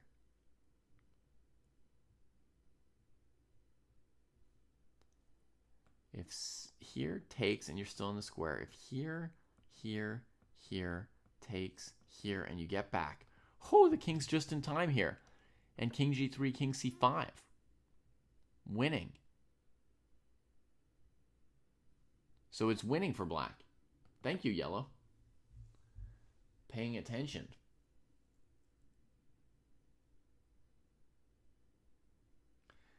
Patrick's saying idea of h4, b5, h3, b6, rook g2. But the problem, Patrick, is that if you do this, White just takes it. Right? That's why the kings went to the h file instead of the f file. So you can't use the h pawn to get the rook out. If king h3, rook g1. Well, yes, but you get the rook out, but you gave up this pawn. It's not going to be.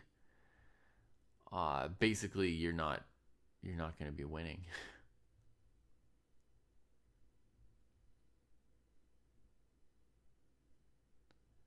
White can sort of, I don't know, even just sort of wait around and then go after these pawns. If you ever do this. Actually, I guess like the simplest would be to just chase your rook with the king. Yeah, that's the simplest. Ask the simplest question right here, king h2. Basically, if your rook goes behind here, then we go check and take, draw. And if you stay on the g file, then we do our counterplay. So we just ask the rook what it's doing and draw for White.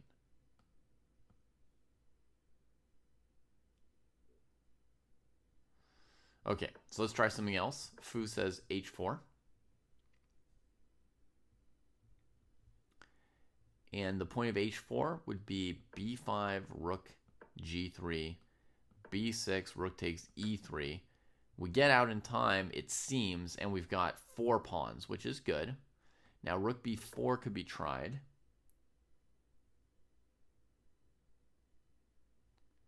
And that looks like a problem. right? We haven't tried g5 yet, no. We tried f4, which looked like it won by force, and now we're trying h4 anyway, just to try something else.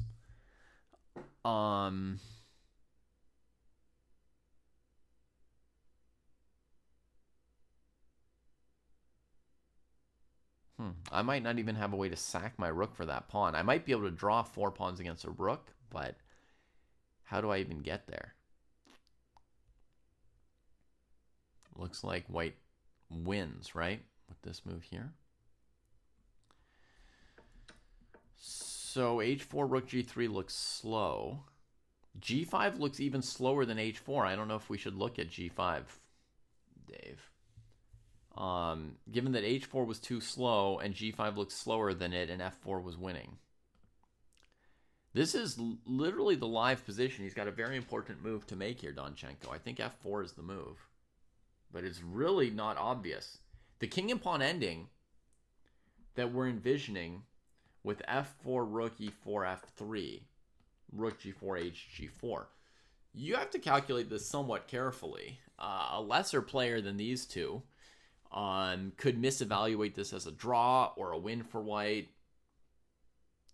We currently think it's a win for black, but we could be getting that wrong still. You want to play g5 and then f4, but g5 doesn't particularly help you play f4 here. You can already play it. Like, in what way does g5 improve f4, you know? g5, b5, f4. White still has rook e4, same as before, but now b6, fe, b7 looks like I don't know what we're doing, right?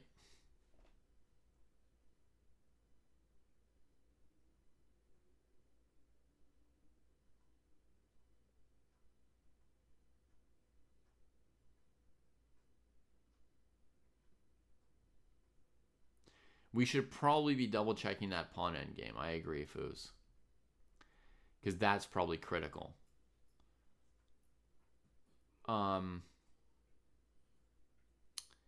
Let's double check also that white doesn't have a better move than rook takes right here, Foos. That's worth doing as well. Because white might even have a surprise move like rook f4. Huh? You know, where did that come from?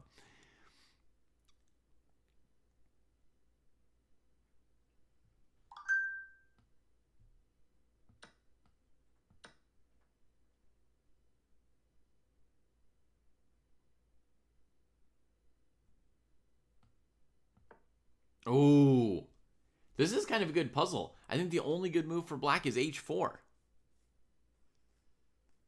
Maybe that's obvious, but it looked tricky to me. It took me a second to notice it.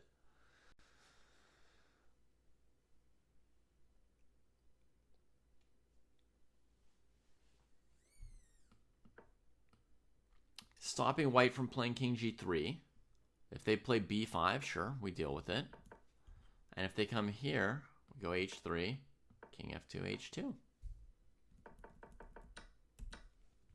So rook f4, ef, h4. Dealt with that. Winning for black.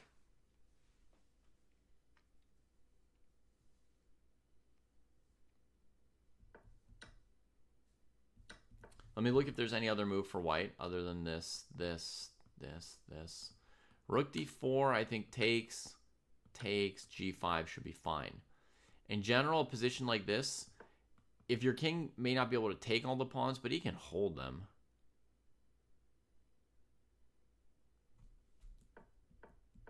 Do I even have to go back? Maybe I don't even have to go back, right? Just come like this. If b5, if b6, we take it. If d5, we take it. Yeah, so the king's fine here. Enough room. Why even go back?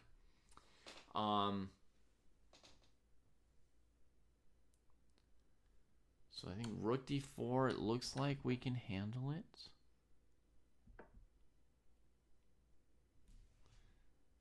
And just keep going for black. Yeah. And in fact, funnily enough, h4 might be even more precise here. But whatever, black's winning.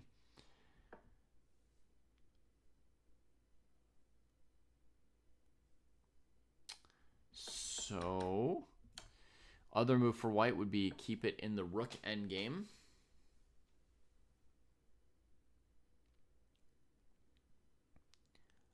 But then as black, the rook ending looks pretty good to me. I'm thinking g5.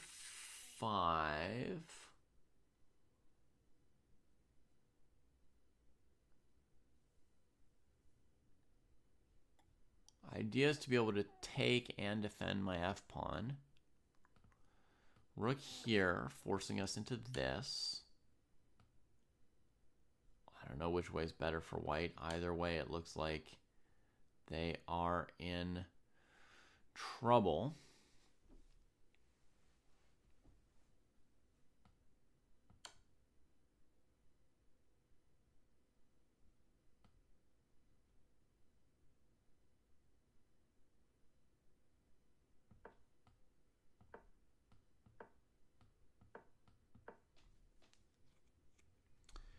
That pawn is so far from causing trouble.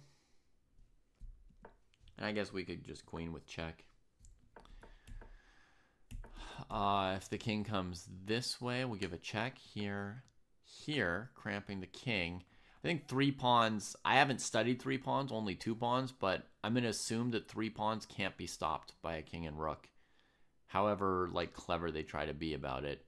And this pawn's just too slow to be changing things, right? But basically, yeah, we can always keep things going.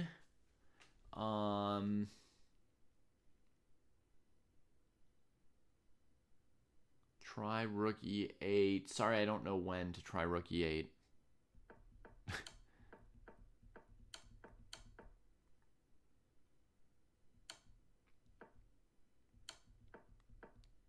I tried rook e8 here, but I was going to maybe double check the pawn endgame next.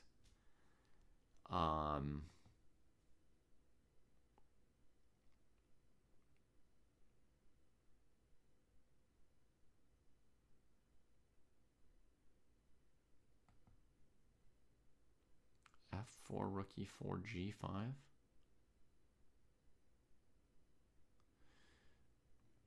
But when you play g5, Kalen, why would white play e takes f4? We've got a move from Donchenko, and it's king d5. After 11 minutes, rook check, king d6, repeating. And white can just go back to c4 if they want to.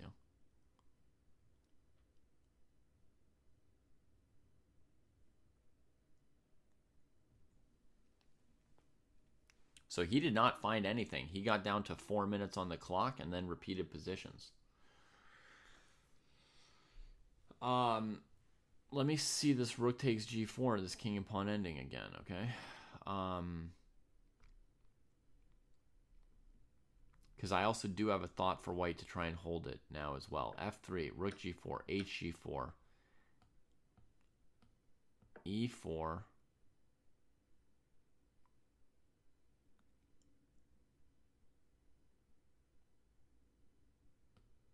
king e5, b5, king d6. No, wait, what? How is white okay, Foos?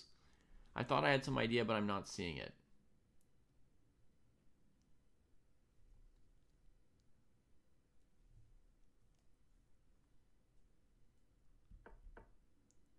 If you don't play b5 here, black can take, and they're still in range here. If we don't play e4, if we play something like king g3, then there's this nice move, king d5 for black. Now e4, they can take it, and they're still in range. And b5, they can come take that, and easily in range of e8. Right? So, yeah, double checking the king and pawn ending, it still looks lost to me. Here, Liam avoids the repetition with rook c4 and plays rook c3. What? Donchenko is gaining time. Yeah, but I mean, you understand he spent 12 minutes on this move and then repeated. So, I mean, if you're white, I mean, you're not convinced that he sees something to do, no? The squaring of those pawns was pretty tricky in that king and pawn ending. They were far enough apart that Yeah, you could look at it once or twice and not be sure you've got it right. But I'm going to say I had it right.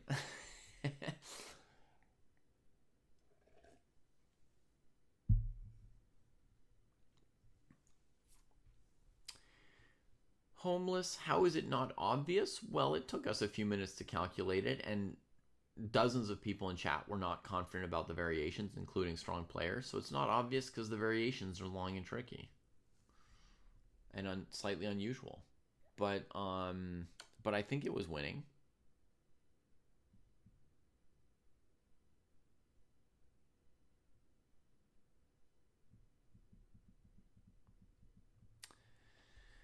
I can't imagine, Patrick, that Liam is trying to win. He must have seen that something with Rook C4 was losing, and so he tried to, take advantage of the repetition to get out of it. But frankly, I mean, this move looks like it should still be winning with the rook here or here, right? Like here, here, here, and you transfer the rook. And the pawn's not far enough to start playing moves like rook b3, especially if black's pawn is faster, right? And every king and pawn ending is winning. So f4, maybe white would take it and then play here. But frankly, how could black not win this position? Like, the b-pawn's really not a big threat yet. I've got plenty of time to even defend myself. Wait, rook c6 check. Am I blundering that? Hang on, let me check. I may have just blundered rook c6 check. Here, here. I played rook f3. Okay, so that's a chance for white to do this.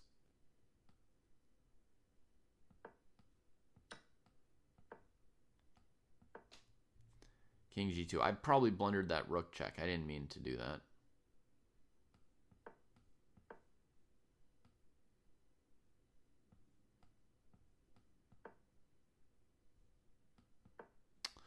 Yeah, it's a little bit messy. Let me not blunder that check. I don't have to by any means. So b5.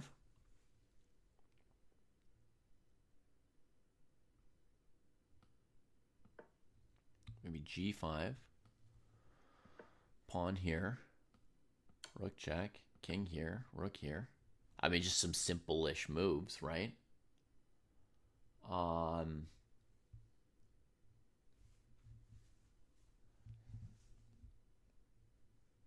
No, I'm pretty confident that f4 should do it, so I don't know what Donchenko's up to. He gives rook h4 check, slightly weird move. Maybe he's just going to repeat one time here as well, rook h4, rook g4. But, I mean, he spent a minute on rook h4, so again, he's not going to gain any time. Maybe he's able to gain some time if Liam thinks for a while. I mean, pretty much Liam should be playing king g2 very quickly because your opponent's got 3 minutes and doesn't know how to win the position. You don't give him any time. You do something like this, you're introducing his rook getting out. Why give him extra options? You gotta just blitz as white here. Got to.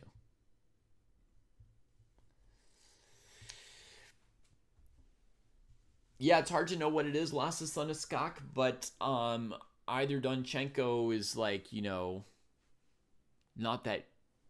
not as good at some particular kind of endgame that's here, or he's got nerves, or he's got fatigue, or a little of nerves and a little of fatigue, but he does not seem to see the goal.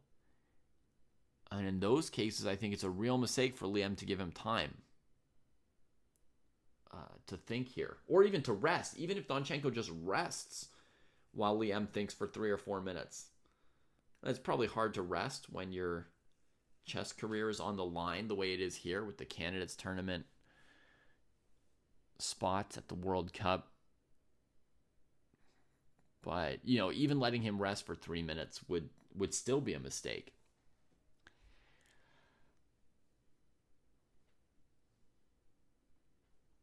Now, it would be fun to play this game, Santos Sud. I wish I were playing this game. I would put Liam away.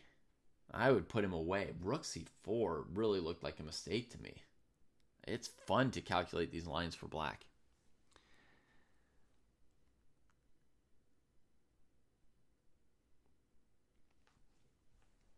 Weird to see Liam thinking so long. We're going to click to the other two games real quick. We haven't seen Svana's game in ages.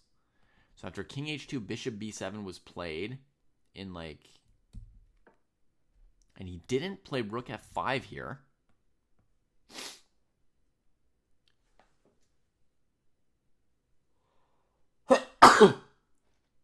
Which we had thought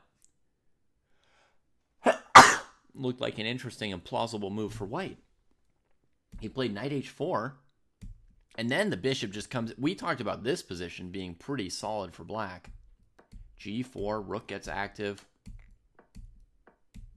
grabs B2, and just offers a draw without playing it out. So Sindarov is through, but what kind of a draw offer is this?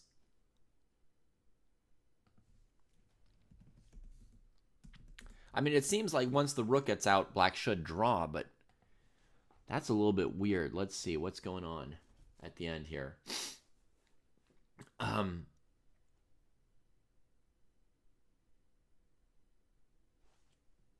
Oh, he's probably worried about this move now. Yeah, he can't stop the B pawn himself.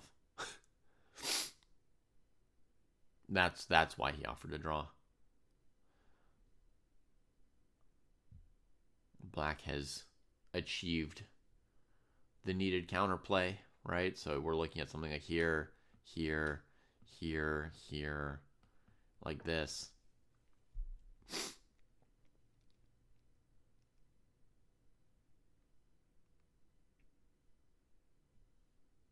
Maybe put the rook outside of the pawn to go here and have bishop A2 instead of a rook trapped on A2. Yeah, okay, I get it. I get it. So, I mean, to me, the really big question in this game, towards the end at least, is why here white didn't play rook F5. Because once they play knight H4, decentralizing that knight, getting stuck on the side by the bishop, here I feel that black's holding the game, and, you know, G4 is a natural move because your king and knight are stuck there, so you're making room for them. But then the rook just gets active, and that's going to start, you know, trading off pawns, just like in the game. So that's, yeah, that's really my only question about this game is why not rook F5 at this point here.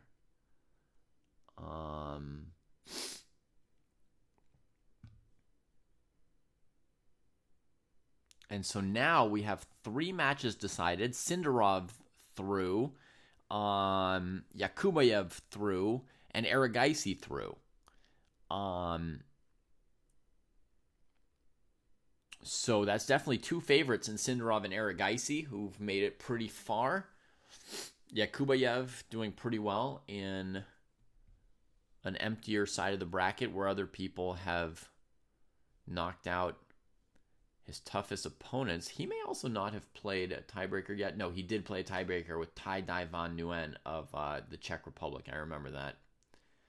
He beat Pranav Sargsyan. Yeah, he hasn't faced any 2700s yet. He's cruising through an open bracket for the moment.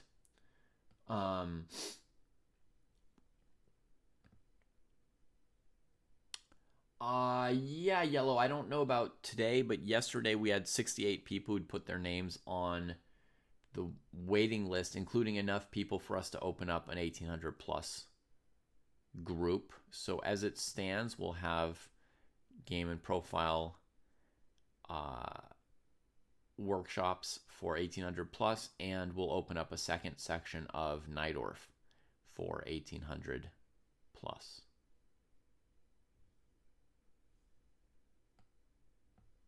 Okay, some moves in the Donchenko game. He repeats the check, then plays f4 the second time, ef4, rook f4, b5.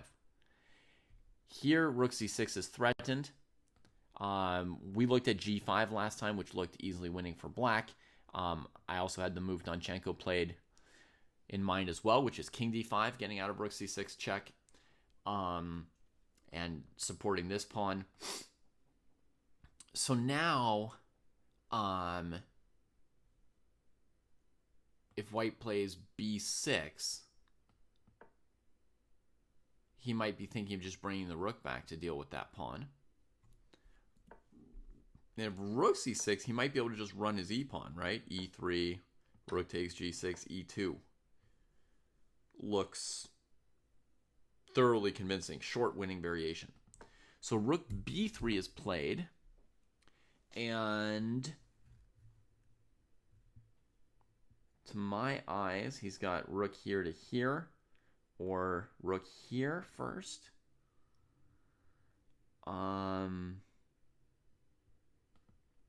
Looks winning for black in some way.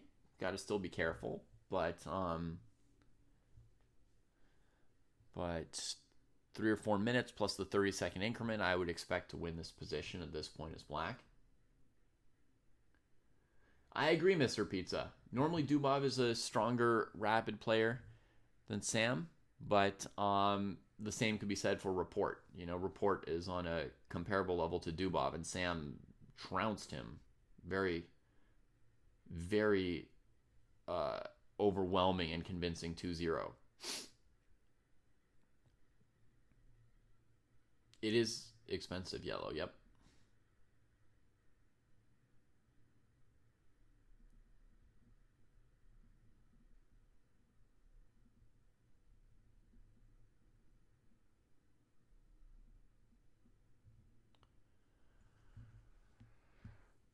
Okay, we've got a move from Donchenko. He didn't have a lot of time, so he had to make a move pretty soon. He plays king here. This might be looking at racing the e-pawn against the b-pawn, you know? Like, he might be looking at rook b1 as a likely move, e3. Here, here, here. And then maybe this. This could be a concept for Donchenko and how he's going to win. If you ever play b8, you just take it and queen, right? And meanwhile, the king's close enough to the e-pawn to defend it. White's king is cut off, and black's got 2 extra pawns to win any theoretical position that comes up. So it looks like a way to win. Rook b1 played, and now I'm maybe guessing e3 for the next move. Does anyone see a way to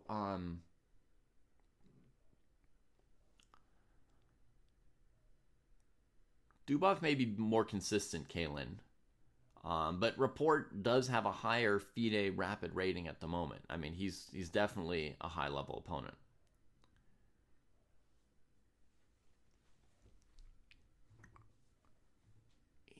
Does anyone see a way to disrupt e3, e2 idea?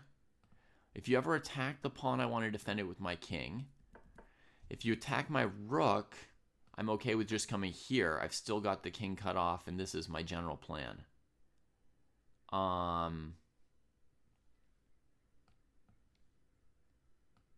Could try checking my king, but you don't have distance for your rook. No room to check this king forever.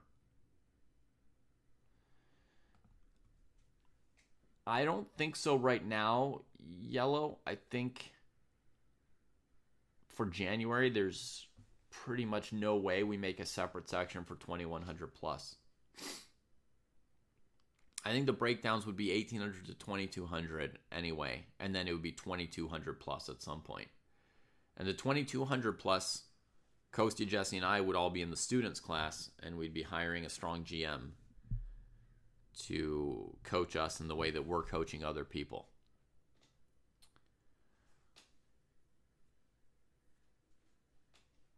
Along with other, dojoers that are in that range, of whom there are only a few, but there are a few. Then we'd have to be hiring somebody like the people we're watching here today, Then we'd be hoping that Sam wants to lead those group classes for us. Rook f7 played. Okay, so I'm wrong. It was not to run this immediately. Looked really crushing to just get that e-pawn down there.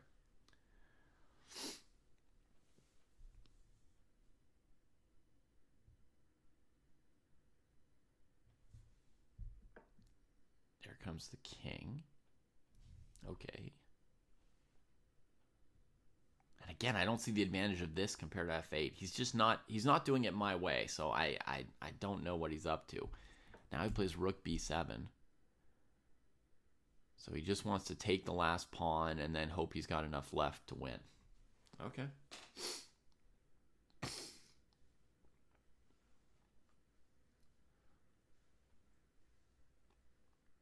Hard for black to lose this now or even draw. Well, it's very important that black win this. You know, they're not trying to draw it. Trying to take out another favorite is Alexander Donchenko, and like I felt for a while here like he should have it. But yeah, he lets the white king out of the bag. This is not the technique that Pruess feels comfortable with. On rook b5, which presumably is his plan, because if he did all this to now play king d3, I'd be pretty weird. So presumably rook b5, of course, the king and pawn ending's winning, so white's going to play something like rook e1 or g1 in response, right? Rook b5 played, rook g1 played. And now I guess he could play g5 check. He could play king d3. He's got a lot of moves. I mean, it should be winning. He's got a million pawns. You're saying he can't take g6.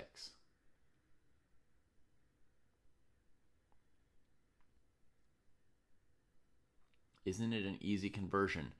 To me, it looks like an easy conversion, Mr. Pizza, but since Donchenko's playing different moves than me, it's hard for me to be confident, right? Like, if he were playing the moves that I'd planned, then I would tell you, like, 100% black's just winning. Because he's playing different moves than me, every single move I have to readjust to a new position, and so I don't know for sure if it's winning. We've got a couple candidate moves here for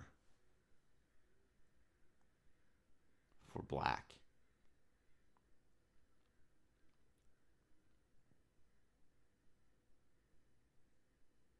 Honestly, king d4 is kind of the same as king d3. Because if you go king d3, you're going to get checked and then captured here. It's not so obvious, is it? Not so obvious. Nope. Not so simple, Mr. Pimple. Very different than king d3, rook g6 question mark. Right? Because here, the king can get under the pawn, and it's still going. Whereas with rook g3, check, king d4, rook takes. If you push, check. So rook g1 played. He's got a minute left now. That's the other thing that makes me not guarantee that he's winning, right? When Mr. Pizza asked, isn't it an easy conversion? Dude would have saved 5 minutes on his clock if it were easy. He would not go down to his last minute, right? He's going down to his last minute because he's not sure what he's doing.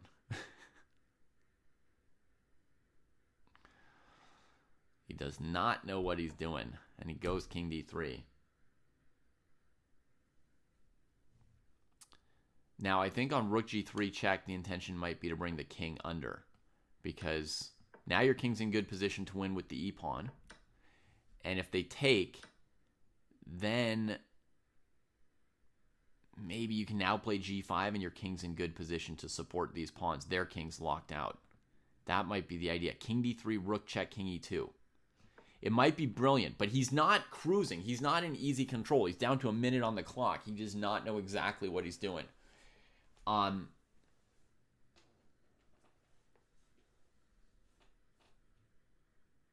mean, if you wanted to play e3, king e3, g5, you might as well just play g5, right?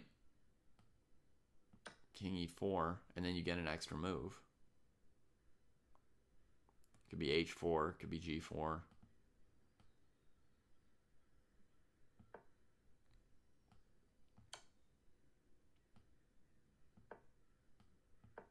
This is slightly pissant, though. I don't know. My rook f8 plan, I did not see any obstacle to. Let me just say. This was my line. e3. Rook e1, king d3 winning. King g3, rook f8 winning. here, here. My king's still in range of my pawn at all times. You know, b7, I just come like this. You ever play b8? I take. I don't, that was like you take your hands off the wheel. And that's part of why I'm not confident that he's winning, because he's just not playing any of the moves that I would play. After rook check, he goes to e2, check, and he goes back, repeating. Because if he goes to f1, there's rook g6, and his king's not there for e3. So now he repeats. He doesn't know what he's doing.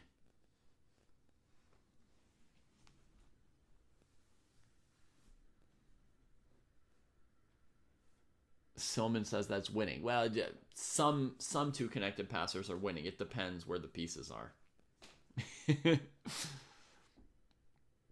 None of it's that simple, and in Silman's book, it's not that simple either. You know. Oh man. Man, if he can't convert this endgame, it's pretty unfortunate. He's going to get repeated here by rook g3. And I don't know what he wants to do about it.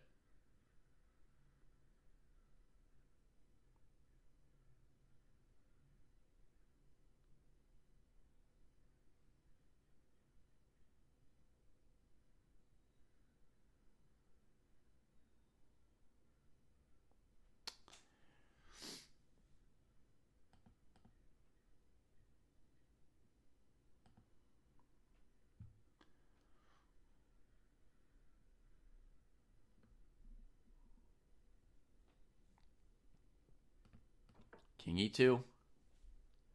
He repeats a second time. On rook g2, what's he planning to do? He's going to go to f1. Oh my god. I was just calculating this. And then rook g6, I was calculating h4. But actually, I thought even here, here, here, I think white's close enough to draw probably this endgame here easily, right? So I think he's blown it. I think he's literally blown it. I cannot...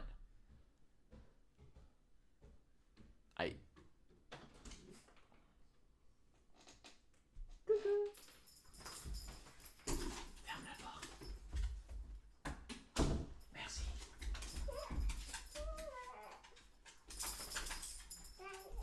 Oui, chérie. Hey, Pops, doucement. Désolé.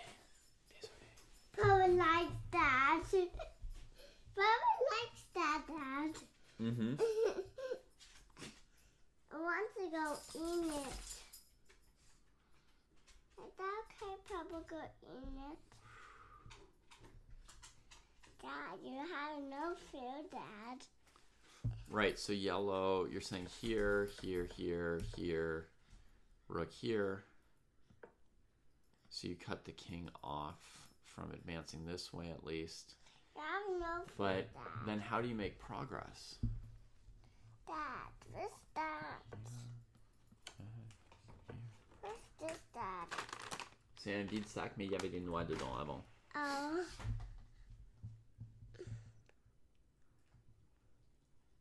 Papa's eating. Look. Ew. Elle mange elle-même. Yeah. Elle mange les couvertures. No, it's him thing there.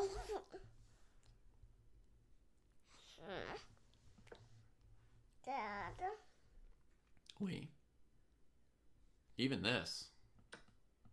I'm really hungry, Dad. Ah oui, t'as très faim? Just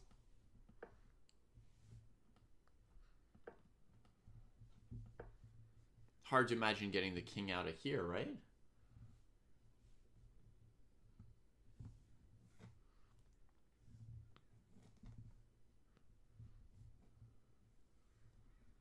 No, she doesn't, chess lover. Daddy. Rook here played. I'm hungry, Dad. Ouais, j'ai compris. Now the king's gonna take this. I think you don't want to let this e-pawn go if you're white. I'm gonna be shocked if like the 100 different wins I saw for Danchenko were all wrong. Or actually, if even more than one of them was wrong. don't think this endgame was that hard. Though obviously I lost some confidence as he never played any of my moves.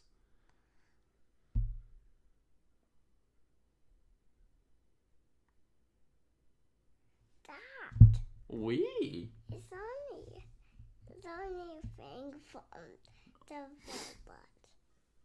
Ouais, il reste très peu de pièces, n'est-ce pas? Yeah. On va voir les autres.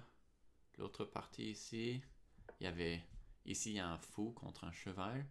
Advances it. Oh, because if black ever takes, they lose the king and pawn ending. Him is in the corner. Why are you doing King that? g6, knight f4. Bishop d2 is an interesting candidate move here as well. But I guess he thought on knight e7 he would still have to play bishop b4 and then it would just come back, huh? So he covers the square with g3, knight e7, king f6. Here if you go bishop b4, there's knight f5. Hey, two waters for you. Two waters that for you. And it looks like he's got this one, the way he does.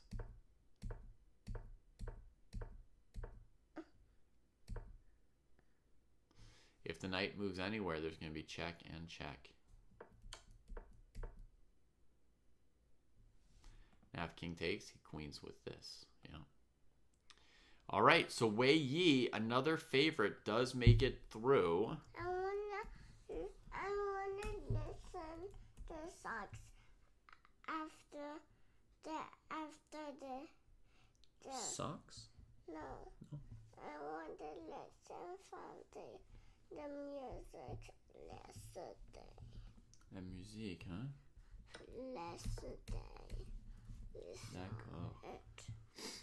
I wanna listen. Oh, un peu de la musique qu'on avait écoutée hier. On avait de la bonne musique, hein? Yeah, now I want to do it again. Oh, je comprends. She was listening to Jid's Tiny Desk. I think that's what she wants to listen to.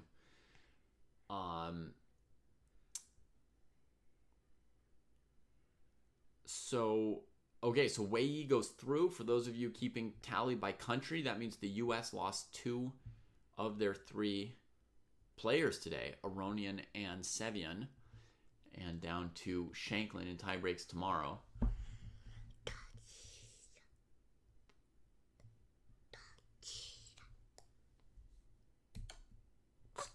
Check given.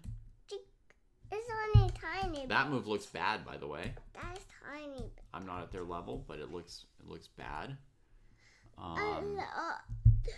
Rook g3 seems possible as far as bridge building goes. When you're done on that one, you do that one. But I think he's maybe thinking he doesn't want to commit to that when this can come so soon.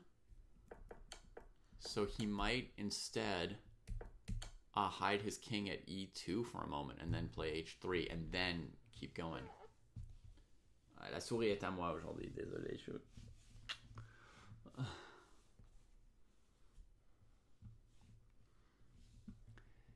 The difference between 2650 and 2750 is lots of things. This RBI. is a lot Lots of things. plates. Huge differences in many This is a areas of the game. whole book. This is a whole book, Dad. What? That's for you, Dad. Je l'ai déjà lu, oui. You read all these books. Oui, j'ai lu ces livres-là. What's this pouch? Ça? Yeah. Ça s'appelle le manteau du livre. Oh. Ça protège le livre et tu vois, c'est comme tu peux l'enlever si tu veux, Oh. mais ça recouvre le livre pour le protéger un peu et en plus on met des beaux dessins dessus souvent. Oh. Ouais. Okay. Ok, merci, je peux remettre. I'm hungry. I'm hungry. Ouais, on va aller manger en quelques minutes, ok? Okay, king e2, I guessed the intention correctly, but this is still gonna It's mess up your very king dark, laterally. So we go here, here, here, here. You're not Rook b4 sleeping? played, pushing the king back. You want to not sleep? Mhm. Okay. Only No know. clue why that was done. When you're done, you just wake up. So, I mean, I can't predict any of his moves, Mr. Pizza, so it's hard for me to give you any sense of what's going on. Pizza. Oui, il y a quelqu'un qui s'appelle Monsieur Pizza. Oh man, your name's a hit. But something like this.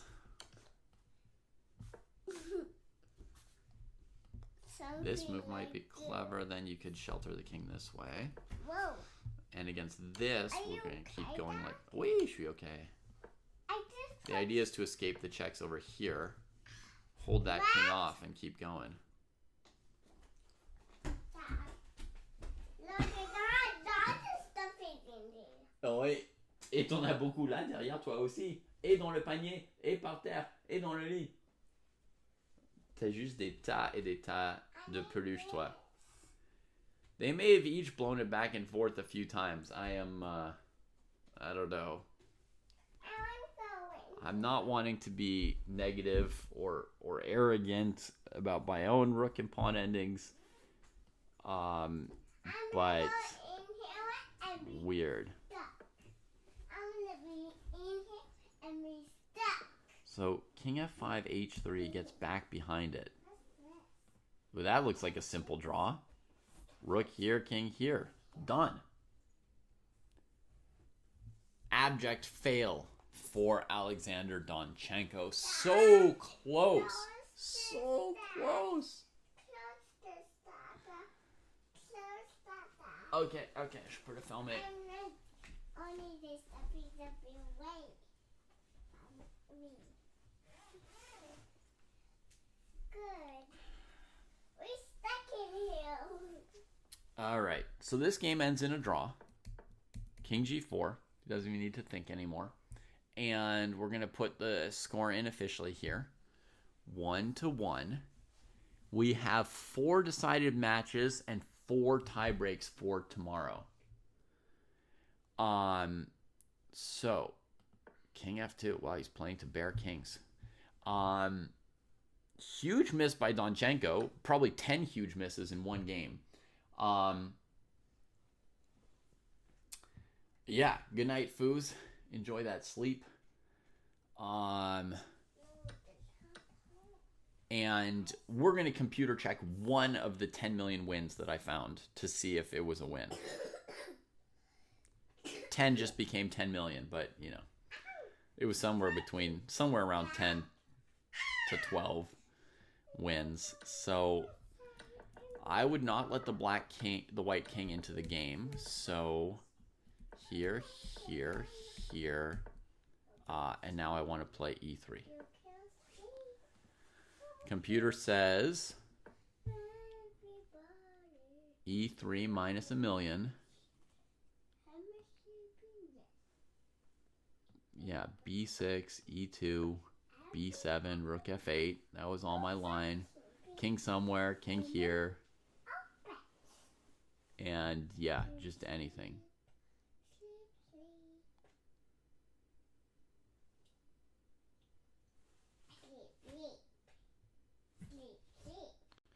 Okay, so there's one.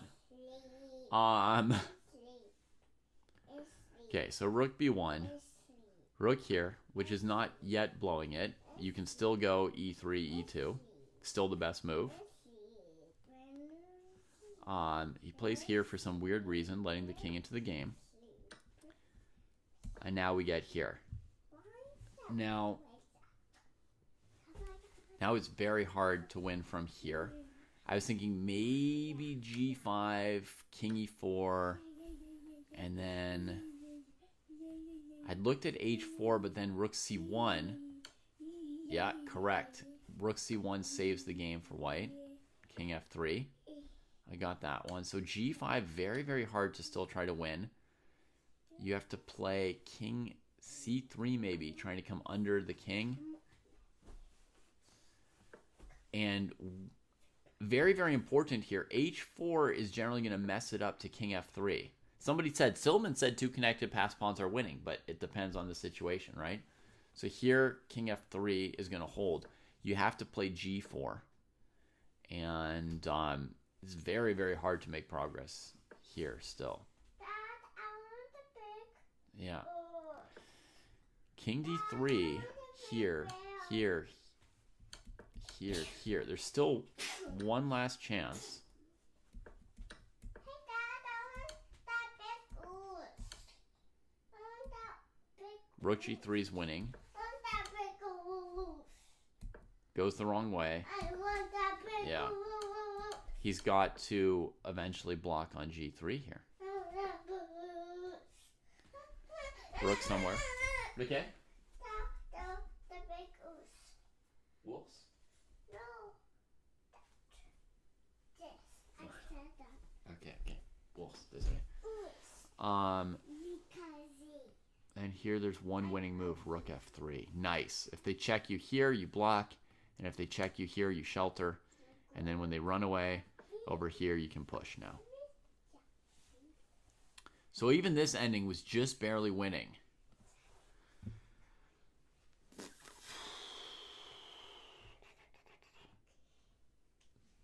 Terrible.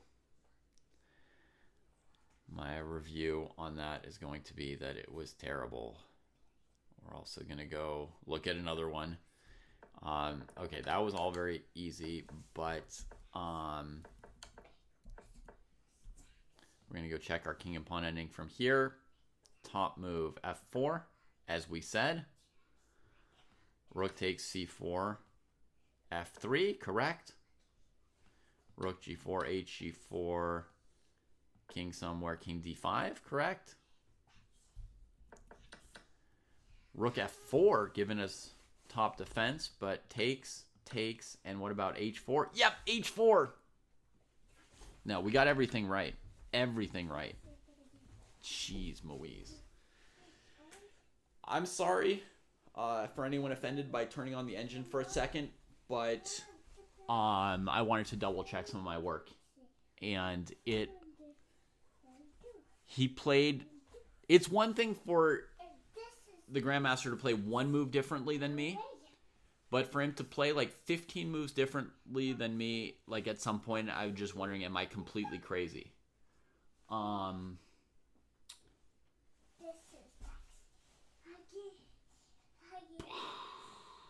That was terrible. Terrible. Also because he spent like all this time. He had so much time on the clock. Ah, il a joué vraiment mal, mon amour. Vraiment mal. Bah, soi-disant, ces joueurs-là jouent pour le championnat du monde et jouent pire que ton papa, en fait, dans cette finale-là. C'est vraiment mal. Your papa is tired. Moi, je suis fatigué, t'as raison. Wow. Ça va? I'm good. C'est good? Ok. I'm trying to do this. Ok. Ah oui, je vois, c'est bien. T'as une bonne position là. Et tu as aussi ta classe de gymnastique ce matin, tu sais? Accroche-ça! No. Non? I don't want to say that. Tu n'aimes pas quand je dis ça? Sam M. Pate says this positions could make it into some chess endgame books one day. That would be terrible. Wow. Why you said top? Move 49. Again. King D5. Why you said capable again? King D5. Not only did the guy have a chance to repeat or change his defense, but he blundered B5, huh? Dad, That's funny. Very trapped rook. Oui, what's chérie? this? C'est un bout de poubelle. Yeah. I don't know what it is. I don't know what it is, Dad. What? It's not for me to eat. Honestly, that's another terrible blunder on its own, I gotta say. It's not for me. I mean, he thinks like 12 moves in like 12 minutes and just tries to repeat. And not only does it give his opponent a chance to try a different defense, but it literally just blunders the b-pawn queening, which is the one point of the rook cutting off the king, which itself was the wrong defense, right? Because let's just say, like right here, rook a5 is a better defense than rook on the c file. Apparently it's still losing, but black has to play this and come back across. Like I said, he would have to come across to try and keep playing this. Now here, here, here, your king's close enough. Oh, sorry. Wow, you have to do this to come here. Okay. Yeah, it was tricky here. So like all of these moves are wrong. Amazing. But yeah, I mean, this is a bad defense, but the only point of it is this. And so for him to play king d5 right into b5, it's like a pretty bad blunder.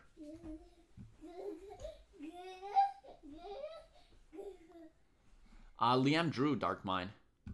I mean, miracle draw. Miracle draw. Very badly played endgame. So badly played that I questioned my sanity. I hate to be negative on the players. I think those of you who've watched multiple of our streams know that we spend more of our time praising and appreciating them.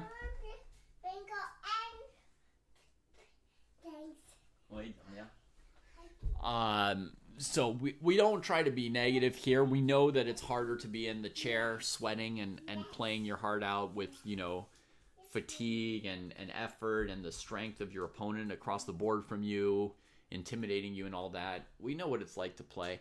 We try to give them a lot of praise, but, you know, every now and then people play much worse than normal, and this was not their endgame for either of them, honestly. Liam or Donchenko.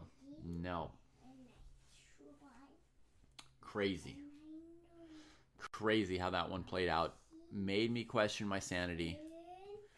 But I guess it was them who finally lost their sanity under pressure. So we're gonna stop here. We got 4 tie breaks for you tomorrow. Jesse's gonna be watching Dubov against Shankland.